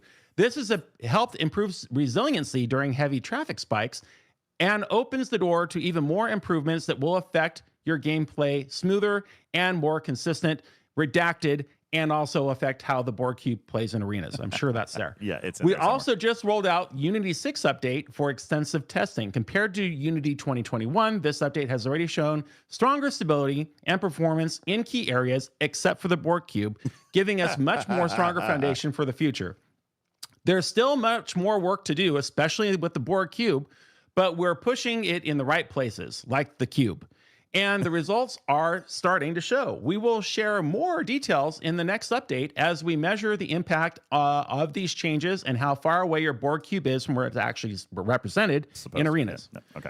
Charting the course beyond September. This is just the beginning. The updates this month are set to the momentum, but the larger changes ahead will take more time. We know we won't please everyone with every update, but our goal is to make STFC more exciting, more rewarding, and more engaging as you platitude as it continues to grow. We want to build a game that challenges you, that rewards your efforts, and you see, we believe you, Connor. We know that your heart's in the right place. You wouldn't be writing this stuff. It's just that most of our player base is we already get that. We just want you to talk about the Borg cube not being where it's supposed to be. All right. Next year marks the 60th anniversary of Star Trek, and we're committed to delivering updates that honor that legacy and bring you experiences worthy of the celebration. Like, for example, we'll make a never mind. I was going to say something about the computers being given away, but yeah, we never got those. As always, we want to hear from you. Share your feedback with us on official Discord or through in-game support. We are listening. Live long and prosper. Connor, thank you for writing this letter. I apologize for my tongue-in-cheek comments. Borg cube needs to work right, and thank you for playing. All right, now I'm going to come back to the point that I was trying to make. Is my expectation, Cruzito, is for players like you, players like me, players like Dave. Okay, only one arc this year has had content for me. All right. This is what I expect from this piece of the letter. Okay? Tighten the bands, give different experiences, make more new content that is for those challenging layers, those higher ops level players, and get the other players to that point faster. That's what I want to see. That is my expectation from this piece of the letter. So that Dave, next month as an Ops 41, you are going to get stuff that should push you through your 40s in a much more concise and targetable way. You should get materials, parts, officers that get you prepared to be a G5 player. And I don't mean all in 1 month, all right? But I mean I expect it to ramp up big time. And for Ops 50 plus, I now expect more content to be developed every single month that satisfies you as a player. And that goes both ways. Stop putting this stupid G4 crap that I can't even score in events anymore in packs that are clearly designed for G6. Why? Just stop. Just stop it. I don't need any of those old speed ups from 30 years ago, and I don't need G3 and G4 resources. They do literally nothing for me as a player in my 60s and 70s. So it goes both ways. Make the packs and the content and everything more accessible and more directed at the people who you expect to buy it, because it just makes me think they're just throwing everything at the wall. They don't even care if I buy this thing or not, because why are they putting the crap in it I can't even use? I saw one other thing that I wanted to comment on from the chat was this section right here. Challenges for G5 include optional deeper engagement through heroics and ticketed events. That is one of two pieces there. All right. Don't focus in on that. I am a fan of ticketed events. I always have been. And generally the community has always said, listen, ticketed events are fine as long as there's a couple for freebies. All right. And that needs to happen. And I'll fight for that. But even with the grind piece of this, sorry, there are your alerts. I just turned your alerts back on. Even with the grind piece of this, Wade, thank you for your resub. Thank you, Wade. Players have said, don't punish me for wanting to do more. Okay? So if there are things that you want to do more of, it sounds as though we're going to have a little bit more of a tighter schedule. All right? We're going to have a little bit more of a tighter schedule. And if you want to participate more, there's going to be deeper events, heroics, other ticketed events. And honestly, I don't feel like that is new either. I feel like we've done a lot of that over the last couple of months. We've seen a lot of heroics. I don't play in a lot of them. We've seen some more ticketed events. Some of them have been good. Some of them have not. The Battle Pass. Battle Passes, honestly, this is kind of what I am reading. It's not necessarily through paid-only ticketed events, but if they run deeper engagement through heroics and ticketed events, if they do that in the form of more battle passes, I will not complain. I won't. Okay? I simply won't. Because, again, as we saw with the Star Trek Day Battle Pass, as long as there's a free track, that is significant. And as long as ticketed events have free event participation, as long as there is partial free-to-play participation there, then I will not complain. I can't. All right. Berlin says, I want so many grinding events, it's impossible to finish them all. Berlin, we are the exception to that, because when they do things like that, the player base goes furious. Okay? It goes furious. Tiny Mama says, I don't want to pay for anything. Hey, join the club. I really haven't much either here lately. Matters, you said the same thing. All right? And I think Scopely's feeling that. But again, as they make more directed content, they'll make more compelling reasons for you to spend some money. They better. That's all I can say about it. That needs to be the thing that happens, right? It better. All right. So that is what I expect to see. All in all, TLDR, I appreciate the letter. I appreciate that there's some semblance of a plan in here. I appreciate that they're hot on their heels after a 4-month cancellation, where there are things that we are going to see. This is not going to be a flip of the switch. It is going to take a little bit of time, but I appreciate the fact that we are going to see actual changes starting here in September. And I feel like over the next few months, we should see more. And I hope to see more. All right. Jado says, I'm free to play until they get their stuff fixed. Well, a lot of people agree with you, Jado. A lot of people. Lloyd says the proof will be in the next few months, and I agree. That's what I said when Connor made his first video. I appreciate the video. Took guts to do it, but I want to see action. Well, and we are. I'm not. No, don't say that we're not. We are seeing action for sure. We should see some action here in September. If what's contained in this letter holds true, if it actually comes to pass, then yes, I would agree that we're starting to see action. There's more that needs to be done, though. All right. But I am motivated by the fact that we will see, from the general manager's mouth, we will see changes in September. I am motivated by that. That means that he is making change happen. And one thing we can all agree on, whether or not it's fast enough or the right direction, or that change needs to happen, period. Plain and simple.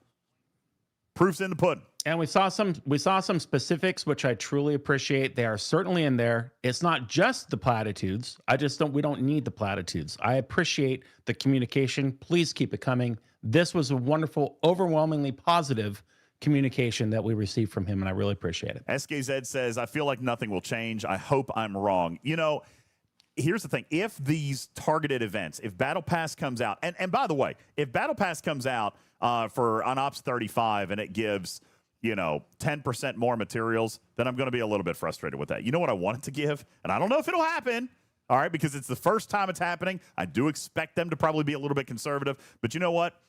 I want to see somebody name me an original. You know what I want to see? I want to see a Max original Pike. I want to see a Max Kelvin Pike made available to new players this month. Max, not unlocked, Max. Now, I don't know if that will happen. Okay, I don't know if it'll be that officer. All right, but they need to fast track that crazy. It needs to be crazy fast, and that's what I want to see. All right. Now, it may not be that, MJ. I'm not saying that it would be or that or whatever. I don't think I don't think it would be Tal either, but it needs to be tangibly more. If they are serious about fast tracking G2, G3, G4 and getting them to Ops 50 so that they can enjoy a more targeted experience, then it has to be fast. And it has to be all encompassing.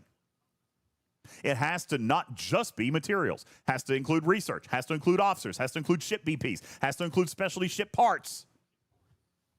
And it has to be consistent. Yes. And long lasting. Yes. Because if they want this to be a catch up, preach.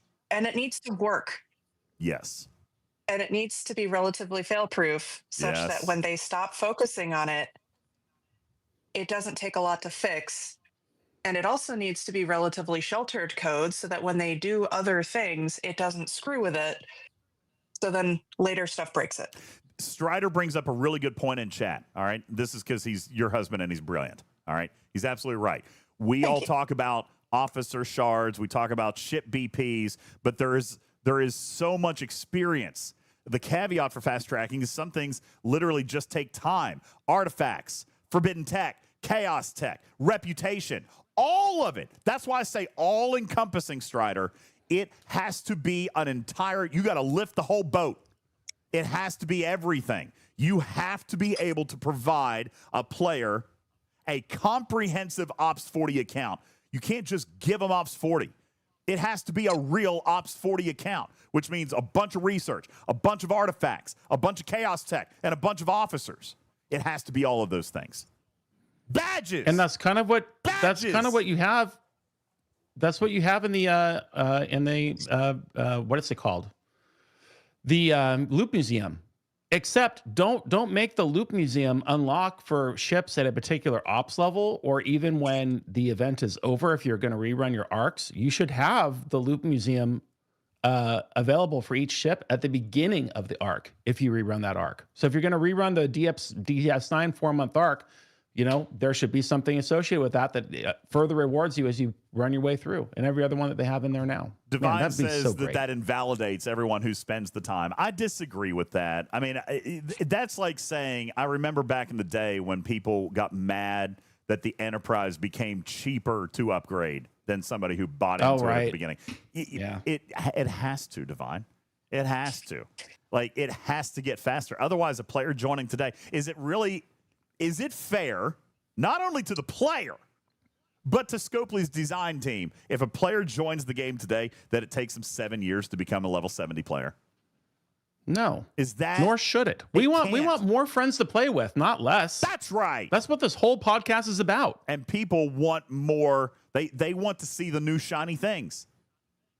All right. They want to be able to play. Yes. Floyd, come on. All right. So grumpy. He said earlier he doesn't see action. So, like, it's, It is faster, Lost In, but it's not fast enough. All right. Tell me you've archived your account without telling me you've archived your account, Floyd. Here's what I want. You know what I want? I want a player to be Ops 50 in 6 months. Wouldn't that be great? Free to play. Exactly. And join the club. Here comes the brand new fresh content. Here you come. That's right. I want the tutorial to this game to be 6 months. Boom. Ops 1 through 50. You're done. That's your tutorial. And now you're into the game. If that were the goal, I would sit here in this chair and not shower and just do it all until it's all done. Level by level. Let's go. Jado says you can easily do Ops 50 as things are now. And how much time? For a casual player? Not enough time. It's not enough time, man. Danger, Will Robinson. Hey! Danger. Thank you, Lost In. Appreciate that. All right. Last minute questions, comments as we get ready to wrap up the show. We've spent way too much time. I have no idea how long the podcast has actually been. 3 hours. Oh, good. Really? Only 3? Because the timer's showing 4, but I didn't. Yeah, and well, good. Hey, it's my fault. I apologize that your car didn't get fixed in time before it got dark, but I just really felt it was important to read through that letter and talk about it. So thank you, everybody. Thank you for the lizard as well. Appreciate that. Ark, send me a DM. I've seen your post. I've responded to you in chat. I don't know if you saw it or not. Just shoot me a DM. That's not something I've got time to talk about right here on air, and we can figure out what you're wanting to do. But I think it's a great idea. Okay, we'll do that. Lost In. Damn, dude. Whoa. See, he liked the letter read through. He did. Bam. Yeah. Such an MVP, Lost In. Lost In, thank you very much. Thank Dropping 50, still the MVP. Lost In, we awarded the Talking Trek Cruise sweepstakes giveaway here just a little bit ago. So people did ask about your tickets, and I very nonchalantly briefly explained, but let me just say that on behalf of everybody, you are legend. They all love you, appreciate you, and thank you for your generous contribution. And I thank you for your incredible support of our channel. Thank you so very much. You are a machine. Thank you. With that, we will get ready to wrap up. Tarpy, any final thoughts, anything that you would like to throw out from the Talking Trek panel as we get ready to wrap up our show today? I didn't get to build my Krencha. Damn. What time is it? We'll have to do that on Tuesday, dude. No, I'm not waiting. There's a material spend. There's Crucible. I've got to spend the materials. Oh, God. Oh, you don't need to. Forget it. Come on. I need to do it. I need to do it. Not enough time. You got to do it. You want to do it in the after show? Yeah, but then I gotta. There's editing of the podcast and all this stuff. All right, we'll stay here. We'll stay here. We're gonna end the pod. We're gonna end the pod, and I'm gonna do it at the end of the podcast. Okay, I'm gonna stay on stream. I've got to build my Krencha today. I've got to do it. I got to do it.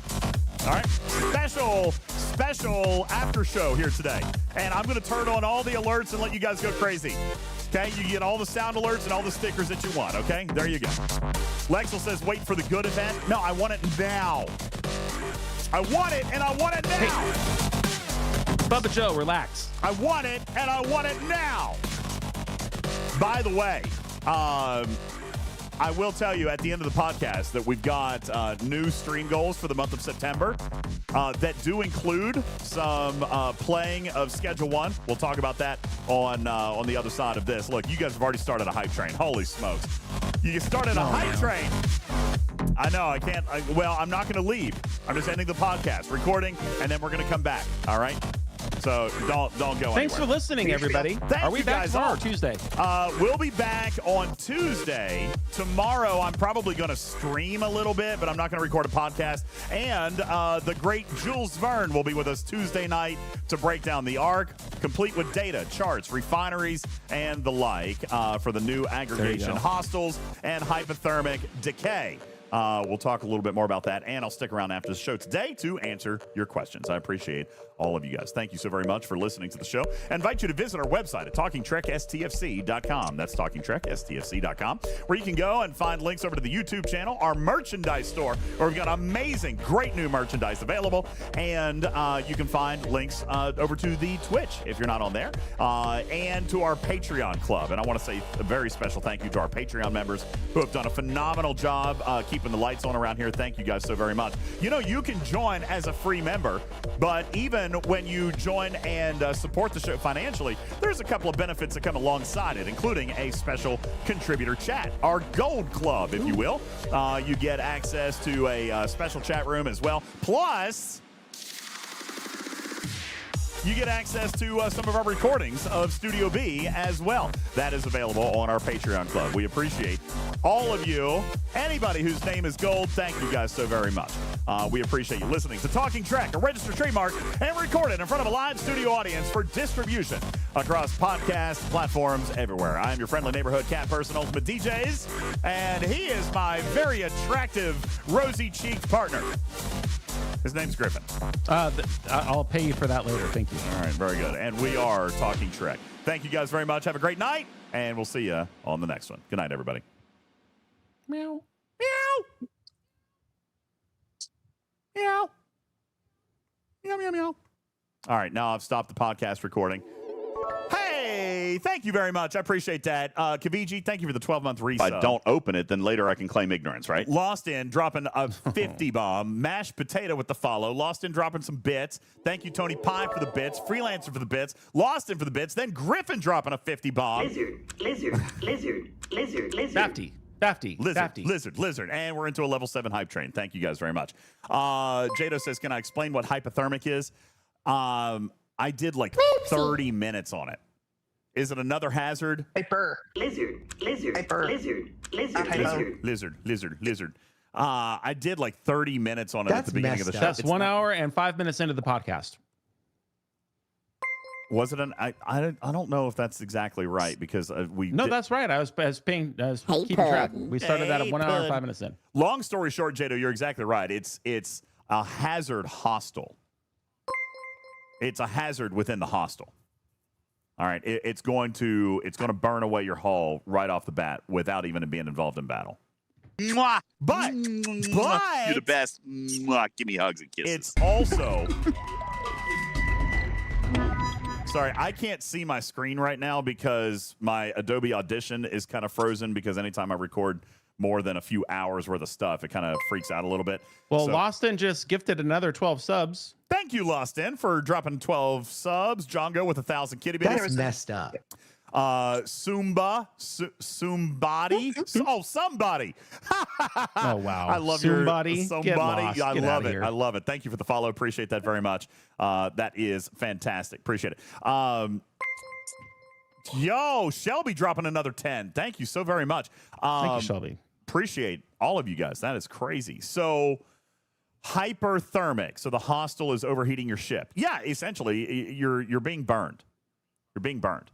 By the way, our goal for the trifecta tonight is not a fourth bonus stream. The goal for the trifecta is a Schedule 1 stream, Tarpy. So that every single time that we hit the trifecta, I'm going to offer a special goal. This one will be an actual dedicated. I am so positive. Delivered. I'm full of positive energy. Delivered within 5 business days, Schedule 1 stream. Because I know I keep saying that we're going to play Schedule 1 and then I keep not doing it. So I'm committing. There it is. The what trifecta. the hell is Schedule 1? It's a game. It's a game we play. The community really loves it. I deal drugs.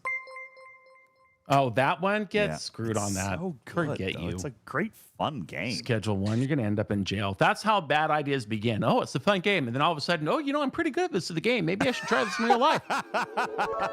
It's not like that. I got to go, everybody. I love you very much. Thank you very much. I'll see you on Tuesday, DJs. Bye. Love you, buddy. You You be good out there. All right, we'll see you.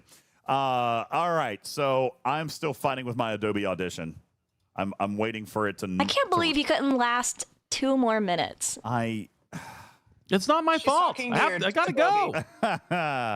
Not enough time. McDougal says, I'm very close to Op 70 and building the Krencha myself. Let's see it. As soon as my screen unfreezes, Tarpy, I'm in crisis mode. I'm afraid if I do anything crazy at this particular moment, then I'm afraid that the podcast will be lost. So we're just gonna have to wait a second. Yeah. Oh my God, everything's stuck at that point. Yes, everything is stuck. Like nothing is moving. I'm surprised that the camera is actually working.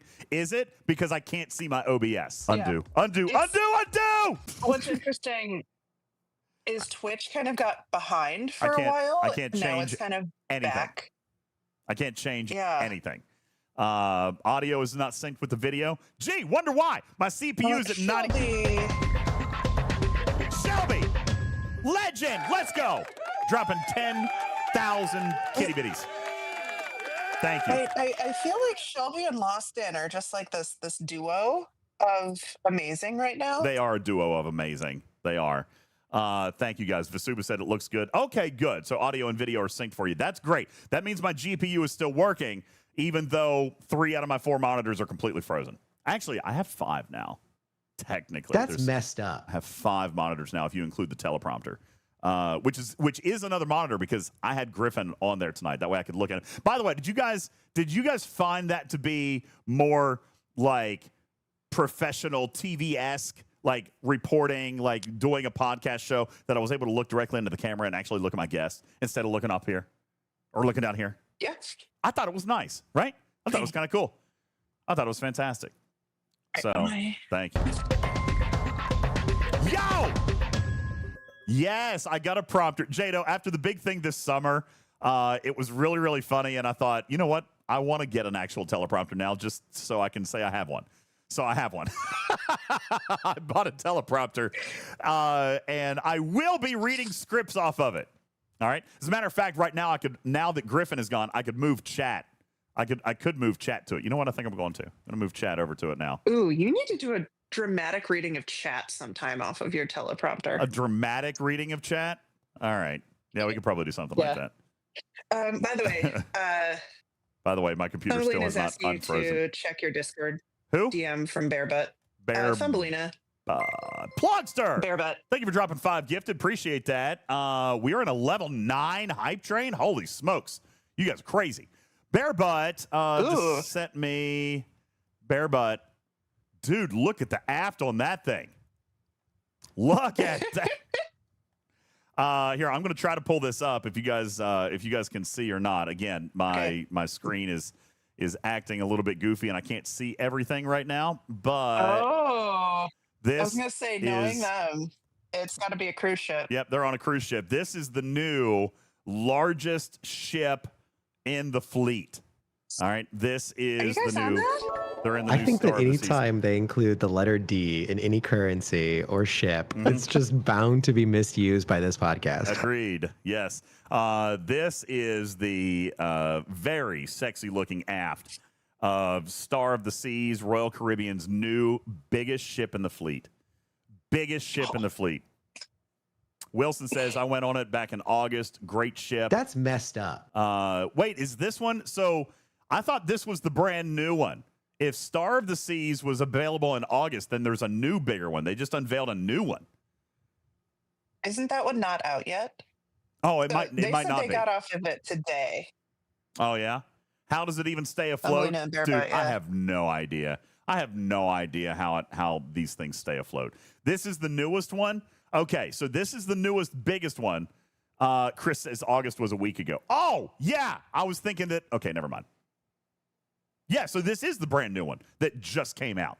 Okay, got it. Yeah, that's gorgeous. City on the water.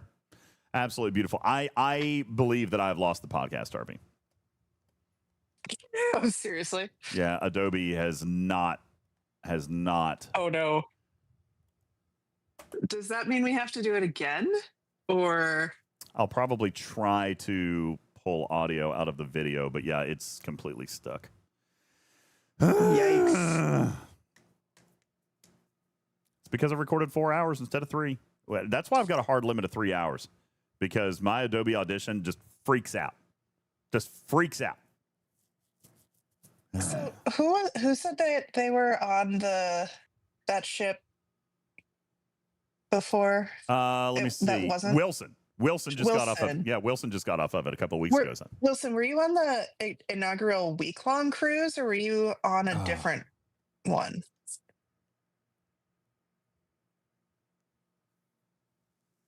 I started the pod an hour in. Yeah, but Grouchy, I always tape everything. So if I was live, it was running tape. So even though I started the podcast late, we're at 4 hours on the stream now. All right, I'm going to do something terrible. I'm going to do something absolutely awful. I'm going to Control-Delete it. What? I'm going to Control-Delete it, and hopefully, Cruise. When it comes back, too late, Vic. Already did it. I can't see that. It sounds like you Adobe is locked up tighter than chunky peanut butter through a baby. What? No, that wasn't Juby. Broken Wolf, are you Juby in disguise? God. No, that's ridiculous. I'm Control-Alt-Deleting my Adobe. Now, the good news is Adobe has a recovery feature. So I'm going to restart it, and I'm going to see if it pulls up recovery. It looks like it did. Let's see if it got it all. Inaugural week-long cruise? It did! Yay! Shelby! Legend! Right. Now, let me find it. Then Griffin dropped the DJs. There we go. On the next one. Good night, everybody. Good night, everybody. Meow. Meow. Meow. Meow. All right, cool. We got it. That was a harrowing couple of moments for me. Now I got to find the beginning of the podcast. And then I'll start processing it while we're... Tarpy, that wasn't me. Tarpy. I have an annoying laugh. Just in case. Guys, thank you very much. Absolutely legendary hype train. Appreciate you guys so very much. Don't forget my creepy AI transcript. Max and Humber, you don't like it? Listen, it is way too much work. If you guys don't like it, I'm not doing it. It is a ridiculous amount of work. All right? And it takes forever. So if you guys don't like it, I'm not doing it. All right? It's a... You do like it. Of course you do. Of course you do. All right, fine. Well, then I'll keep doing it. But it is a lot of work. If I stay on stream tonight, it's not probably going to get done tonight. Okay, now I got to build the Krencha. Time to build the Krencha. And I want to... I'm going to tear it up really good, too. So we're in Spock's Club. I got Spock's Club loaded up. Let me get into my game. There we are, and I'll pull that up. So it is time to build the Krencha. I've got the reputation necessary. And before I do that, I was going to let you guys spend we're going to spend a bunch of event store currency, okay? First of all, I've got a remarkable number of depot tokens. I'm not even 1,000% sure how I've earned so many of these. I know you guys can't see it because of the sticker there. Boom. I've got 485,000. 485,000. White Wolf says, aren't you going to wait for auction? There's one going on right now. There's literally one going on right now. So I've got 485,000 depot tokens. Ordinarily, I would spend those on DeMarco. General Lark says, no, DJ, don't wait until Tuesday. I don't plan on waiting until Tuesday. Or did you say, see, punctuation is important. DJ, don't wait until Tuesday. Or DJ, don't wait until Tuesday. It sounds like Adobe got stuck on the Carnival Sunrise, a.k.a. if you know the backstory of it. Fun fact. What? Do you know that ancient China used seaweed as lube? Now the question is, have you tried honey? Let's have a Diddy party. Stop it! Free Diddy. Oh my God, and a sticker party on that. All right, well, here's your sticker party, everybody. It's a sticker party. Stream stickers are free. Let me see all your lizards. Let's go. 3, 2, 1, go! Is that the poo cruise?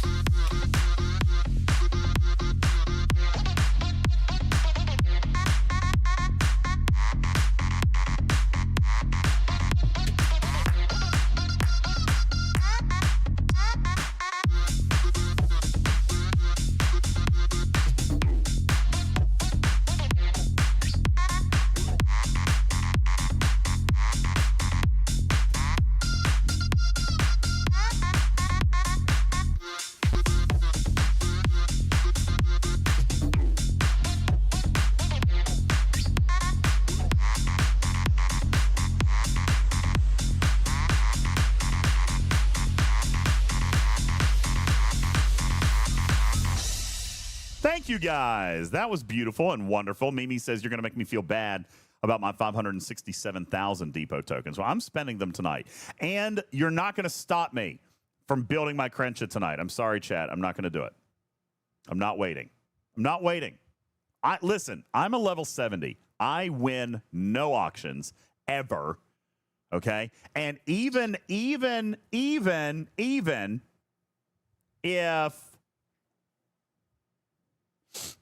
I'm trying to think. I'm trying to remember my notes. What was the officer sourcing this month?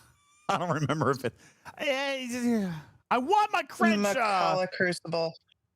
Yeah, I want the Crucible.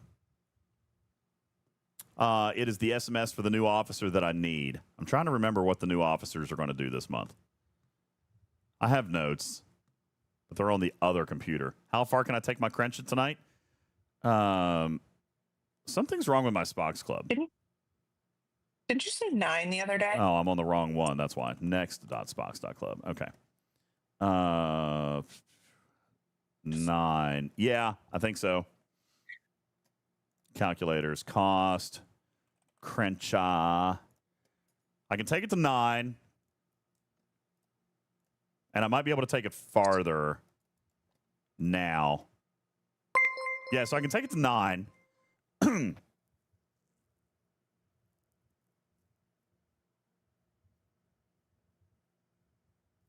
I am short 60 days in speed ups. 60 days is what? Lat. 90 million lat. So I'm good. Mm-hmm. I got 90 million lat. Thank you, Camel. 12 months, 1 year of being scammed on DJ's show. Thank you very much. Appreciate it. Thank you.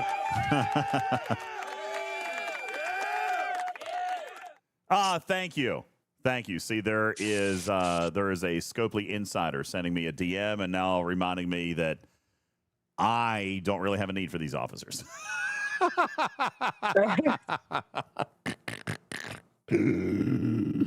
All right. I could wait for the Vengeance event. I don't think I need that either. When does the Vengeance event come? When does the Vengeance event actually show up? Cottontail. He says PvP officers confirmed. Why would you say something like that? That's ridiculous. That's redonkulous. I'm building the ship. I am building it. You guys aren't stopping me. I've got to do Macala's Crucible. All right. First thing I got to do is get the blueprints necessary. So let's find out how many blueprints I'm short.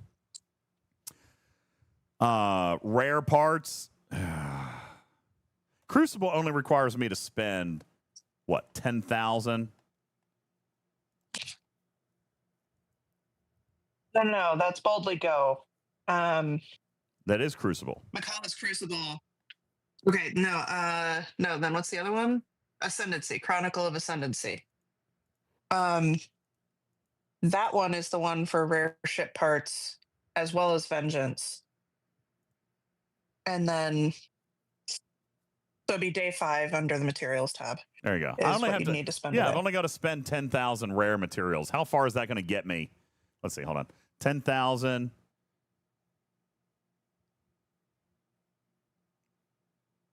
Rare. Ooh. Maybe I don't go all the way to tier 9 tonight. Maybe I don't go all the way to tier 9. Because I've got 40,000 I can spend. Let's see what 6 does. 6, I would still spend 12,000. So I guess I'm just going to tier 5. Tier 5. Tier 5 is 7,000 more rare, but I've got to do 8,000 rare so I can do 1 research. All right, so we're taking it to tier 5. If you do T6, your cube, you can do your cube that day. I know. Or after. I'll wait on the cube until the Vengeance event. Ooh, Cruzito laid down a gauntlet. What? Till do Max it. How I will far max is your my NT from NT. Max? You'll max your NT? I mean, I did say I wanted to do it. I'm in. I'm doing it. Piss on it. I'm pissed on it. Give me some angry music. Give me angry music. I'm doing it. not very angry. What about this one? Yeah. Let's go.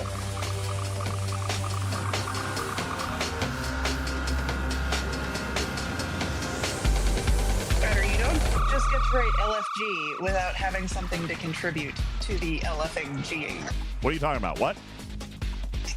No, Strider. I'm just making fun of my husband. Oh! By the way, we're up one bonus stream, so now we're up to 6. And if we hit the trifecta tonight, that'll be a guaranteed Schedule 1 stream. All right, here we go. Krencha, I need 435 blueprints. 435. I think I can afford that. Do you have any DTI polls left to do from your relativity? No, I already pulled all those. I'm good. Okay. All right, Krencha. 435. Let's go. By the way, when makes you me are excited. done tiering this, you do have a person ready to start streaming so you can have a raid target. Okay, great. Who is it? Iron Chef. Yeah, Chef! Yo, Wonder Yams, thank you for your 100 kitty bitties. Appreciate it.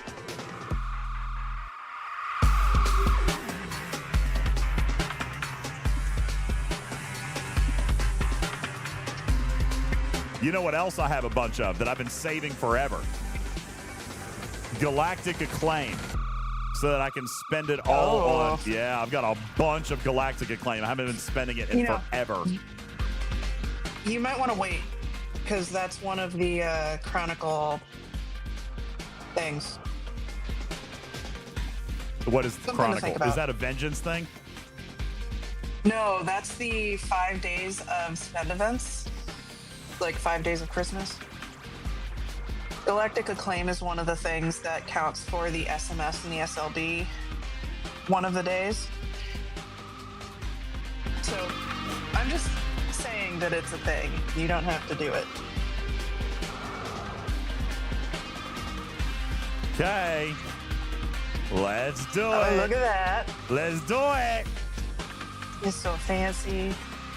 Is Jonathan Ingram waiting outside your base to kill Probably. it with a Sally?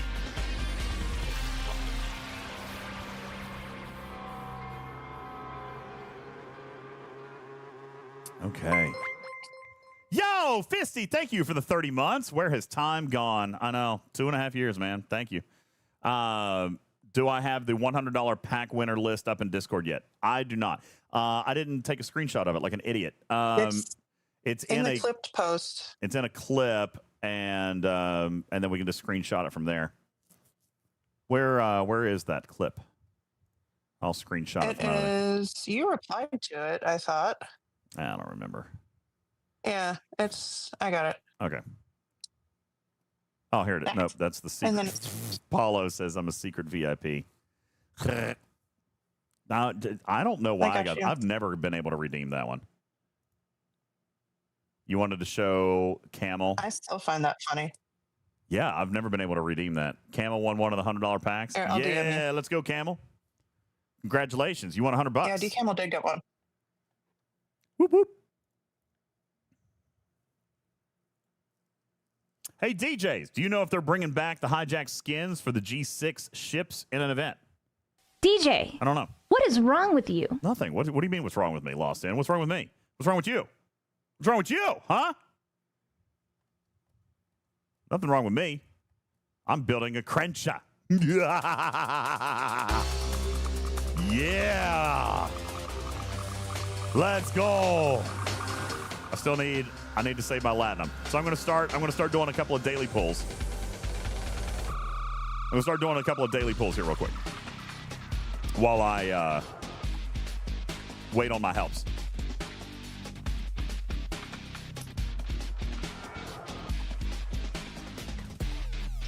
By the way, you have a VIP you need to do when you have a few seconds between clicks. I will do it right now. Who is it? /VIP. Snake. Yeah, Snake Pliskin. It's 2 Ks and an E. Snake. Got you. Enjoy your purple diamond. As Ultravetica says, lots of bad financial decisions. Go power Krencha. Yeah. Do I have the hijack skin? No. I didn't buy it because I didn't think I would unlock it anytime soon. Ha! How's that for foresight? Enjoy your ads. They actually did have those for sale for a large chunk of the last arc, like money wise. But they took them away at the end of the arc. Ooh, a ship upgrade event too. What do you know? Okay.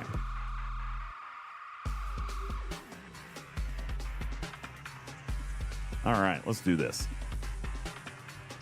I'm gonna go through some daily claims. I've got 17 helps.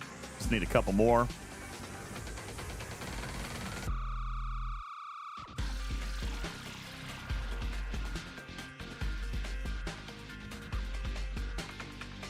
Gwooby says, do the new officers suck? I'm just not interested myself.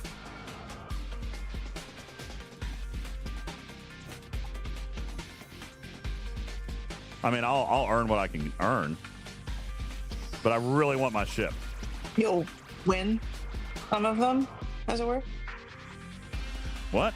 Man, look, I'm out. I'm out of epic too. Holy smokes! Gonna have to go do some stuff.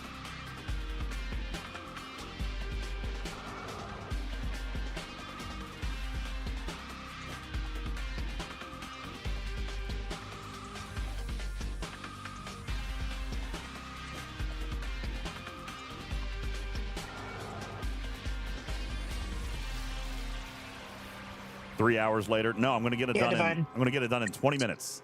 20 minutes, Divine. Watch. Here we go. 20 minutes. I'm going to finish them all. It really should be 3 minutes. This is terrible. You Dustin can't even last 20 minutes. Dustin says I'm slacking on resources. Really? What? What do you mean? What resources am I slacking on? I should have gone into my Spock's Club to see what my to-do list was today. Let's see, where are those? Inventory, right?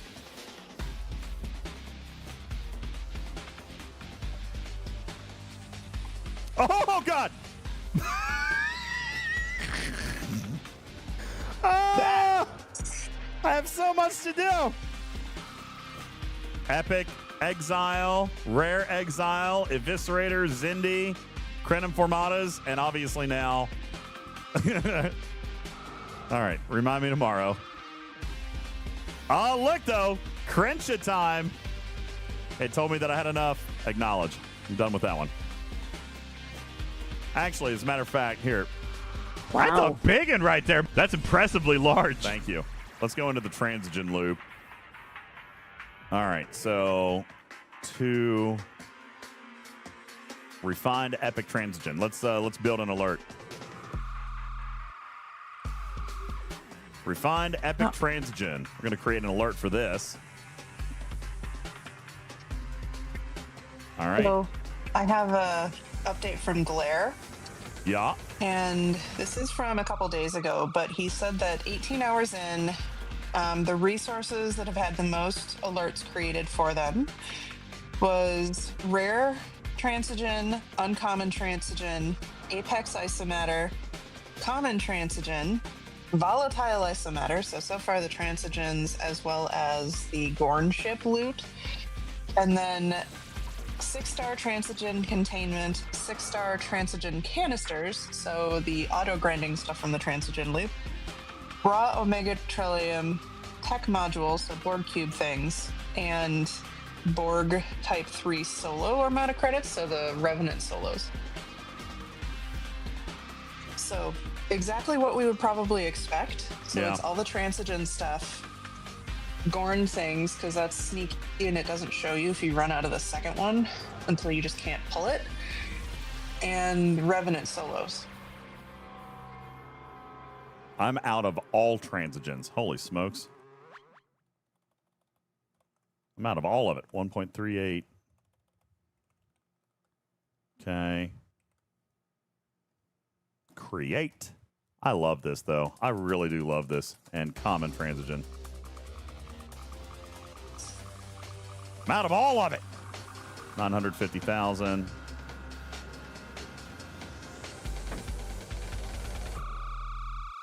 Okay. Webster says I'm shocked. Shocked at what? That I have nothing. That I have nothing going on in here? You shouldn't be shocked. I am a casual player. Can't you see that? I know there's only 15 hours left in Bold to Go. That's why I have to spend some materials, and I've got to do some armadas. I'm very close to finishing, though. And I have to buy... Oops. And I've got to buy the Star Trek Day Battle Pass, which I'm going to do. Because I believe in putting my money where my mouth is. If you were a casual player, you'd shield, right? I do shield. I'm shielded. Aren't I? For now.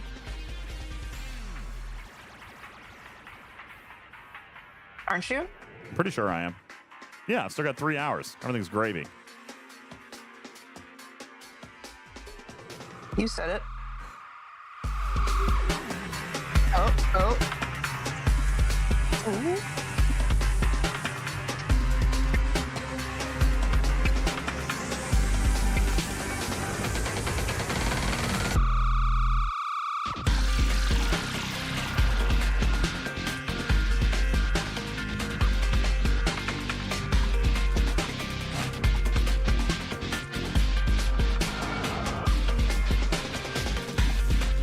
Oh, yeah. Oh, it's so nasty.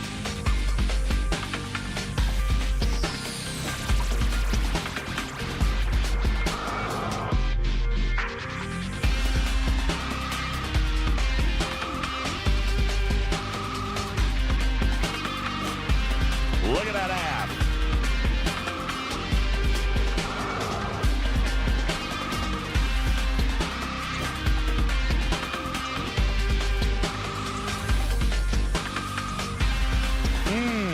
Man, that makes me happy. All right, let's tear it up.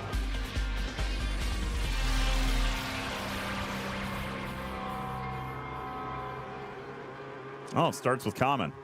Cool. All right, let's get it on here. Got a bunch of buttons to click. Buttons. Lots of buttons to click. Krencha. Here we go. I'm so excited about them. Yes.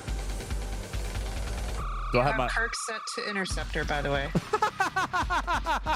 Yeah, obviously I do. Okay.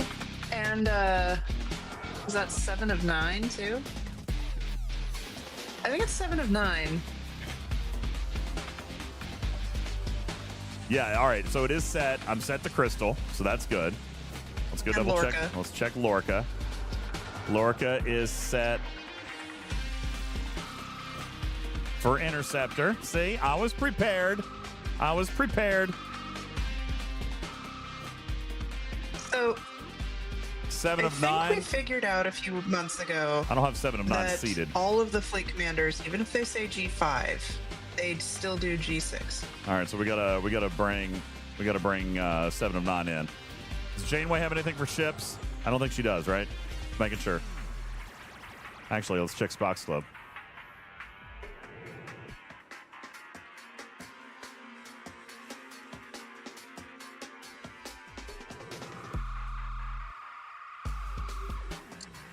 Okay. Sloan. That's just repair cost. Oh, that's all repair stuff. Hang on. Let's find the building stuff. Here we go. They have the little carrot in there so you can collapse the menu. I've been loving those too. Where? Oh, right there. So go to the top of one of Yep, those. I see it. There'll be a little carrot. See, I just like that for like playing on mobile because it does let you like shorten all of the views. All right. Kirk set. Kirk set. 7 of 9 is set, but I need to slot her. Wait, is that an always on? Or did I already slot her? I didn't slot her yet. Your Spock's Club might think she is. That's interesting. All right, let's make sure we don't need Janeway for anything. There's Lorca. All right, so let's bring Janeway out. We'll seat 7. There we go. Okay.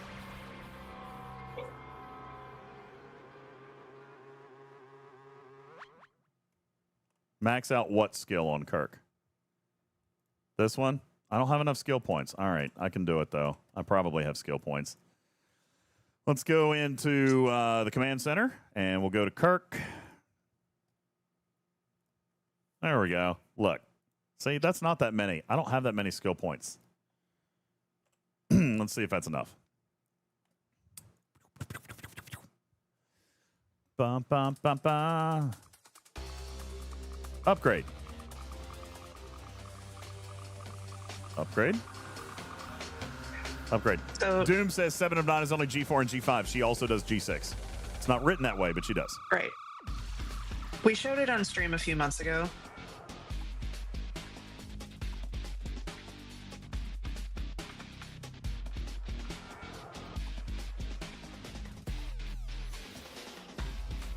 That's not a, you need to go back and look. It's a, I remember talking about this, so I'm pretty sure we're right kind of thing. Yeah, no, she does. She works. Yeah. She works. We did it.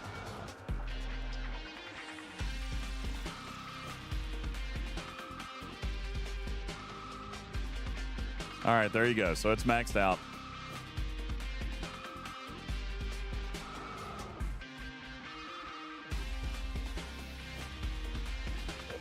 All right, back to it. Y'all, if you don't believe us on that, if you're in G6, don't have 7 slotted, restart your client, then seat 7 with the appropriate ship type selected, restart your game again to make sure it applies, and check your efficiency. Yeah, it will work. It will work. All right, tier 2. Here we go.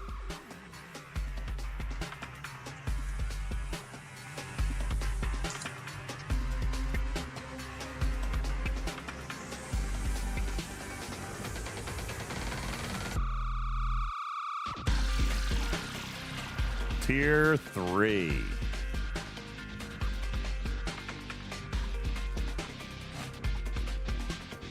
So far, so good on speed ups.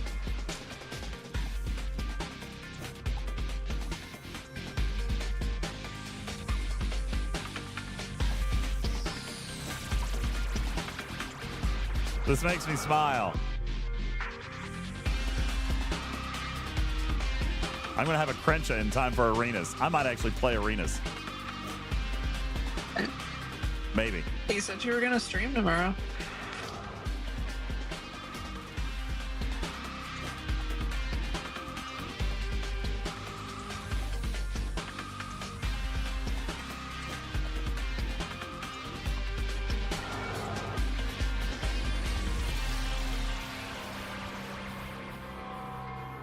All right, here's Mark 5. We're going to pause here and take a quick look at what our event progressions are. Take a look at Crucible. We know that we just finished the daily ship event.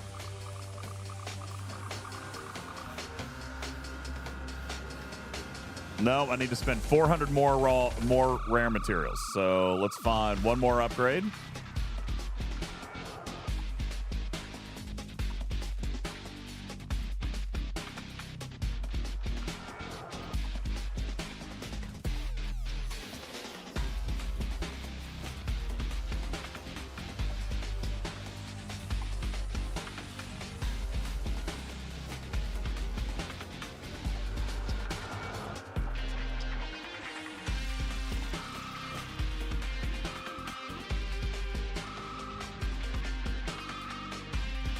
Aladon, that's an interesting question.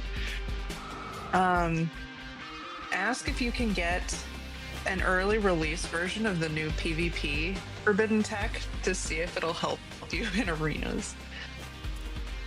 Well, it won't help me tomorrow because it won't be in the game.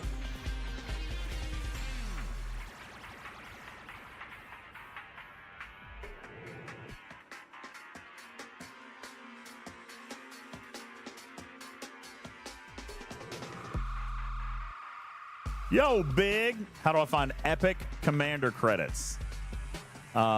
Borg Armadas. I'll show you. The Talios kind. The Talios kind, yeah, not the Revenant kind. And I think you got to be G5, right? Ops 51 plus before you can get them. I think so. Yeah, you got to be Ops 51. All right. Strider says, yeah, he was there more recently. 19 billion, tier 5. And that takes care of Makala, which should also... I'm 30 points short of finishing the whole thing. All right, let's see.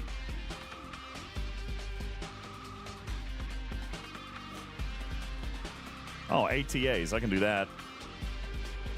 And I got to do some solo armadas. Fleet Commander. Oh, God. I'm not going to finish that one. I ran out of time on that one. Whoopsies. Well, you can do the 3. Because you can do Lorca and then Khan. It's only 400. And you could actually do 5 if you... No, you can't. You can't quite do 5. I think I can. Yeah, we've got 19 hours left. Aren't they 8-hour cooldowns? Yeah, so it'd be 16. Yeah. Oh, yeah. Yeah, you could. Well. Okay. You'd have to time it really well. Are you going to be up in 8 hours?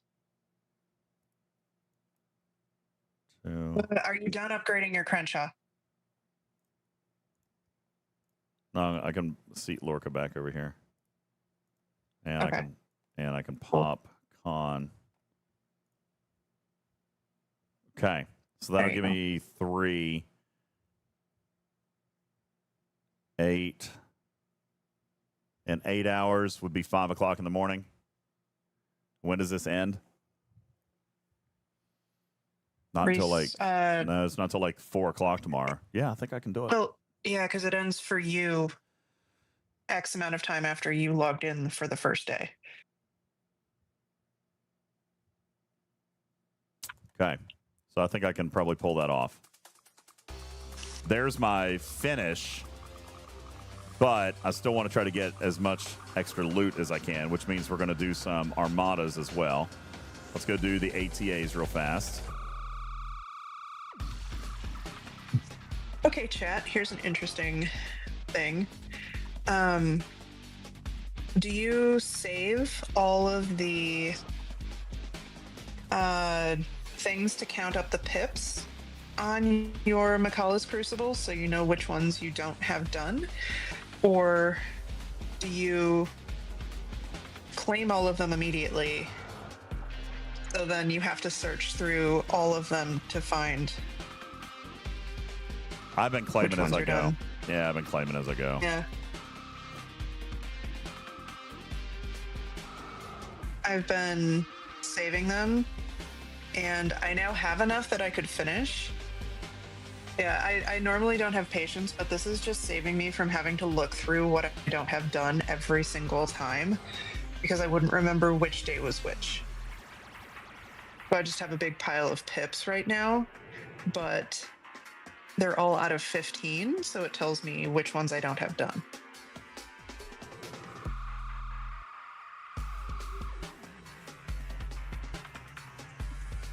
Good handy dandy spreadsheet check. I have no idea which one you're talking about.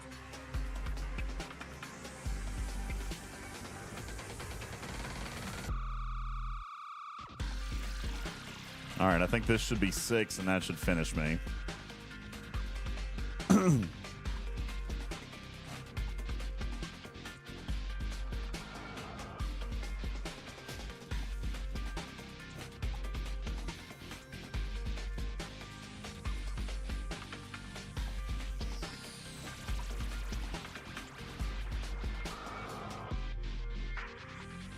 All right. What part of the new arc are you looking forward to? If anything. I mean, the rewards, I guess. That's fair. The thing that I'll be able to earn from the new loop that I don't have yet, because I do like things like that. The flames on Discord. Yeah, we need to to heat things up around here, Loston, clearly. What? His comment. You're looking forward to the flames on Discord? No, I'm not looking forward to the flames on Discord. There will be flames on Discord. That always happens, but it's fine. Okay, Solar Armadas, it looks like, is the only thing I have left to do that I can do. So we'll go up, we'll pop on those because I can do those, and we're gonna take the new Krencha to do it.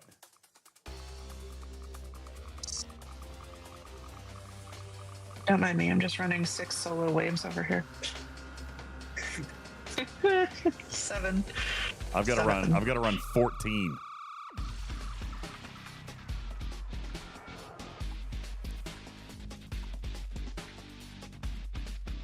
Do you have your Forbidden Tech and Chaos Techs picked out? Not yet. I'm still looking at things.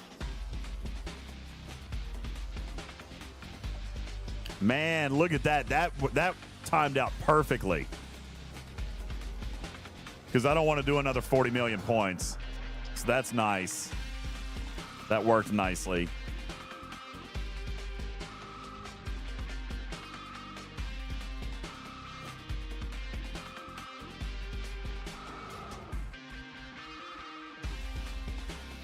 All right. So just Armadas then.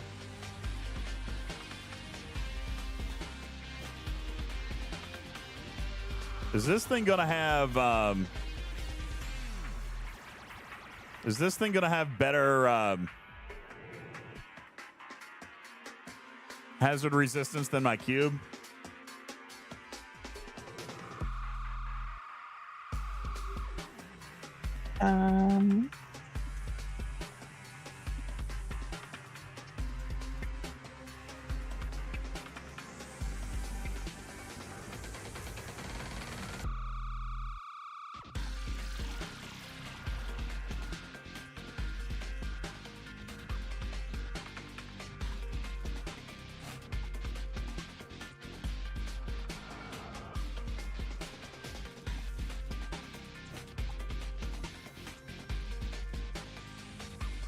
He doesn't have. He has a Minerva. He doesn't have a Negvar.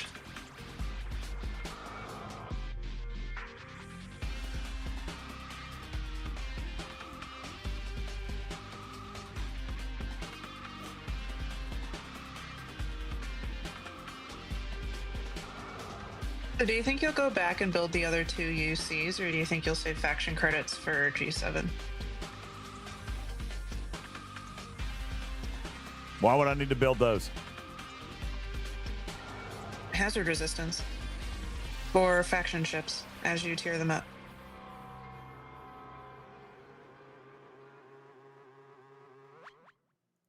Yeah, I'll probably eventually build them. Yeah. You don't necessarily need them, no, but the idea is you could build them and get more hazard resistance. But yeah, I probably will eventually build them. Yes. Yeah.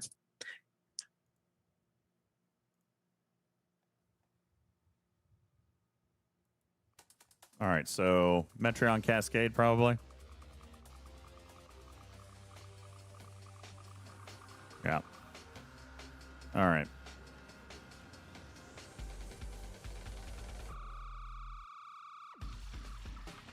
All right. Let's see what it looks like.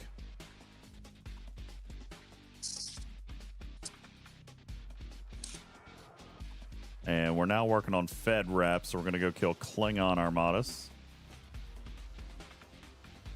Still can't get to the 1950 system. And only 150% hazard. But that is the same as my cube. So...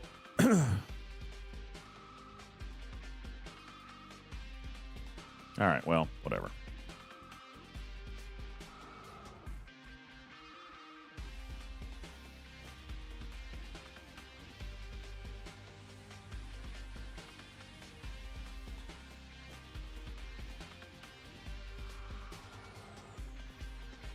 Oh, these are rares.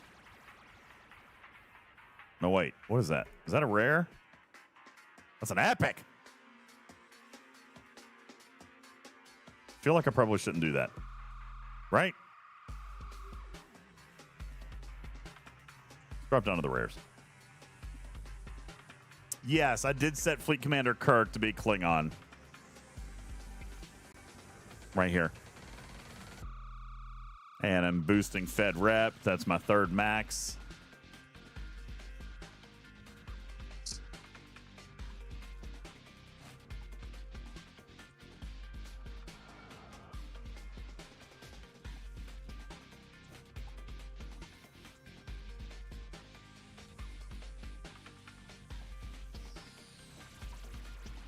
I'm going to spend some more skill points while we've got an event for it.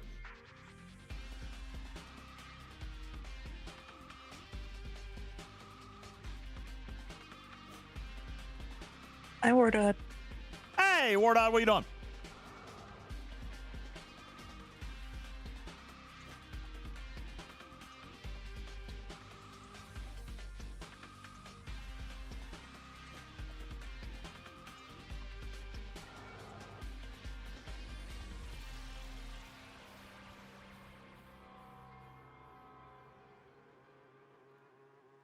Wardod is looking to kill a new Krencha. Maybe.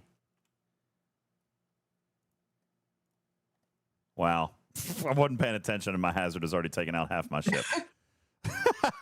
All right, whatever. God bless it. God bless it. That's stupid. But now I know what I'm looking for. Now I know where I'm going.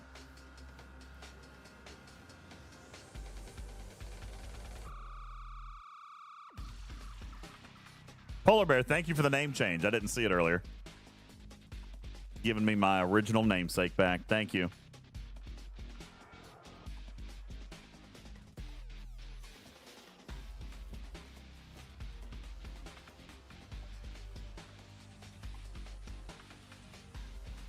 Well, I'm down to 20% hull, and I haven't even hit the first thing yet. Balabomb says I should be looking for a C-12 stasis globe. I don't have it.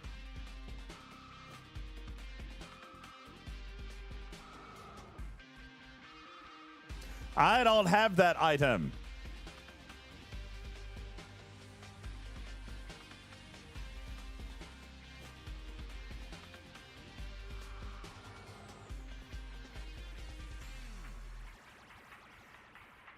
Well, it took care of it, but I won't survive another one because of all my hazard loss. So let me kill a hostile or two here. And then we'll come back and try it again, now that I know where I'm coming. All right. Whew.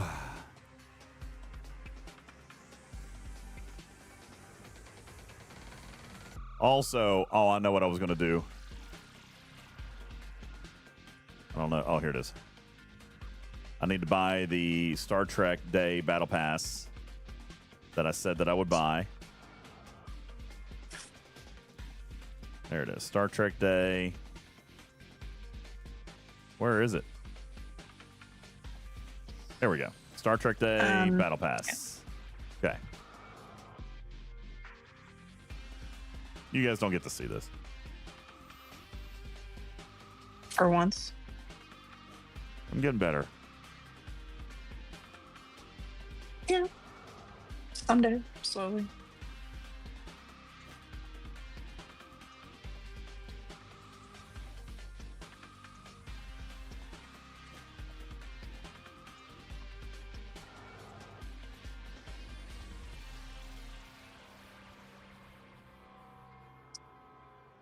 Oh. What? You spelled your own name wrong. No, I didn't. Read it again.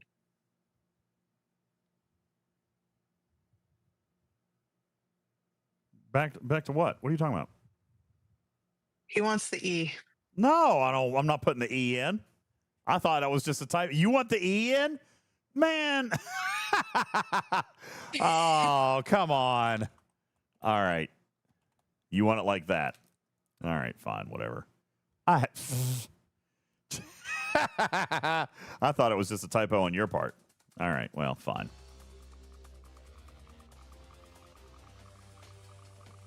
All right, now we know where we're going. We're going to go here. I know, Burton. No Z. I feel like I've got to put a Z in there. I've got to have the Z. I'll leave the E, but I got to have the Z. That's my thing. Uppercase the E to make it stand out. Okay. Ooh. You guys are mean. There. I don't like it. I don't like it. There you go. That's messed up. It is messed up. I concur, Jules. Come on. They said they fixed the GS31 taking a while to actually activate its thing, but they really didn't fix that. I feel like mine's been a little bit faster. A little bit faster, but like they It's not didn't instant, no. fix it. Yeah. I feel like mine's faster, Jada. A little bit. I need to run 16 of them, Balabomb. Which I might do more off camera. Like, you guys probably don't want to watch all that. But I am going to come up here and claim my Star Trek Day Battle Pass. And we're going to go spend that loot, too.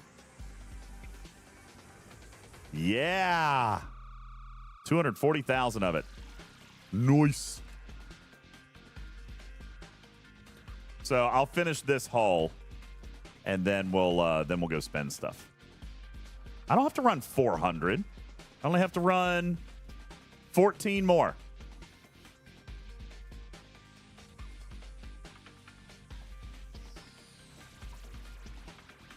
But see, it also takes them a little time to spawn. Oh, you mean I can, so I should. You're talking about the number of directives that I have. No.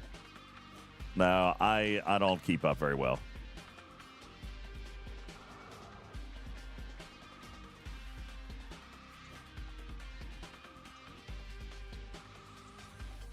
Maybe, Cruzito. Maybe. I'm behind on your chat, but I just saw it. That's right. I forgot you guys already knew about that. Does that mean I can share it? Since it was already put into another community? Was it in the magazine? No. They just literally flat out told him? Yeah. Cool.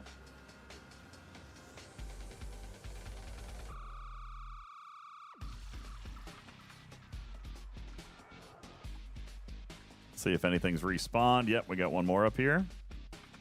Think I can get one more in before I die.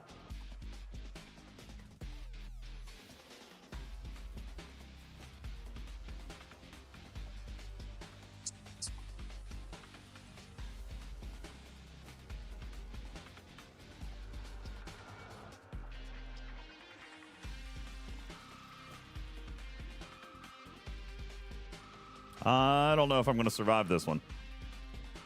Really low on hull.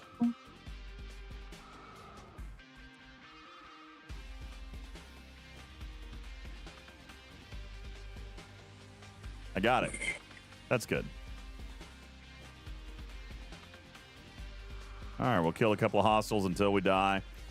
That was good for another one. So now I only have 10 to go. But before I do that, I'm going to let you guys spend some loot.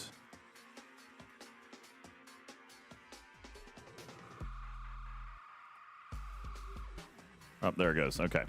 We dead now. I'll start repairing that. And let's go spend some loot. Now, you guys told me not to spend my Officer Depot tokens. Why? Tell me why. Because there's a day in that 5-day spend event thing. Do we know that that's coming? Those. No, but they've done it the last 2 months. Okay. So does it hurt to wait 2 more days until you figure out that that is or is not on the schedule? I really wish they would fix this graphical thing. I have no idea how many shards I need.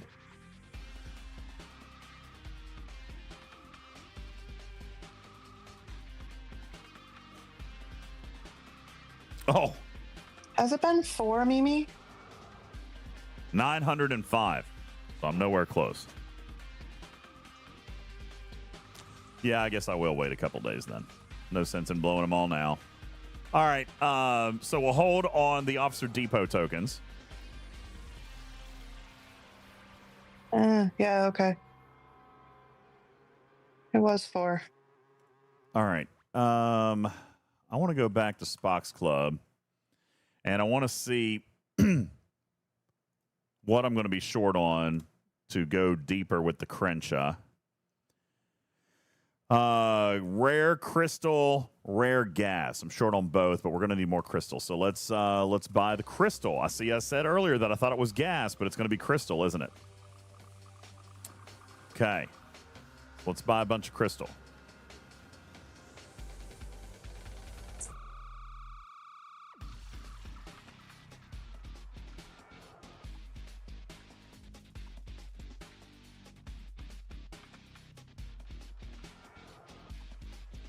Orion has a good point too. You can use your Reliant pulls on DeMarco instead of using the depot tokens on her. Yeah. I haven't started doing that yet, though. I haven't started pulling officers because I'm still working on the favors. Right, but they come as part of the daily pull, don't they? Some of them? It just let me overclock that bundle by 5. Well, if you guys haven't spent your nice. What? What is this? I'm 300 tokens short of another 10 pull. All right, we're gonna wait because I've still got the Armada one that I can do. All right, let's buy. Will this one let me overclock? Let's try. Nope. All right. Oh, I really hate to spend it on Vindicator parts. The value is so bad. If the ship is valuable to you, then it is not a bad value. Yes, it is. Because it's going to take so much. I'm not doing it. We're going to officers. I just keep putting it off. I can get 80 rare. I can get 80 Savick shards.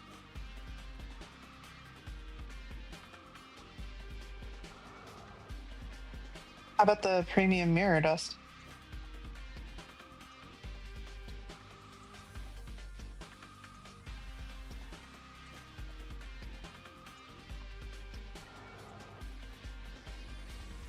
Yeah, I guess I should.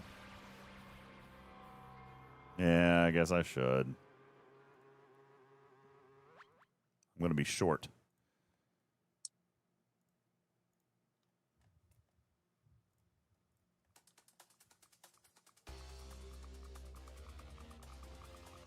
I'll have 4,000 left. That's enough for 2 more shards.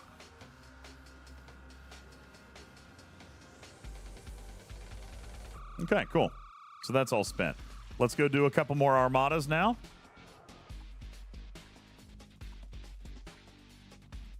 And let's see if we can earn a couple more Crucible tokens. Is it even going to be enough? Let's look here. Oh, yeah, it is. Okay. 10 more armadas and we can do it.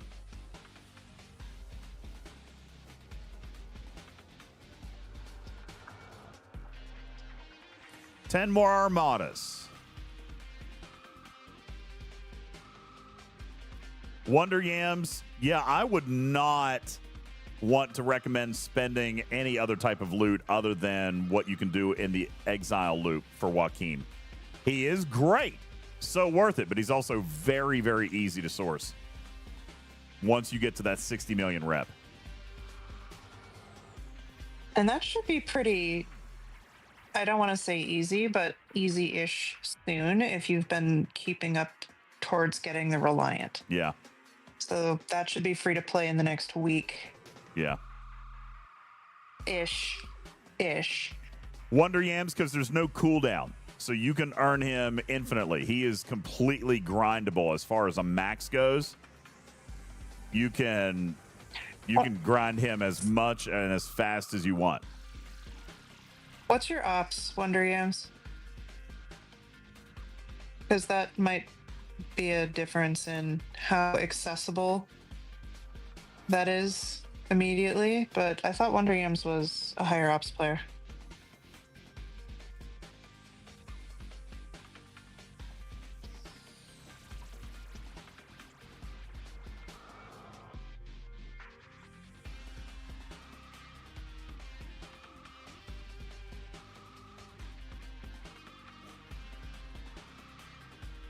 All right. Ugh. Okay, Sorry. so people in the chat with no Reliant. So would you want a segment of a show to highlight what to use with it? Or what crews? Or we probably should do a recap. That kind of thing? It's going to be free to play here in a couple days. Exactly. I'm trying to get Putz to do it so that way he can kind of walk through his brand new one. Yeah, Putz.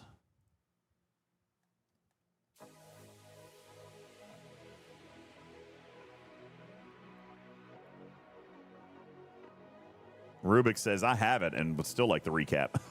We can do it. We'll do it. I think we were tentatively planning that for Thursday. Yeah. Because the free-to-play date is this week, I believe. Yeah, it's somewhere between Tuesday and later, depending on how quickly you actually kept up with the polls.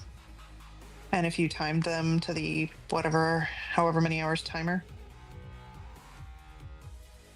So it's mostly Wednesday. Some Thursday, yeah.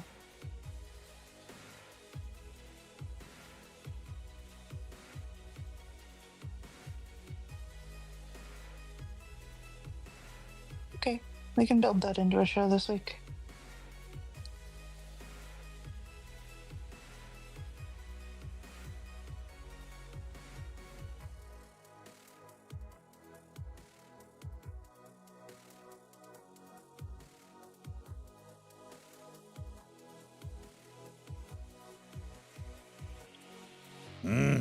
I hate how slow these things spawn.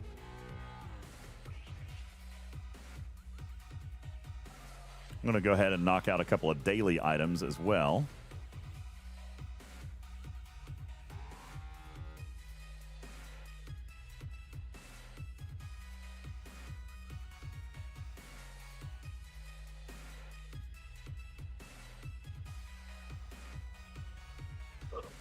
I could punch up a little bit, Broken Wolf, but I'm nervous about the Krencha only being tier 5 right now.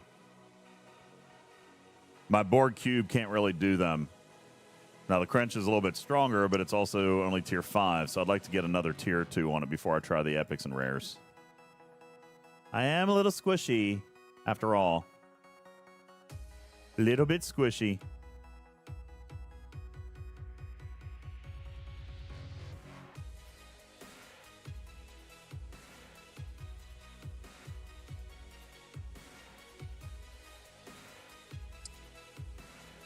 I do still have... I never finished doing my daily clicks, did I? Forgot all about it.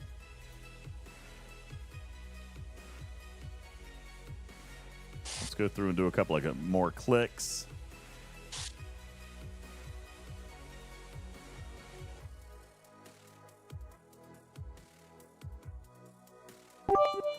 Hey, Lost In. Thank you for your 16 kitty bitties.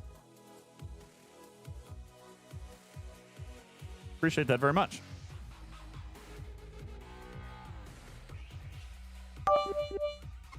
Lost In with another 28. What are you doing, bro? You doing something silly? Thank you very much.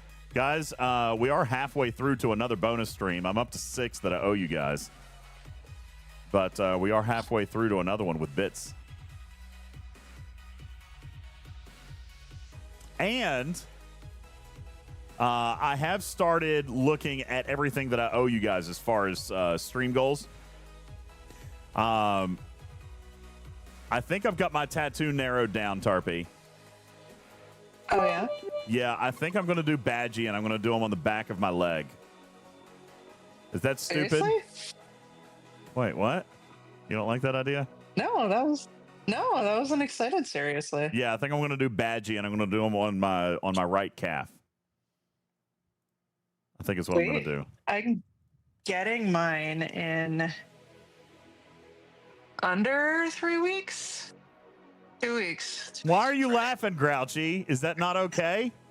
No, don't laugh at me. That's going to make me self-conscious about it. That's what I want to do.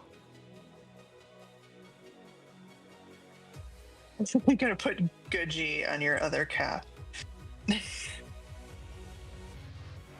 Bad Badgie. Yeah, I'm going to do...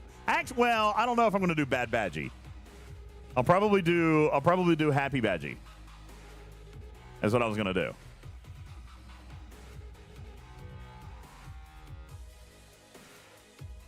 Oh crap, that is 2 weeks from Friday.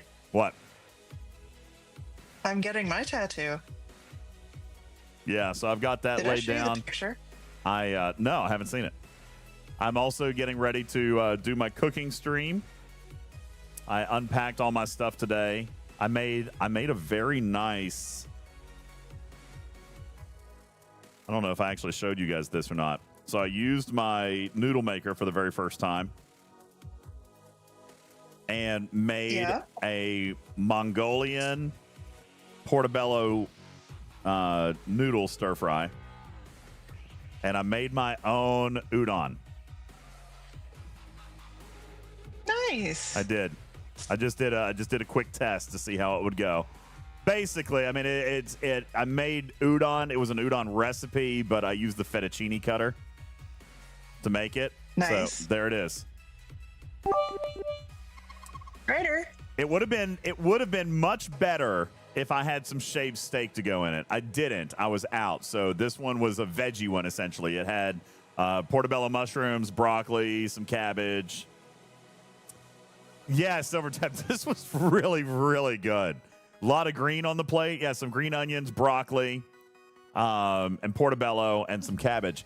And like I said, I wish I had some shaved steak, but I didn't. But that would have made it better if I had like a little bit of beef to put in there. But it was really, really good, and I made my noodles from scratch. So that was delicious. So I got ready to do that, and I'm getting ready to start prepping for the cooking stream. I was reminded, I actually had completely forgotten about this. I was reminded by OG Little Hippie that I still owe you guys a makeup stream. I had forgotten about that. So I've still got to do that. I don't think she's going to let me forget about that one because she's looking forward to doing that. So we've got that to do. And now we have officially begun, I say we, I have officially begun some preliminary planning on the cooking competition in Hawaii. Just started, and right now all I'm doing is just looking at dates at the moment. And then, I'm going to look at dates for me. Then I'm going to send them to Chef. And once we kind of get something that looks okay, then we're going to start sending it out to everybody else and seeing if that looks okay. Once we get a date set, then we'll start working on the logistics. I haven't decided exactly how we're going to do this. If I'm only going to have like one or two people cooking, or if we're going to have multiple people cooking, and then we're going to need a place to do it. We can't really do it in Chef's kitchen. So I'm thinking about trying to find something out there, like a restaurant that we can rent out or something. Or we can borrow their kitchen. So I haven't decided on how all that's going to work yet, but I'm starting to work on it. Yeah, we've got a little bit of time to brainstorm. It'll definitely be after the new year for sure. It'll be after the new year. before Martin Luther King Day would be fantastic. You're talking the first week or two of January? Yeah. You start getting into February, that's cruise time, dude. Well, I know. And it may, it just depends. I mean, travel's going to be really tough. Although, it would be nice to go to Hawaii in January, wouldn't it? Chef, what's the weather like in Hawaii in January? Send me a picture of it. What's the weather in Hawaii in January? Maybe it would be a good time to do that. I don't know.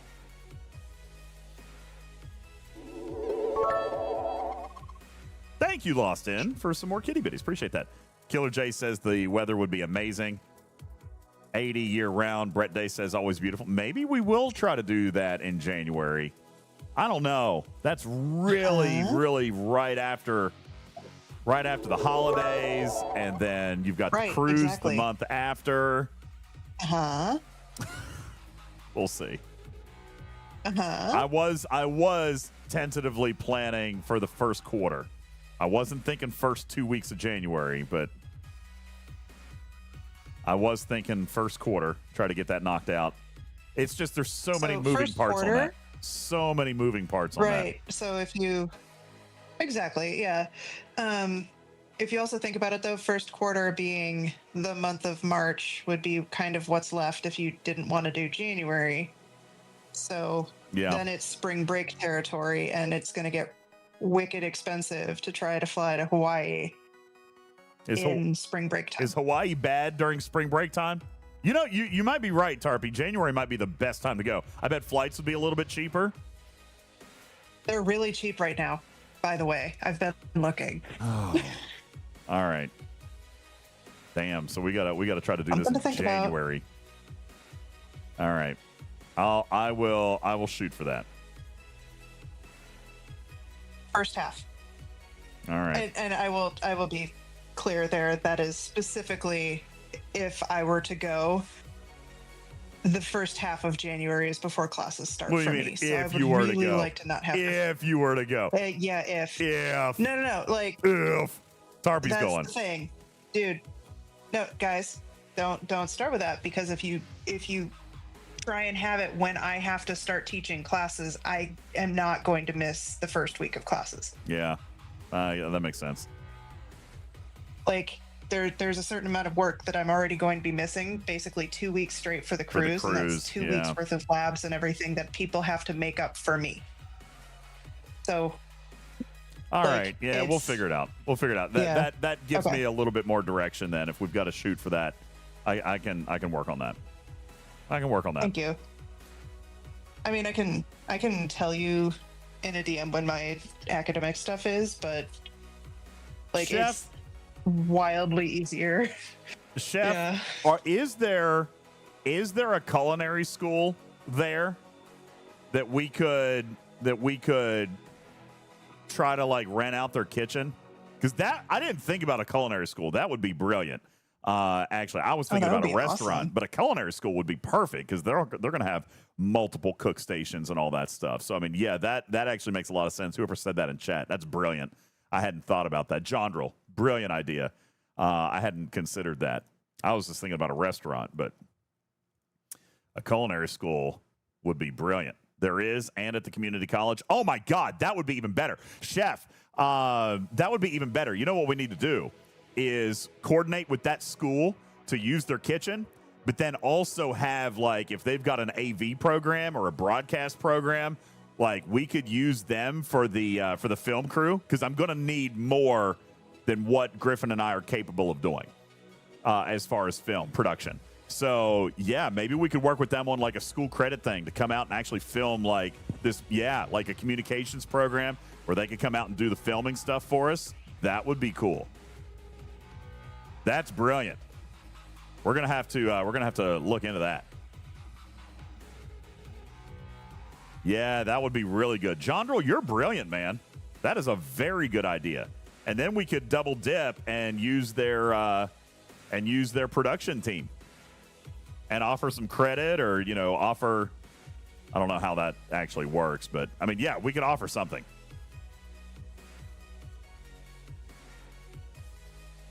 Blaze says, sounds like we're doing a streamer's ripoff of MasterChef. 1,000%. Yeah. That's 100% what we're doing. Yeah. 100%. Yeah. 100%. I can find a nice co-ed to date. Sure. Sure. Absolutely. Oof. What? They'd be like 20, 21? I'm in. At a community college, try 17 to 19. I mean, 18, 19, fine. Younger than your kids. Okay, got it. Listen, don't hold any of this. Whatever. I shouldn't have said what I said. It's stupid. I'm making, that was a terrible joke. Now, in hindsight, I should not have even joked about that. Shit. Okay. Stop talking. Move along. Oh, anyway, I don't know who that DJ guy is. Who the hell's that? What an asshole. Perv. God. God. What an asshole that guy is. Oh. I mean, Shiz has a point. There might be some, we call them non-traditional students, so it's just students that come back after several years to try something different or take some classes or whatever. There you go. But, there you go. Generally. No clipping. No clipping. You see what had happened was I was trying to get a guest spot on this show called Dateline. All right. And it was not the show I thought it was. All right. So bad. Oh, hey, Madrox, you're right. If Belichick can date a 28-year-old, then so can I. Okay? I mean, how old is he? 78? 80? That's messed up. No, it's not. I mean, it is. It is kind of. That was the perfect timing for that. It is kind of messed up. Yeah. Still no more spawns. All right. Let's kill a few more hostiles. DJ. What? What is wrong with you? Everything. All right. I'm old and I'm alone. All right. Oh, God. I don't open it, then later I can claim ignorance, right? Yes, I'm ignorant. All right. Oh, I know. I think I foobot this. I did. It's all messed up. All right, just ignore everything. Hey, how about that Mongolian portobello noodle? Like, that was delicious looking, right? I mean, really? Wait. Does that not look? What'd you make the noodles from? Huh? Oh, I don't know. Was it I just looked like regular flour? No, I used a couple of special things. I looked up a recipe because I was trying to still make it like very low fat. There was regular flour, but there was also like some. I had to buy some wheat germ something or other. I don't remember exactly. I've got the list of ingredients in the house. So many scallions. Yeah, no, I mean that's not that many. This is a pretty large bowl. I made myself a large bowl because it was vegetarian, and I mean, I needed a little more than that. Clip that. What? Clip that. What? You made yourself a large bowl because it was vegetarian? What's wrong with that?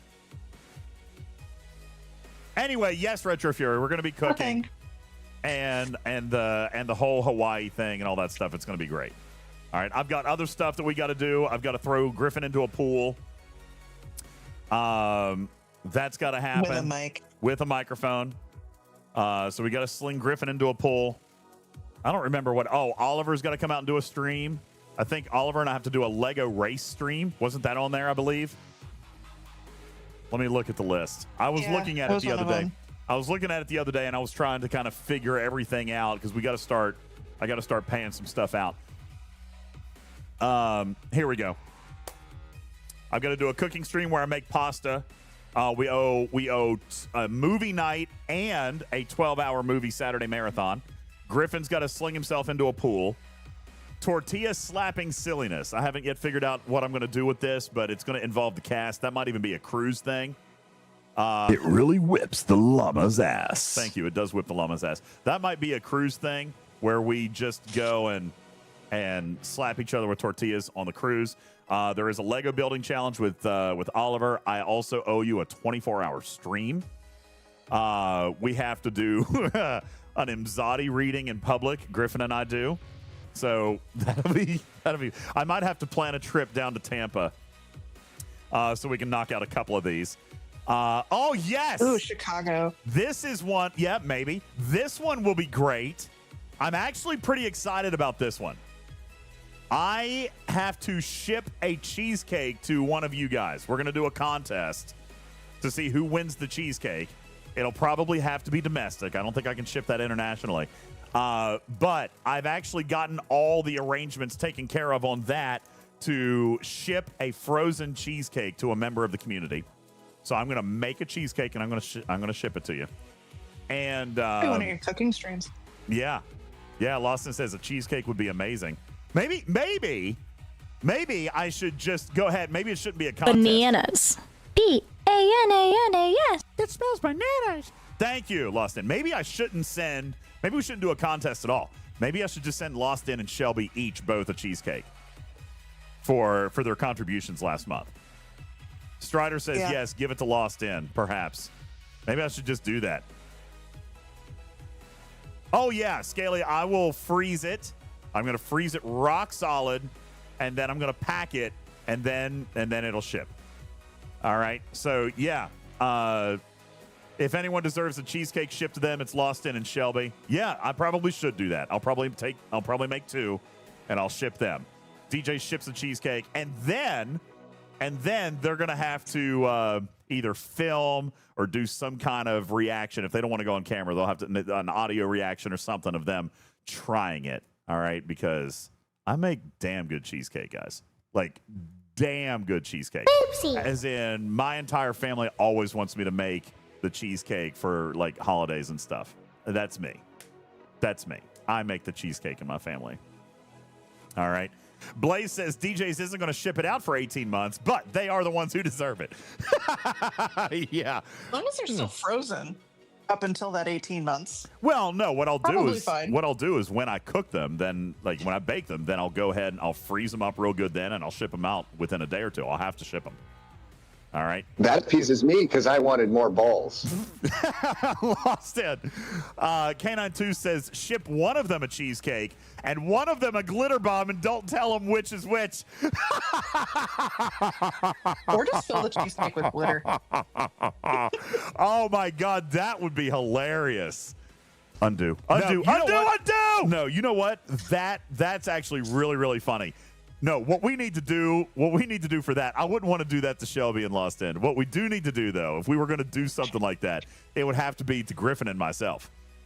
All right, one of us gets the treat and the other one gets the bomb. That would have to be something we would do. I can arrange that for the next. Yeah, that should be something that we put on the next stream goal. Let's see. Also, oh my gosh, Tarpy, where's the July list? It's not in Canva. You changed it. Okay, well, we've got it in Discord. I know that we owe like 3 things off of the July list. Yeah. I don't remember. One of them was. Hold on. I got it. When was the makeup stream? That was from the last 24-hour stream too. See, I need to go back and look at the 24-hour stream. We're getting a little bit behind, so that's what I'm saying. I got to focus on paying up. Okay.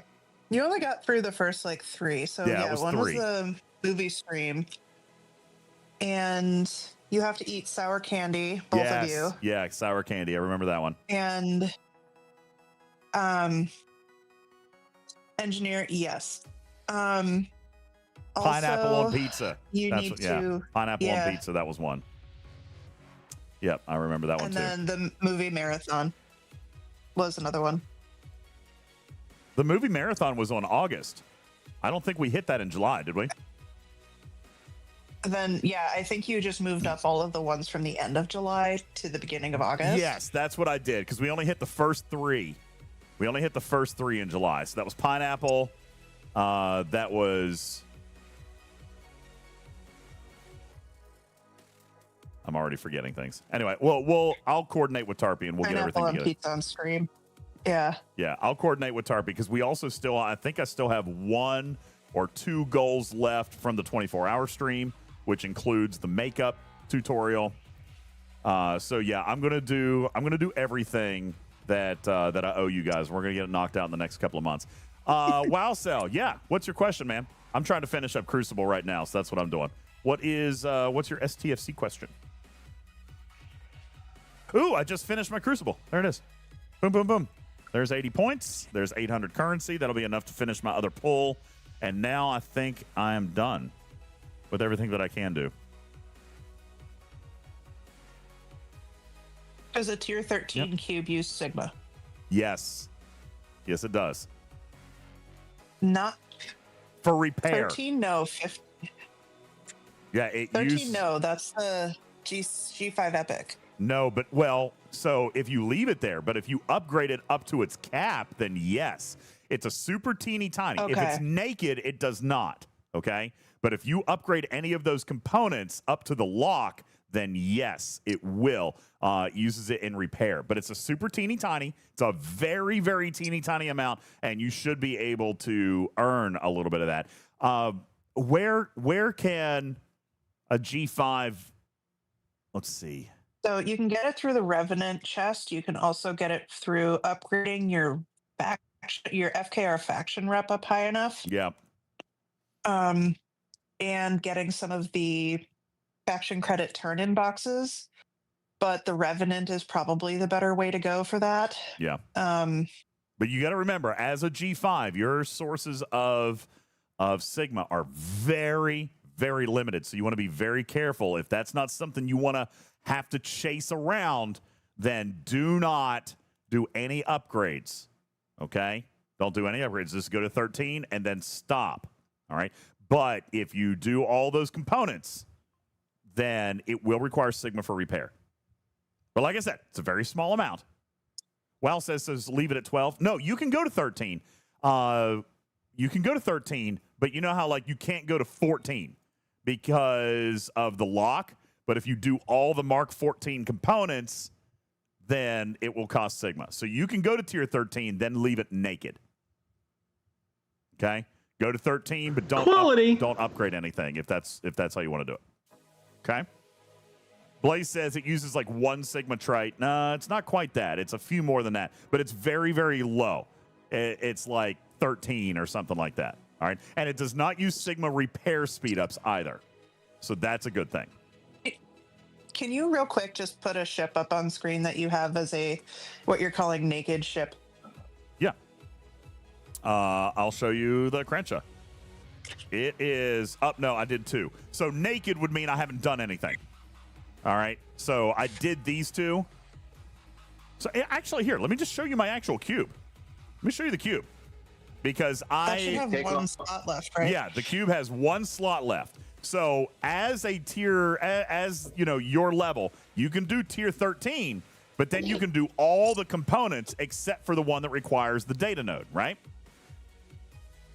If you do these components as a tier 13 and you do all these other components except for the data node component, it will cost Sigma. So now if you do tier 13 and then you leave all of these upgrades blank, that's what I refer to as naked. Okay? That's what I refer to as naked. Like this one, well, that's not naked either because I've got 2 components over here. But if you had all the plus signs, okay, that is naked. Any of those components will move it into Sigma repair costs. Okay? Not Sigma speedups, but Sigma repair costs. So to leave it naked would be have all the squares. Don't do any components. You can take it to 13, but no components. Okay? It is literally naked. Cool? Good question, though, WowCell. I know that surprised a lot of people when they first got up there. And I'll tell you, Revenant wasn't a thing. So when people first did it, they were scrambling to try to find ways to get the Sigma. I'm not even 1,000% sure Scopely anticipated that. That was a little bit tricky. But we got it figured out. All right, dailies are done. Let's see. I'm going to go pop a Fortify real quick. Just a little baby one. Nope. I got to do a big one. I hate to waste it. Guru says, about to take my Revenant to tier 15. Any reason not to evolve it? No. However, I would wait a day or 2 or 3 and get some extra loot. Get those extra parts. Okay? Here in the literally just days, not even a bunch of time, but in here, you want to, if you're going to tier 15, I needed 3 million parts. 3 million parts to get it back to where it was. All right. Now, I had it. I think I only waited 2 days. Okay? I only waited 2 days. So, yeah, you don't have to wait very long. But I would wait a day or 2. You see, you're going to get 1 million right off the bat right here. But then you still need 2 million more. Okay? So, I guess depends on whether or not, yeah, as Shiz says, depends on if you can double or triple pull this chest. If you could double or triple pull this chest, then that makes it a little bit different. But, yeah, you're going to need 3 million epic parts to get it back. Okay? Guru says, I think I already have enough. Well, then you're set. There's no reason not to. As long as you can get 3 million parts. 3 million epic parts. All right. I believe that I am pretty much done with stuff. We've spent the loot. We've done the dailies. I finished Crucible. Oh, I was going to spend that last little bit of loot on gas. And it looks like I'm going to end up with extra. Oh, God, I'm going to have leftover. Blech. But that's it. No. Yeah, I hate leftover. That sucks. Matters. Benny Hill says, can I go back and revisit the Squall mining sweeps? Is it fixed? Benny Hill says he understands that it's fixed. We'll have to ask Griffin. I don't know that it's fixed. I'm not going to do it because it's a crime and you got to pay for it. And then you pay for it, and then it all got messed up. So I'm not going to do it. But Griffin already did. We'll have to check with him, see if it got fixed. I think I foolbot this. How is it broken? So it changed over to where you had to mine uncommon transgen. I mean, I'll whore myself out for another $100 tonight. I mean, but it was millions. It was like millions of it. Right. Yeah. Okay. I do remember that. Yeah. I didn't know if that was broken or if that was by design. I think, well, Benny Hill says that he thinks that they adjusted something. I know Griffin said he couldn't do it. Griffin said he couldn't do it. I know that it was weird when you were doing, it went up by funny numbers and stuff when he was getting the mats, but we tested it and it ended up being the same amount of mats as if you didn't have the sweep.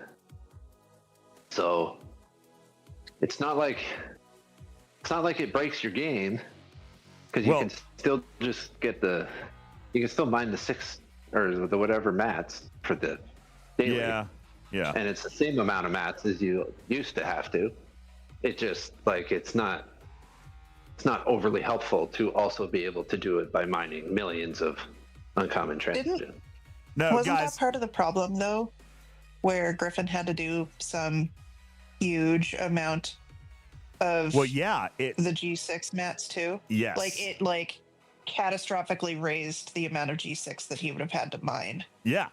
By hundreds. It was like hundreds of millions. It was big.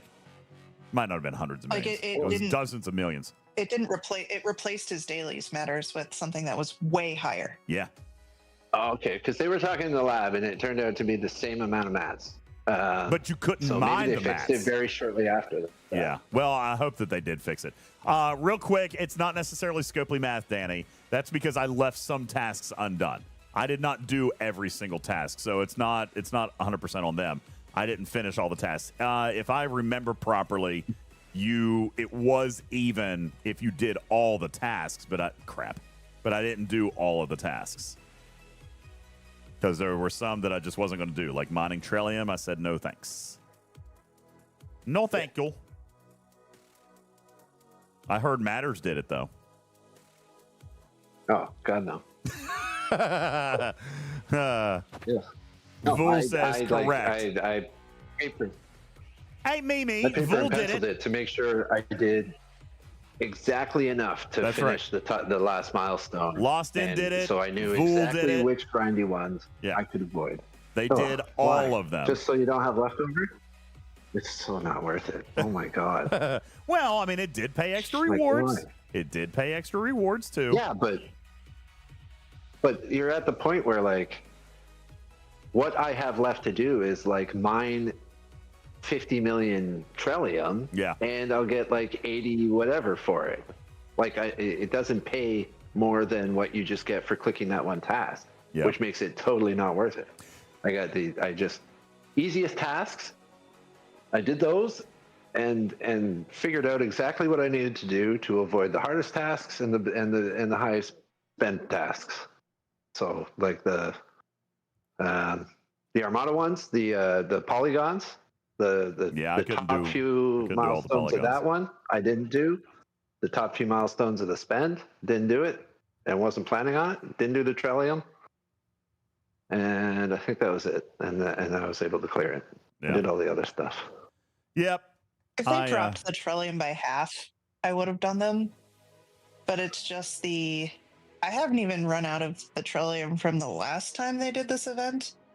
Right. So if I could have used it soon, I just didn't want to. Yeah. Swag says I couldn't do it all. Krenim formation and the 6-star spend I couldn't do. So I was able to do 6-star spend, but I also could not do the Krenim formations. Let me see if I can find it. So here are the materials. I was able to finish that one. Krenim invading entities, I couldn't do that. I mean, how would somebody? That's one a day. That's literally a month's worth of Krenim invading entities. I can't save that much. I did it. Yeah, I can't save that much. I did it mostly because I'm lazy and didn't actually do them the rest of the month. Fleet commander abilities, I could still potentially do that one. Apparently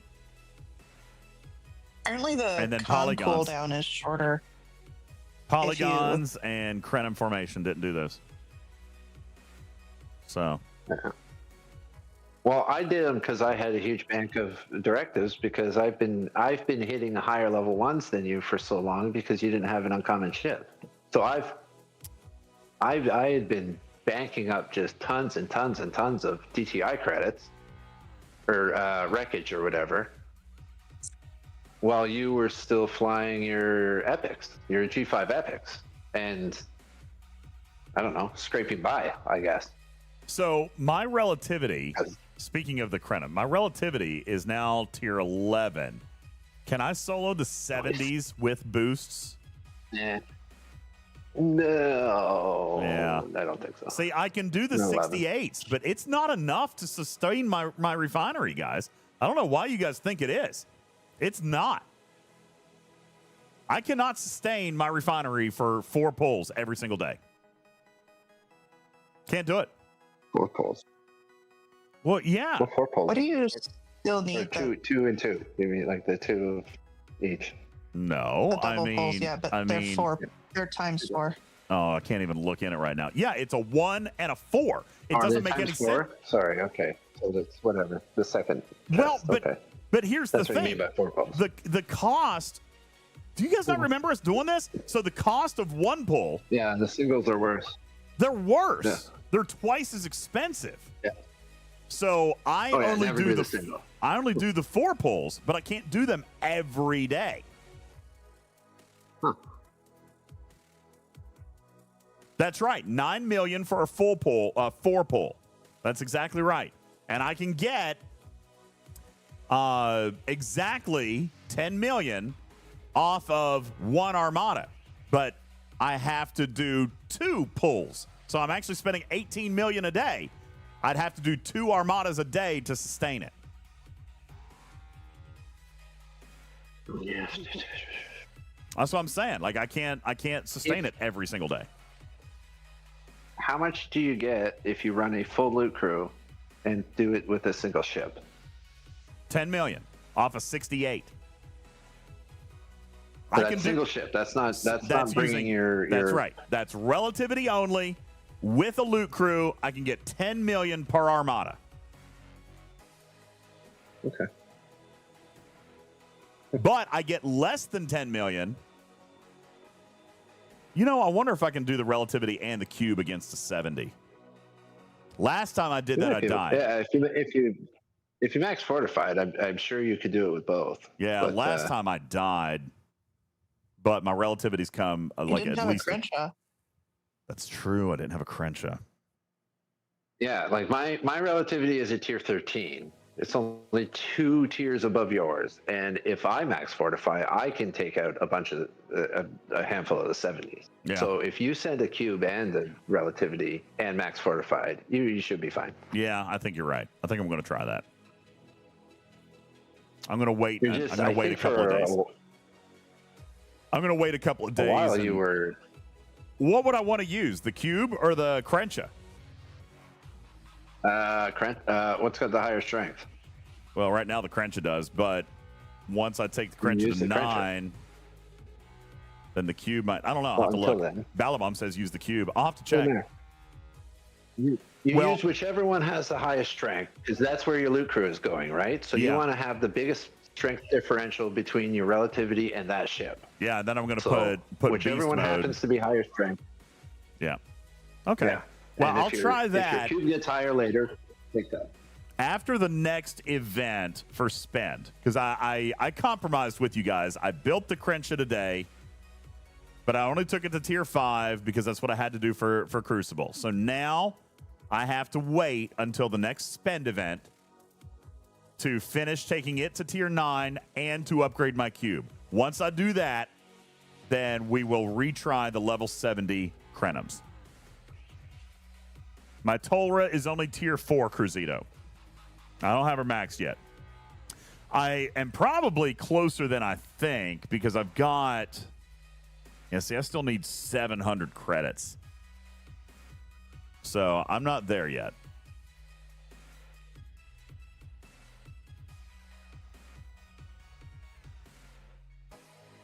Almost. Yeah, I'm way, way far away. But it is tier 4. So we're getting there. Yes, I concur. I lose a lot of time, Dustin, trying to keep up with my dailies and do everything while I'm talking on stream. That's just a part of it, unfortunately. Not unfortunately, but it is a part of it. I lose a lot of time. That's why when I play off stream, I actually get a lot more done. But then it's not as fun because I'm not with you guys. Oh, yeah. So I actually really do much more enjoy, I would much rather play STFC with you guys.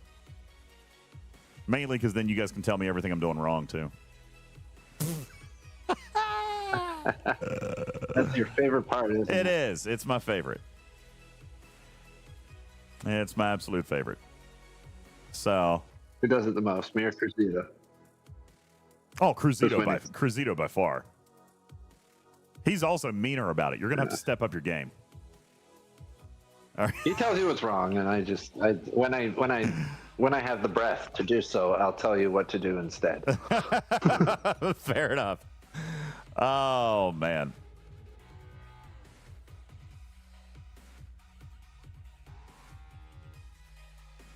No, I did that right, Shard. It's so these scale proportionately, right? 1200 divided by 360. Oh, damn. They don't. DJ. What? What is wrong with you? A lot of things. All right, never mind. Hang on.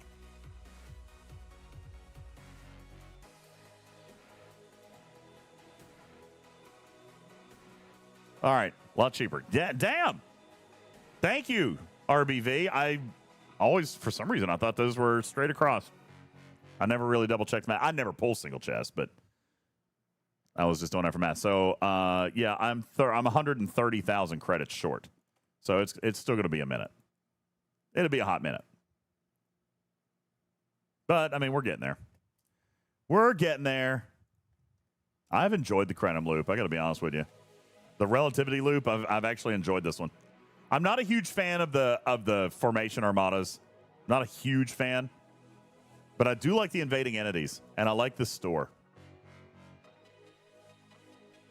I do just enough the formation armadas to keep this thing going, but That's the only thing I don't like about it. And there are, That's you're right. messed up. There are efficiencies for these guys over here, but again, I've been really, really focused on the efficiency favors to the point where I have not even, like, I didn't pull my Glavin out of here. Actually, I did, just the tier 1. I have not unlocked Slipstream because I'm not trying to spend the epic credits. I spend them all on favors. Same. So I haven't started doing officers or anything yet. What the shit? Really? Where did these come that's from? What I told you don't even about for, that's the daily pull for the Reliant. Oh my god. Well, shit. Yeah, that's what we said earlier. Don't spend depot tokens on Marco. Yeah. I thought they cost epic wrath credits. No. Oh, I'm stuck in a loop. Okay, there we go. So these okay. So these cost the wrath credits, and that's where I get extra. Okay. Well, then I wasn't entirely wrong. I didn't realize that I was getting wrath credits. So that's coming from the Reliant. It is. I see that. I didn't remember that these were coming in here. What I had remembered was that these shards came from doing the officer pulls, which is how it was in the first month before Reliant. You had to pull this with the wrath credits, and then you got the choice tokens, and then you could come down and spend the choice tokens down here. I did fail to realize that they were coming in the Reliant pull, which is great because I have not been pulling the officer pull ones because, again, I've been spending my wrath credits on favors. But that's very cool. Yeah. Well, there's 100 shards. You don't get even just the really cheap single chest every day or every few days of the for the officer pull. No, I'm saving every credit for favors, every single one. Oh my god, why? Even the common ones? What's going to happen? So the officer chest, the epic officer chest, is 40 epic credits for the single pull, and it's 450 for the double pull, right? Okay. And what you're going to do is you are going to finish that last favor finally. But I don't earn. And then you're gonna start double pulling this thing, and you'll end up paying out the nose instead of taking a little bit longer to get the favors done. And getting it for 10% of the price, a whole boatload of officer shards. I do see what you're saying. Problem is then I'm going to end up paying a lot more for my ship parts. I mean, my building and my ship. A lot more. How high do you have the favor already? I'm doing really damn good with my favors, I feel like. Look here. Probably you are. Yeah. I'm just wondering where it's at. So my repair efficiency max. What's the ship part one? Ship part, I've got 2 of them. Here's 200%, another 400%. So there's 600%. And that's good. Exile. Very good. What do you have left? Is probably a better question. What's remaining of the epic credit favors? So exile ship materials, which is I think one more level of epic, and then it drops to a layer of rare. Okay. Well, Laughing Fat Man, I haven't finished the ship ones because I focused on the building ones first. So all my building ones are maxed. All right. So I did that first before I went to 70, and then I did ship. All right. So they're not labels. Squishy ships, squishy Smart play brain. is do the building first. I did the building one first. Oh, you did the right thing. That's what I did too. That's smart. So yeah, repairs is maxed. Superior ship parts is maxed. Superior station is maxed. Exile ship parts is maxed. Exile ship or exile station was maxed. I'm working on Exile ship materials now. And then so really honestly, at level what? It's at level 3 so far. And really honestly, that's probably the last one that I have to do that's going to be epic, because I'm not going to do Capacious Vessel. I don't care.